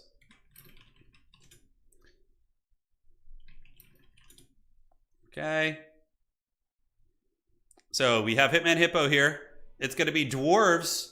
The dwarves defeated the Foul Empire. Yeah, the dwarves claimed victory over Sigmar. And now it's time for the Dowie versus Nurgle. This is a lore matchup too. We have the Thrones matchup. It's fun. Where's Anna's? She's in the room next door, hanging out, probably doing some art today and being awesome. Who would they package a Norska DLC with? I don't know. I could see Norska and Khorne going together. That seems to have a lot of flavor. What do you guys think if Norska could bring like one marked unit from Warriors of Chaos or something? I don't know. That probably doesn't make sense. They're very unique in their identity. Yeah. Hitman, oh no, Hitman gets the rematch. Oh, you guys played earlier? Well, you guys both have the chance to change it up. All right. Cool, so Hippo's here.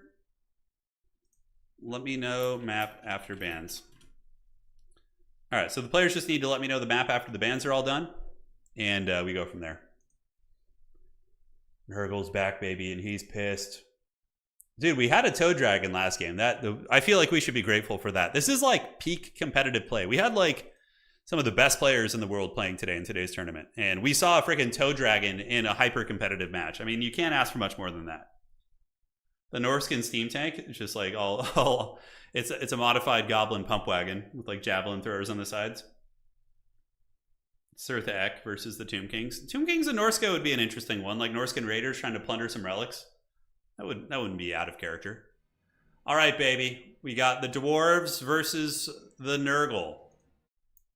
And they are doing their map bans right now just to decide on what map they're going to be playing. And let's see what we get. Give it to me, precious. Okay. Switching to Dusted Step. Okay. There's Step. And then we have the Creeping Swamp. Is the other one. Creeping Swamp is a weird map, but I think it's fun to kind of throw curveballs in there every now and then, you know? But there it is.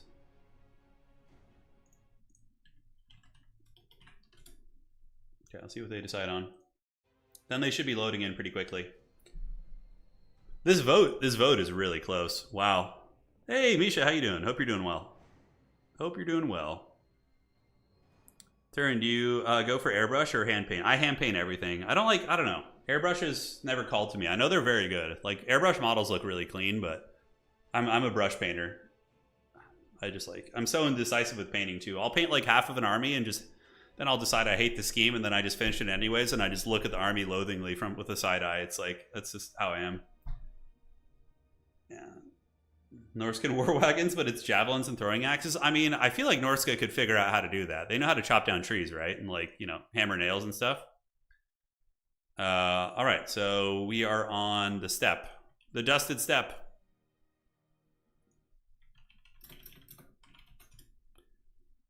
So Dowie versus the Nurgle. It's Doomseeking time. It's Doomseeking time, probably. I bet you we see double Doomseeker.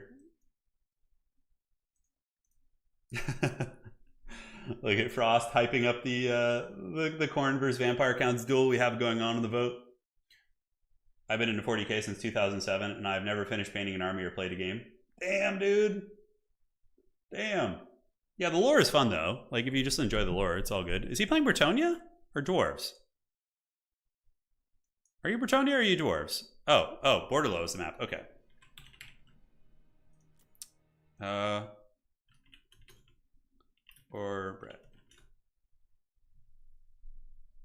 Okay, let's see what Hitman Hippo is going to be picking here. Hitman Hippo coming off a victory at the most recent major event, winning the $1,000 cash prize. It was pretty freaking awesome.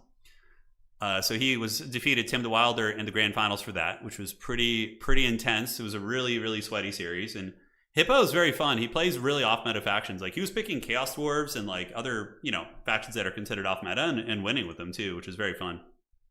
Very, very fun. I love this idea of new Norscan units being Unga Bunga versions of other units. Yeah. Norska is very Unga Bunga. They are, yeah.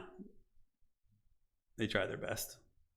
The blimp is banned. It's still super OP. Like, it's so broken.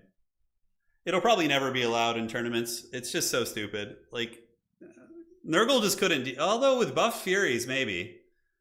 I don't know. We'll maybe allow it to be played once. Yeah, you could bring the Frostworm and some other units.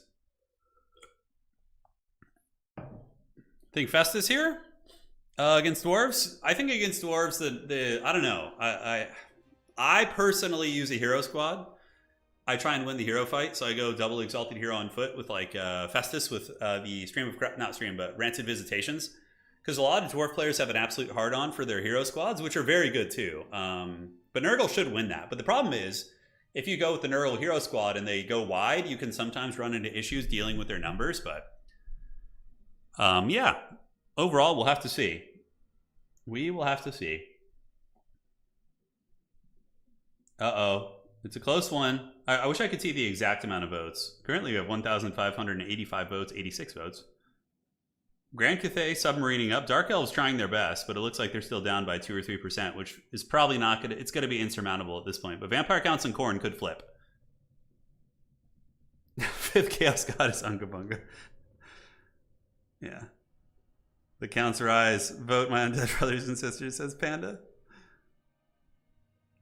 Hoping for gyrocopters. Gyrocopters are good. Yeah, they're good. I like the steam cannon ones. Not the flamethrower ones, but the other ones. The flamethrower gyros are just awful, but the ones that shoot the armor-piercing steam cannon, I think that one's pretty good. But yeah, the grudges are here to be satisfied. Pretty cool. The meta looks pretty healthy, honestly. We're getting, with restrictions on the OP units, you're seeing a lot of different factions get to these top 4. We did have 2 Empire today, but they both lost. And last time, I think we had 1 Empire, maybe. Yeah, all right. We got some hype for Khorne in chat as well. And that's like Orcs, Unga, and Bunga are different gods. Or are they? Is the question, yes. Yeah, Khorne is fun. I definitely got to experiment with their new demons. They've had a lot of buffs to some of the demon units.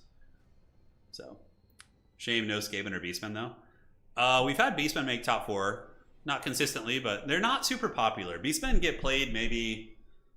Subutai plays them and he's pretty good, but aside from that, we don't get too many people playing Beastmen, but they're very competitive. Beastmen, the fact that they have Pestigors and Zangors is very strong, and yeah, Razorgors are good. They have a lot of good units. You paid the price, Nerexa. That's what you get. You should have just gone like 4 Hawk and Long Rifles in a steam tank and just cackled, you know? Although I don't know about the steam tank against them. Maybe not. The engineers are good, though. The Empire engineers are great against dwarves with their mercurial shot.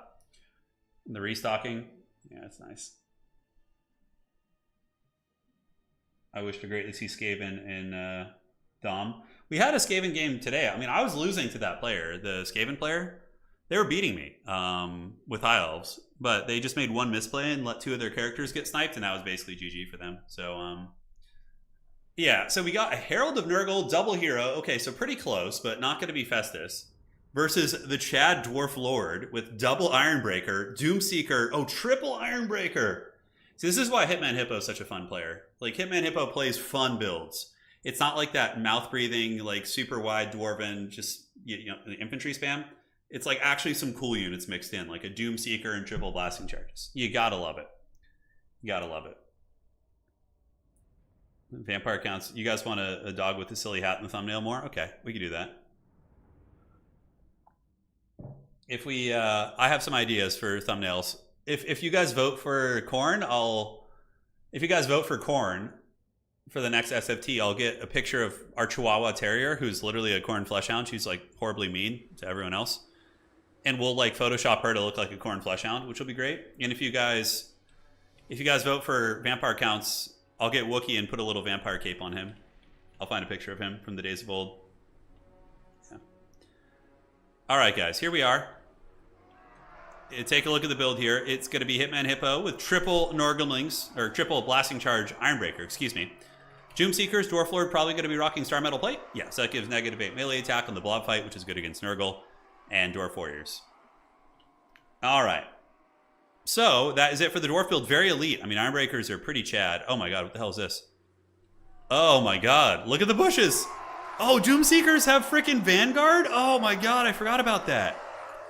So you have the Doomseekers in the bushes vanguarding. Oh my god, what a meme. With Norgrimlings, Ironbreakers, and Rangers. Like a full, like, Dowie army fighting down here. Wow.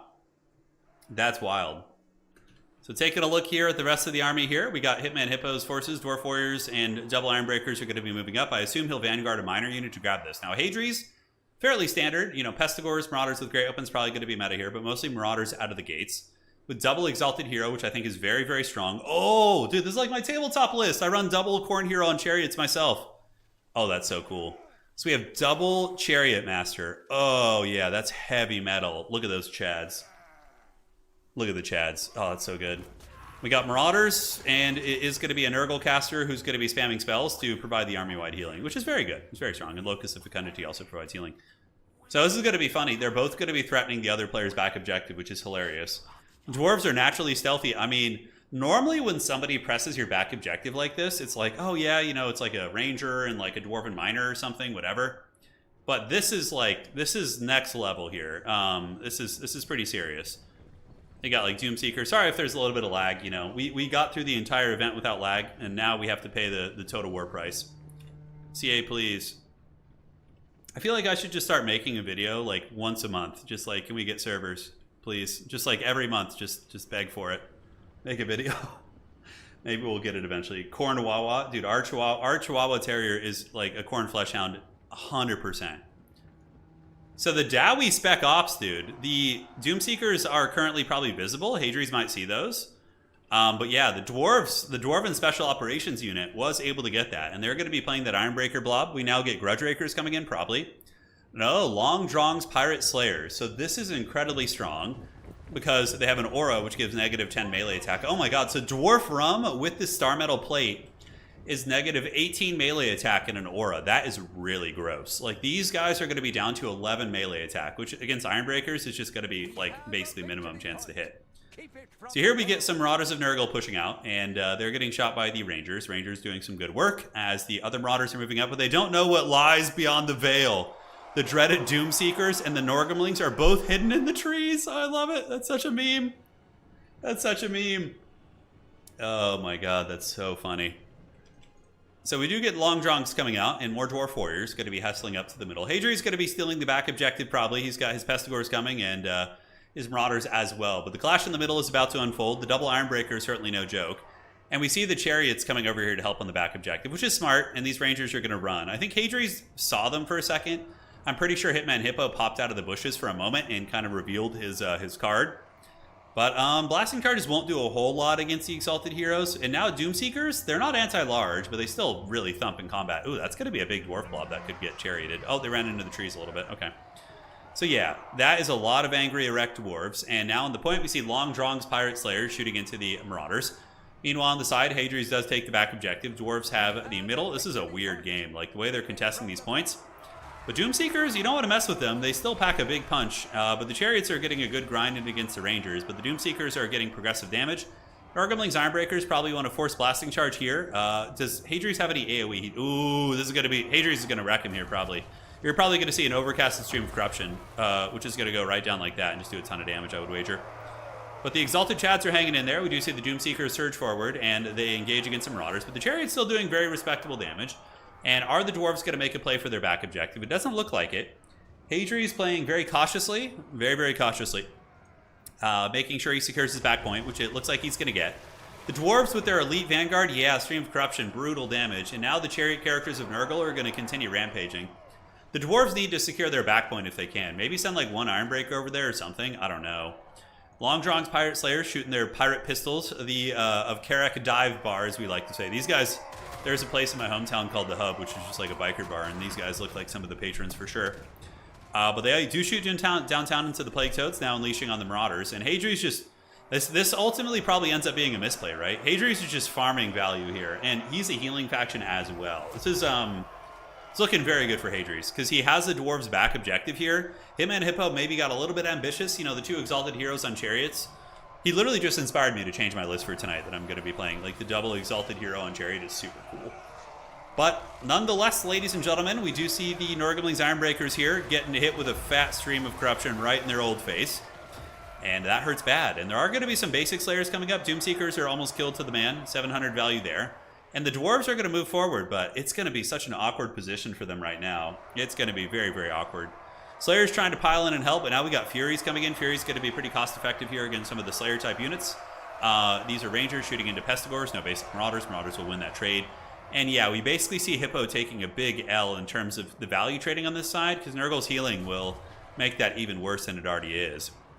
Hadri's also has the opportunity for a collapse here. He can go down here and push and potentially steal that middle objective if the dwarves try and come and help.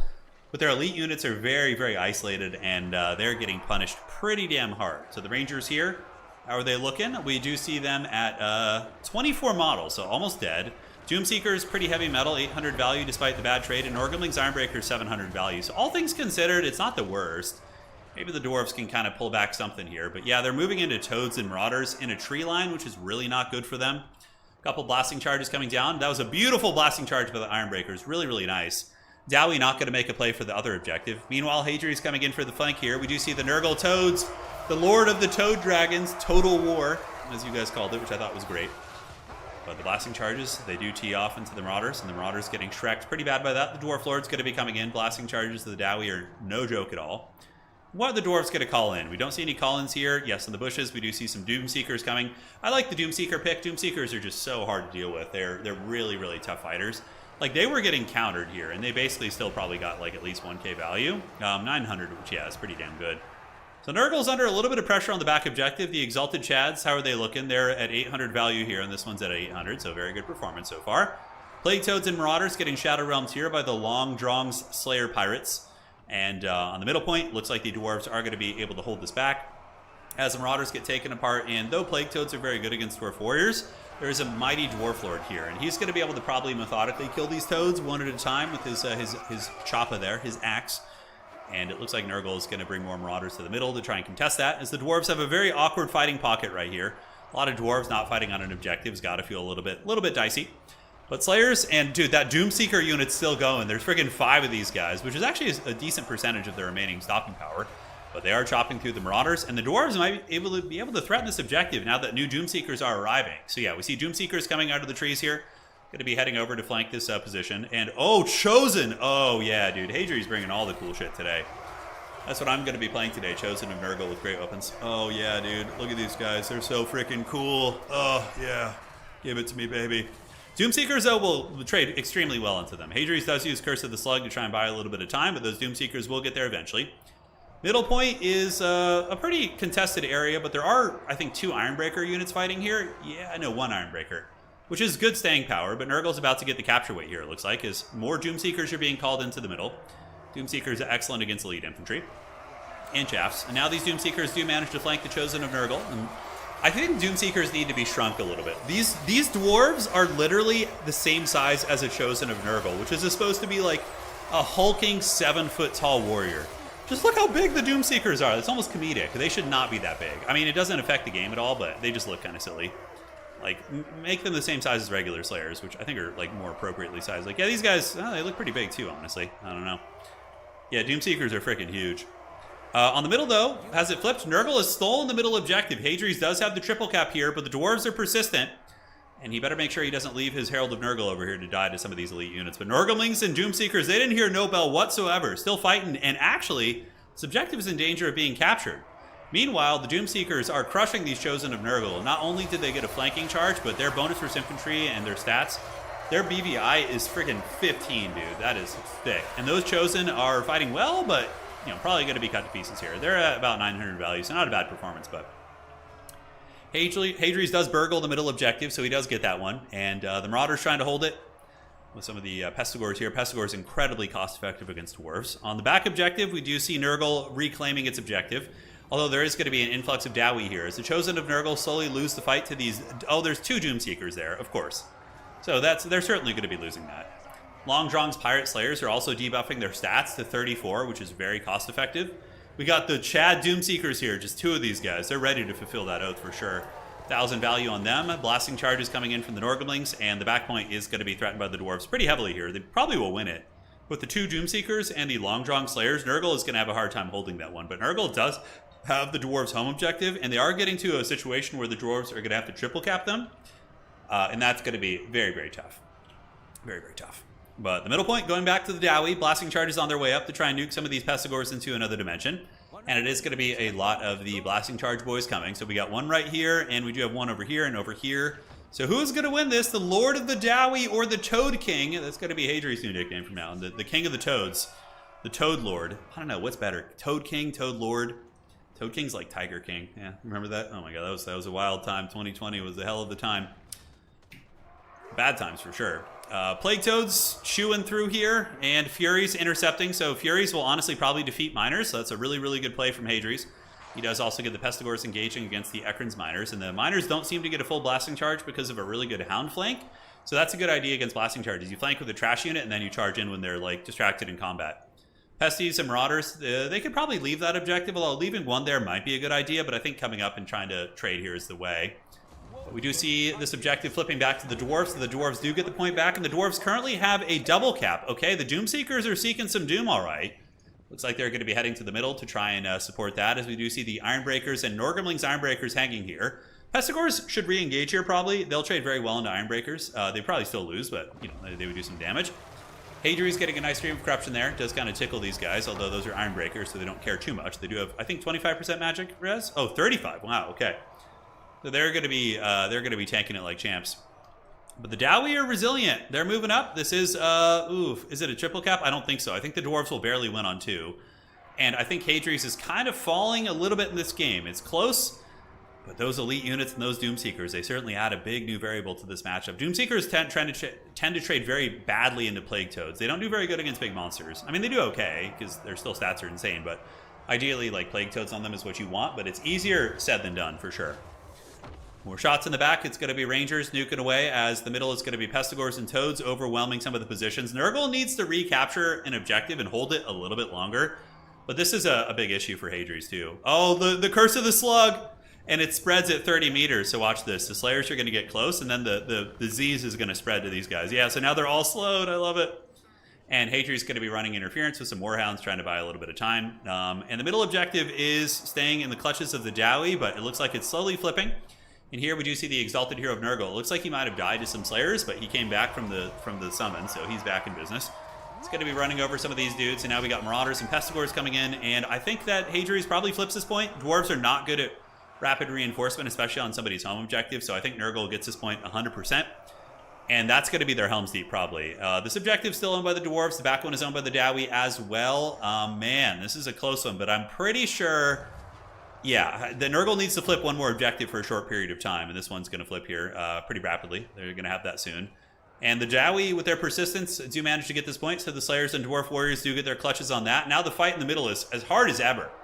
Pestigors engaging, Marauders of Nurgle versus Doomseekers. We all know how that's going to go. A lot of Dwarves coming in, including Long Drong's Pirate Slayers, who are back from their dive bar. They took a hard fight, they went back to the bar to have some brews, and now they're back for round 2. It's like a adult hockey league.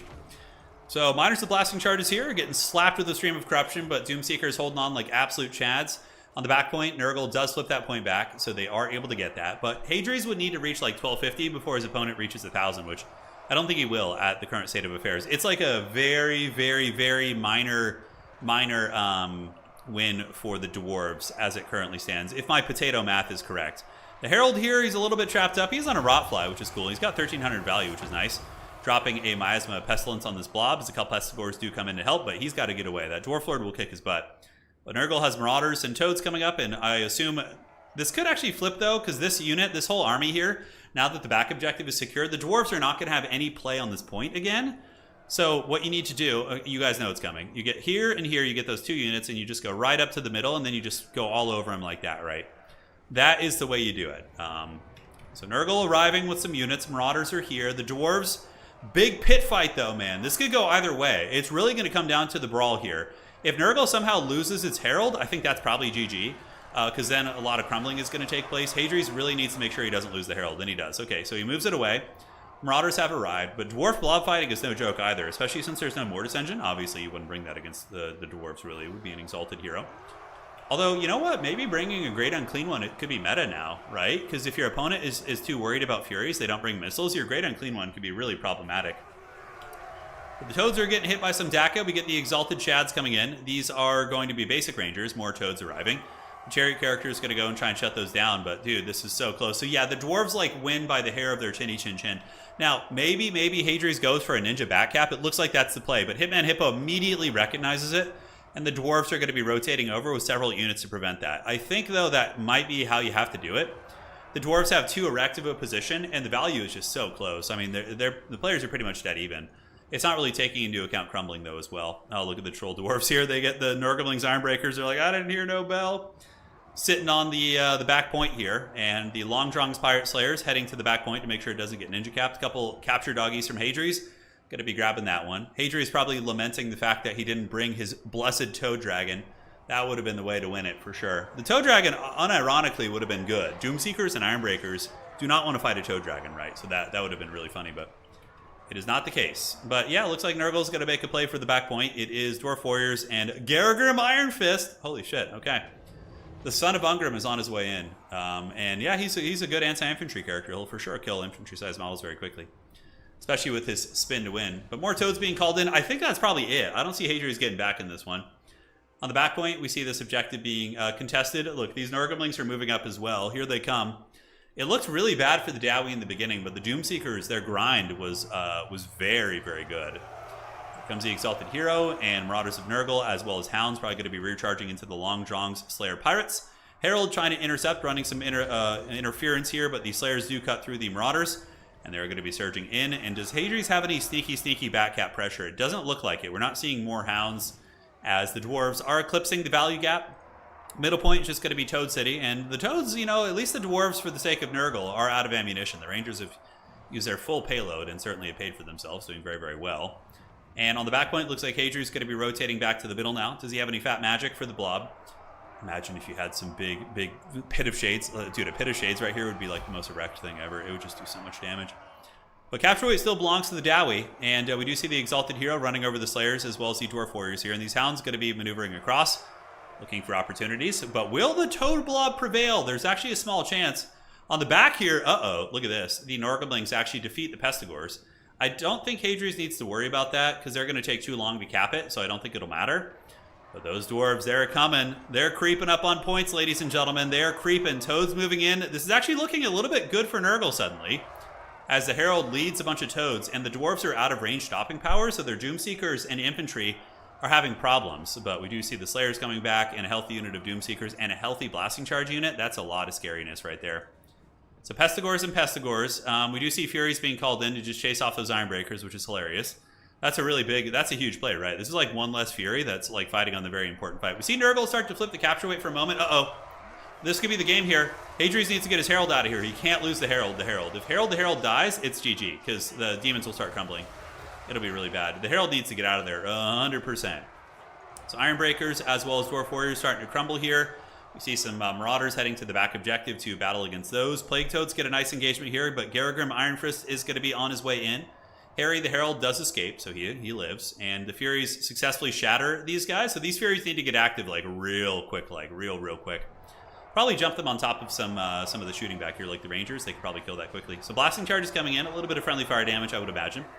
But I think the Dowie, are just too stalwart. I think Nurgle would eventually win if they had another, 5 minutes. They could probably outgrind the Dwarves on this point with all their AP on their Toads and whatnot and their heroes, but I just don't know if they're going to have it. And the Dwarves have officially passed Nurgle on points. Nurgle with the sneaky back cap, though. Dwarf Warriors here in a little bit of trouble. Furies may be coming across. Herald's on his way over. But no, it looks like they do stabilize that. A couple Toad units do crumble to dust. And the Pestigore is going to be surging into the secondary here. Where are the Furies? Here comes the Furies. That was a close game. Beards and belts indeed. They both played like absolute chads. And honestly, they're both winners in my books. Because Hadrian's got his Toad Dragon win. And Hippo got the Chad Ironbreaker win, which was very fun to see. Dude, what a close game. Look at the score there. That was super, super good. We get a couple Nurgle Warriors coming up. But that's it. The Masters of Innovation have claimed victory. Congrats to both players. They played a great match on both sides. And ladies and gentlemen, that is going to be it for today. Now, if you guys enjoyed this sweaty Total War, we had some great High Elf games earlier, and also a really good semi and a really good finals. Do drop a like on the way out. It helps keep the old Total War engine alive, baby. And it looks like the poll is going to be closing now that we finished our last game, and we are going to be playing Khorne in the next SFT. GG, well played. GG, well played. I don't know if you're in chat, Hadries, or if you're aware, but you won the Toad Dragon avatar. So because you beat Houseplant with the Toad Dragon, so we had the honorary one. So yeah, really well played. But you get a Toad Dragon if you want it as your avatar. We're going to give you the Toad Dragon because you had such an epic win. That was really good. It was very, very good. GG, well played all. Khorne has defeated the Vampire Counts in the community poll as well. And that's going to be it for today. You guys take care of yourselves. Awesome tournament. Great community. You guys are the best. And that's it. See you around. Adios. Do widzenia.